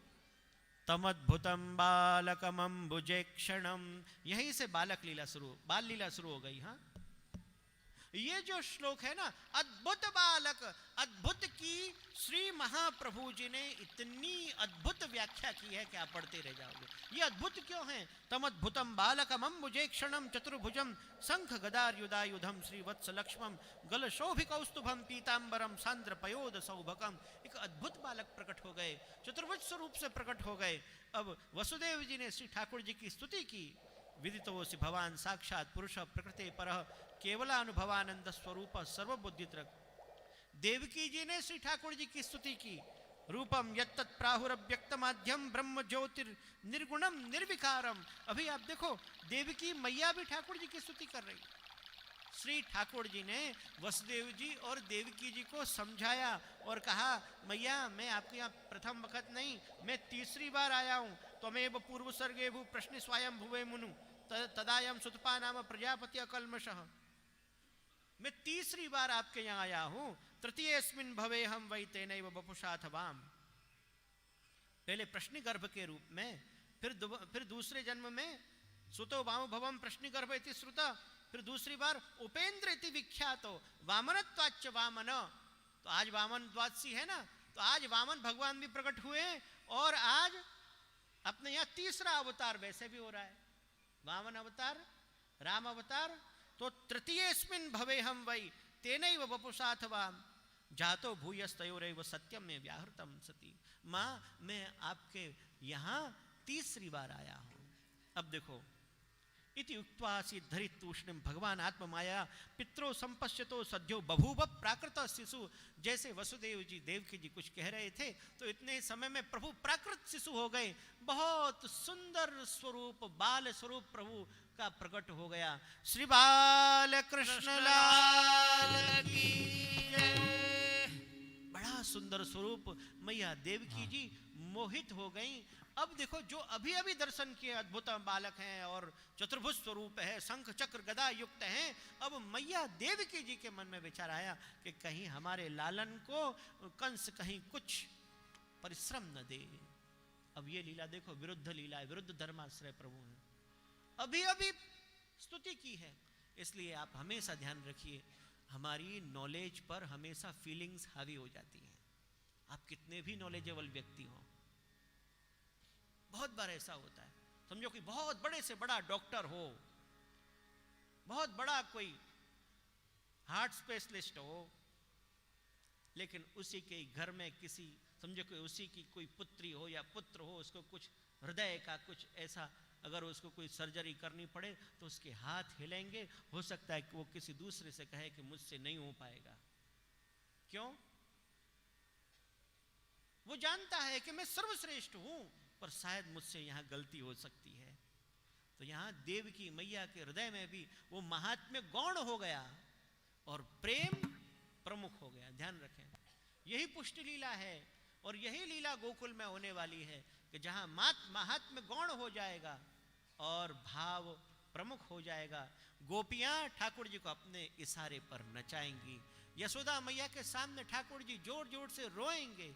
यशोदा मैया के सामने बार बार प्रभु माखन की कामना करेंगे, याचना करेंगे। वो गोपियों के घर घर जाकर के प्रभु ठुमक ठुमक नाचेंगे। छछियावर छाछ पर प्रभु अभी नाचने वाले हैं। इसलिए ये पुष्टि लीला है। महात्म्य जहाँ गौण हो गया, देवकी जी ने कहा कि प्रभु को गोकुल पधरा करके ले जाओ। अब जैसे ही वसुदेव जी ने वहाँ तैयारी की, ततश्च सौरिर्भगवत् प्रचोदितः सुतम समादाय ससूतिकाग्रहा। ये भगवत आज्ञा भी थी, भगवत इच्छा भी थी कि मुझे गोकुल आप पहुंचा दो। तो यहां श्री वसुदेव जी प्रभु को लेकर के बाहर पधारे तो अपने आप ये अनिरुद्ध अर्थात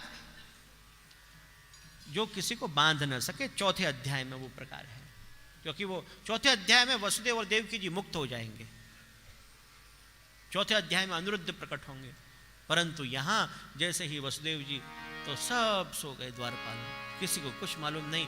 श्री यमुना किनारे आए, यमुना जी में तो ऐसा प्रवाह आ गया है। मघो निवर्सत्य सकृत्य मानुजा गभीरतो यौघजवोर्मिफे नीला भयानका वर्तशताकुला नदी मार्गम ददौ सिंधुरिव श्रियः पते भगो निवर्सत्य सकृत्य यमानुजा। अब देखो यम की अनुजा ऐसा कह दिया क्योंकि ठाकुर जी को कोई परिश्रम नहीं पड़े, क्योंकि यमराज सबको परिश्रम देते हैं। तो यहाँ तो ऐसे भयानक आपका ऐसा कैसे स्वरूप हो गया। लेकिन हमारे यहाँ ब्रजवासी इसका अलग ही प्रकार से अलग ही गुणगान करते हैं कि अरे यमुना मैया को तो ऐसा आनंद आ गया कि प्रभु पधार रहे हैं तो इनके क्यों ना चरण स्पर्श कर लो। अब आपको हम बता दें, कर्णावल हम जाते हैं ना, कर्णावल श्री मथुराधीश प्रभु का जो प्राकट्य स्थल है और श्री महाप्रभु जी की बैठक जी है ही, बस कर्णावल बैठक के पास से ही वहां कोयला घाट है, कोयलो। कर्णावल बैठक के बिल्कुल आप बाहर निकलोगे, थोड़ा चलोगे ना तो चल करके वही स्थान आ जाएगा कि जहां से वसुदेव जी ने प्रवेश किया यमुना जी में। तो ऐसे ब्रजवासी कहते हैं कि कोयलो कोयलो करे पुकार, कि वसुदेव जी के कंठ तक जल आ गया और कहने लगे कोयलो कोयलो ब्रजवासियों की ऐसी भावना है। तो ठाकुर जी ने अपने चरणारविंद नीचे कर दिए और यमुना जी ने चरण स्पर्श कर दिए और फिर प्रभु को मार्ग दे दिया। श्याम सुंदर श्री यमुने महारानी की नदी मार्गम ददौ सिंधुरिव श्रियः पते। अब तो प्रभु पधारे, अब कोई स्वागत कर रहा है, लेकिन अभी यहां आप समझो यहां दूसरे स्वरूप प्रकट हो चुके हैं। कौन? महाप्रभु जी के अनुसार पुरुषोत्तमस्तु नंद ग्रह एव जात मायया सह। ये महाप्रभु जी का आप मत सुन लो कि पूर्ण पुरुषोत्तम तो कहां प्रकट हुए? मायया सह नंद भवन में प्रकट हुए, नंद भवन में प्रकट हो गए। देखिए ठाकुर जी अष्टमी को प्रकट हुए, नवम्याम चसा जाता, ये अनुजा है, योग माया छोटी बहन है, वहां प्रकट हो चुके हैं। अब ये मथुरा में प्रकट हुए वो कौन है? वसुदेव ग्रहे साक्षात। तब क्या ये भी साक्षात है, ये लोक वेद प्रसिद्ध पुरुषोत्तम है। और गोकुल के पुरुषोत्तम कौन है? लोक वेद अप्रसिद्ध जो रसिक शिरोमणे, वो जिनके लिए महाप्रभु जी का एक नाम श्री गोसाई जी दे रहे हैं, श्री कृष्ण ज्ञान दो गुरु, श्री कृष्ण ज्ञान दह। सभी टीकाकार कहते हैं सर्वोत्तम जी में श्री कृष्ण का ज्ञान देने वाले तो बहुत आचार्य हुए, महाप्रभु जी ने कौन सा विशेष ज्ञान दे दिया? तब वहां सभी टीकाकार कहते हैं गोकुलनाथ जी और अन्य सब टीकाकार, नहीं, श्री अर्थात रसिक पूर्ण पुरुषोत्तम कृष्ण का ज्ञान, निकुंज नायक प्रभु का ज्ञान तो श्री महाप्रभु जी ने ही दिया है और किसी ने नहीं। जैसे भगवान पुरुषोत्तम योग में अपने स्वरूप को बता रहे हैं, तो वो पुरुषोत्तम स्वरूप तो मथुरा में प्रकट हुए। द्वविमौ पुरुषो लोके पुरुषौ लोके क्षरश्चाक्षर एव च क्षर सर्वाणि भूतानि कूटस्थोक्षर उच्यते उत्तमः पुरुषस्त्वन्य परमात्मेति उदाहृतः यो लोकत्रयमाविश्य बिभर्तव्य ईश्वरः यस्माक्षरमतीतोऽहम् अक्षरात् अपि चोत्तमः अतोऽस्मि लोके वेदे च प्रथितः पुरुषोत्तम। जो लोक वेद में बताए गए हैं वो पूर्ण पुरुषोत्तम तो कहां प्रकट हुए? लोके वेदे च प्रथितः पुरुषोत्तम, 15वां अध्याय पुरुषोत्तम योग, वो मथुरा में प्रकट हुए। लेकिन गोकुल में कौन प्रकट हुए हैं? तो यशोदा जी के यहां भी, इसलिए अपने यहां तो कीर्तनों में नाल छेदन के कीर्तन आते हैं। अब आपको अगर भाई ये तो भावना है, लेकिन भावना भी कुछ तो होगा। अपने यहां जो कीर्तन है, तो कीर्तन अपने बड़े प्रमाण है। इसलिए नंदस्त्वात्मज उत्पन्न, नंद के आत्मज हुए, आत्मनः जायते इति आत्मज। क्यों? अगर ये नंद पुत्र न होते, यशोदा जी के पुत्र न होते, तो कभी भी श्री ठाकुर जी माया का झूठा दूध न पीते। ये भी महाप्रभु जी आज्ञा कर रहे हैं। क्यों? अगर आप ये मानो कि वो कृष्ण तो देवकी जी के प्रकट हुए और गोकुल में यशोदा जी के यहाँ तो माया प्रकट हुई, तो मैया के जो दूध आएगा वो किसके लिए है? माया के लिए। तो प्रभु माया के झूठे न रुकेंगे। सामीभुक्त समर्पणम, महाप्रभु तो अर्धभुक्त समर्पण की भी मना करते हैं और दूसरे का अधिकार लेंगे प्रभु। तो इसलिए यह मानना चाहिए यशोदा जी के यहां पहले प्रभु प्रकट हुए, यशोदोत्संग लालित प्रभु, और नवम्याम चसा जाता, नवमी को माया प्रकट हुई है। इसलिए यहां जो यशोदा जी, यशोदानंद पत्नी च जातम परम बुद्ध्यत न तल्लिंगम परिश्रांता निद्रया अपगत स्मृति। यशोदा मैया आप पौड़ गए, उन्हें यह न मालूम हुआ कि मेरे पुत्र हुआ है कि पुत्री। अब यहां वो जो स्वरूप है, अब हमें ऐसा मानना चाहिए वो धर्मी में समा गया, धर्म स्वरूप धर्मी में रह सकता है। तो यहां से वसुदेव जी कौन को ले गए? माया को ले गए। अब जैसे ही माया आती है ना तो आवाजें आने लगती हैं, है ना। तो जैसे ही माया आई तो उसके रुदन की ध्वनि को सुन करके कंस दौड़ता चला आया और देखा तो ये कन्या के रूप में है। ताम गृहीत्वा चरणयोर जात मात्रम स्वतो स्वसु सुताम, उस कन्या को लेकर के मारने का प्रयास किया। इतने में ही सा तद हस्तात समुत्पत्य सद्यो देवी अंबरम गता, अदृश्यता अनुजा विष्णु, यहां पे भी शब्द आता है विष्णु की अनुजा, कृष्ण की अनुजा, सायुधाष्ट महाभुजा, कंस के हाथ से छूट करके आकाश में गई और अष्ट महाभुजा आपकी प्रकट हो गई। आपने कंस को कहा कि मया हतया मंद जातक खलु तवांतकृत यत्र क्वबा पूर्व शत्रु माहिंसी कृपणान वृथा। तुम्हारे शत्रु तो प्रकट हो चुके हैं यहीं कहीं। तो अब यहां कंस को बुद्धि आई, उन्होंने तो वसुदेव देवी की से क्षमा मांगी। तो यहां अनिरुद्ध व्यूह, मैया देव की और वसुदेव जी को बंधन से मुक्त कर दिया कंस ने, लेकिन उन पर ध्यान रख रहा है क्योंकि उसे यह भी मालूम है कहीं मेरा शत्रु आ चुका है। अब उसने सबको बुलाया कंस ने, अपने सभी मंत्रियों को, और कहने लगा कि बस यहाँ पर जो भी बालक उत्पन्न हो उस पर ध्यान रखो। ये लीला मथुरा की। अब लीला आरंभ होती है कहाँ की? गोकुल की। यहाँ से तो ये चतुर्भिष्ट माने 4 प्रकरण, ये 4 अध्याय जन्म प्रकरण के समाप्त हुए। अब आरंभ होता है तामस प्रमाण प्रकरण, 10वां स्कंद 5वां अध्याय, पहला श्लोक।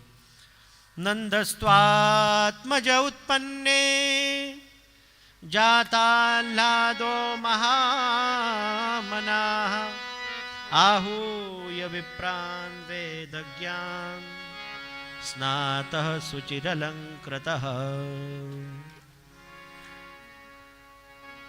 देखो ब्रज की रीति क्या है, कैसे इन ब्रजवासियों ने, आचार्यों ने, कैसे इस कथा को गाया गया। बड़े अलग अलग प्रकार से रसिकों ने गाया। कहा कि यशोदा मैया पौड़ रही हैं और ठाकुर जी यहां कह रहे हैं कि मैया मैं आ गया हूं, मेरे दर्शन तो कर। ये पुष्टि लीला है। देखो कि ठाकुर जी भक्त से कह रहे हैं दर्शन कर। तो एक भक्त कहते हैं कि वहां है ना नंद बाबा की बहन आई सुनंदा जी, और जैसे ही ठाकुर जी के दर्शन किए आनंदित हो गई। नंद के कौन हुआ? अब देखो जैसे ही गोसाई जी ने श्री महाप्रभु जी का नाम लिखना आरंभ किया तो गोसाई जी के हृदय में आनंद प्रकट हो गया। तो सबसे पहला नाम महाप्रभु जी का है, वो क्या है? आनंद। अब आनंद आ गया तो दूसरा नाम कहने की जरूरत क्या है ना, परमानंद। तब वहां सभी टीकाकार कहते हैं ये आनंद तो कैसा है? ये आनंद अक्षर ब्रह्म वाला नहीं है, ये आनंद पूर्ण पर ब्रह्म वाला है। इसलिए यहां आनंद प्रकट हुए। जैसे ही ये बात मालूम हुई। मैया यशोदा को कहा, मैया देख तेरे यहाँ तो आनंद प्रकट हुए, आनंद प्रकट हुए। नंद बाबा को ये बात मालूम हुई। नंद बाबा आनंद में आ गए, महाबना बन गए। नंदस्त्वात्मन आत्मज उत्पन्ने जाता लादो महामना, ब्रज भयो महर के पूत, जब यह बात सुनी। अब तो धीरे धीरे ये बात संपूर्ण गोकुल में, तो सबसे पहले नंद बाबा ने सभी ब्राह्मणों को बुलाया और वहां स्वस्ति वाचन पूर्वक पितृदेवार्चन करवाया। वाचयित्वा स्वस्त्ययनम जात कर्मात्मजस्य वै कारयामास विधिवत पितृदेवार्चनम तथा धेनूनां नियुते प्रादाद विप्रेभ्यः समलंकृते। विप्रों को दान दिया, गायों का श्रृंगार करके दान दिया। गायों को आनंद हुआ कि देखो गोविंद पधारे हैं। सौमंगल्य गिरो विप्राह सूतमागत बंदिनः, सभी आनंद में आ गए। कोई गान कर रहे हैं आनंद से। ब्रज को सजा दिया गया। गायों को गावो वृषा वत्सतरा हरिद्रा तैल रूषिता विचित्र धातु बरहस्रक वस्त्र कांचन मालिनः। गायों को श्रृंगार से सजाया। लेकिन जैसे ही ये बात गोपियों को मालूम हुई तो गोपियों ने अपने आप को सजा करके आत्मानम भूषयांश चक्रु, वो तो दौड़ी नंद भवन कि अरे प्रभु प्रकट हुए, प्रभु प्रकट हुए हैं, जिनकी प्रतीक्षा गोपीजन कर रही हैं। गोप्यश्चा कर्णे मुदिता यशोदाया सुतोद्भवम् आत्मानं भूषयांश्चक्रु वस्त्राकल्पाञ्जनादिभिः। अब जैसे गोपी तो नंद भवन के मार्ग पर दौड़ रही हैं, वहां तो उनके केस से पुष्प गिर रहे हैं। और जैसे ही गोपीजन गई, उन्हें भगवान के दर्शन हुए। वहां तो ठाकुर जी पलना में विराज रहे हैं। तो यहाँ है ना प्रभु, जैसे कैसे रात्रि में प्रभु पलना में महाभोग में विराज जाते हैं, पलना में प्रभु विराज गए। जैसे श्री गोसाई जी कह रहे हैं, प्रेंक पर्यंक शयनम चिर विरह तापहरम। यहां तो गोपीजनों ने दर्शन किए तो दर्शन करती रह गई कि ये तो ठाकुर प्रभु हमारे चिर विरह को दूर करने के लिए पधारे हैं। प्रभु के दर्शन करते ही आनंदित हो गए। अब वहां ग्वाल वालों को सबको मालूम है, सभी ने सुंदर सुंदर वस्त्र धारण करके आए। अब देखो ब्रज भयो महर के पूत श्री सूरदास जी को महाप्रभु वल्लभाचार्य श्री आचार्य चरण ने दशम स्कंद की अनुक्रमणिका सुनाई। और इस अनुक्रमणिका को सुनने के बाद ही सूरदास जी के हृदय में भगवत भक्ति ऐसी स्फुरित हुई कि ये प्रथम कीर्तन ऐसा प्रकट हुआ, भगवत लीला प्रकट हो गई। तो बहुत बड़ा कीर्तन है, इसमें ऐसा वर्णन है कीर्तन के माध्यम से देखें तो ग्वाल वालों को आनंद आ गया। ऐसे ऐसे वर्णन है, एक ग्वाल ने तो सारे वस्त्र निकाल दिए, इतने आनंद में आ गए। कोई ग्वाल आया तो नंद बाबा के ऐसे, अब आप देखो कुछ ना कुछ उपहार लेकर के आते हैं ना, तो ऐसा कहा जाता है, समझो कि कोई ग्वाल उपहार लेकर के आए और वो मटका नीचे गिर गया, अरे दूध फैल गयो तो अमंगल हो गयो। काय को अमंगल भयो? सावरो मंगल रूप निधान जा दिन ते हरि गोकुल प्रकटे दिन दिन होत कल्याण। सावरो मंगल रूप निधान, देखिए है अच्छा गिरा तो मंगल होता है। ब्रजवासी तो ब्रजवासी है। आपको याद है एक कथा आती है हनुमान जी की। हनुमान जी की एक कथा है कि जानकी जी एक बार मांग में अपने सिंदूर धर रही हैं। हनुमान जी वहां आए, उनकी माता ये आप क्या कर रहे हैं? उन्होंने कहा देखो इससे है ना श्री राम प्रसन्न होते हैं। यहाँ माता इतनी सी सिंदूर से श्री राम प्रसन्न हो जाए। अब तो हनुमान जी हैं। हनुमान जी के लिए वैसे कहा जाता है बुद्धिमताम वरिष्ठम। कोई बुद्धिमताम वरिष्ठम हो ऐसा कार्य कर सकता है? तो ऐसा कहा जाता है कि हनुमान जी ने फिर पूरे अंग में अब सिंदूर पोत लिया। बुद्धिमताम वरिष्ठ, हाँ ध्यान रखो, बुद्धि गौण कर दो अगर प्रभु को हंसाना है और प्रसन्न करना है तो।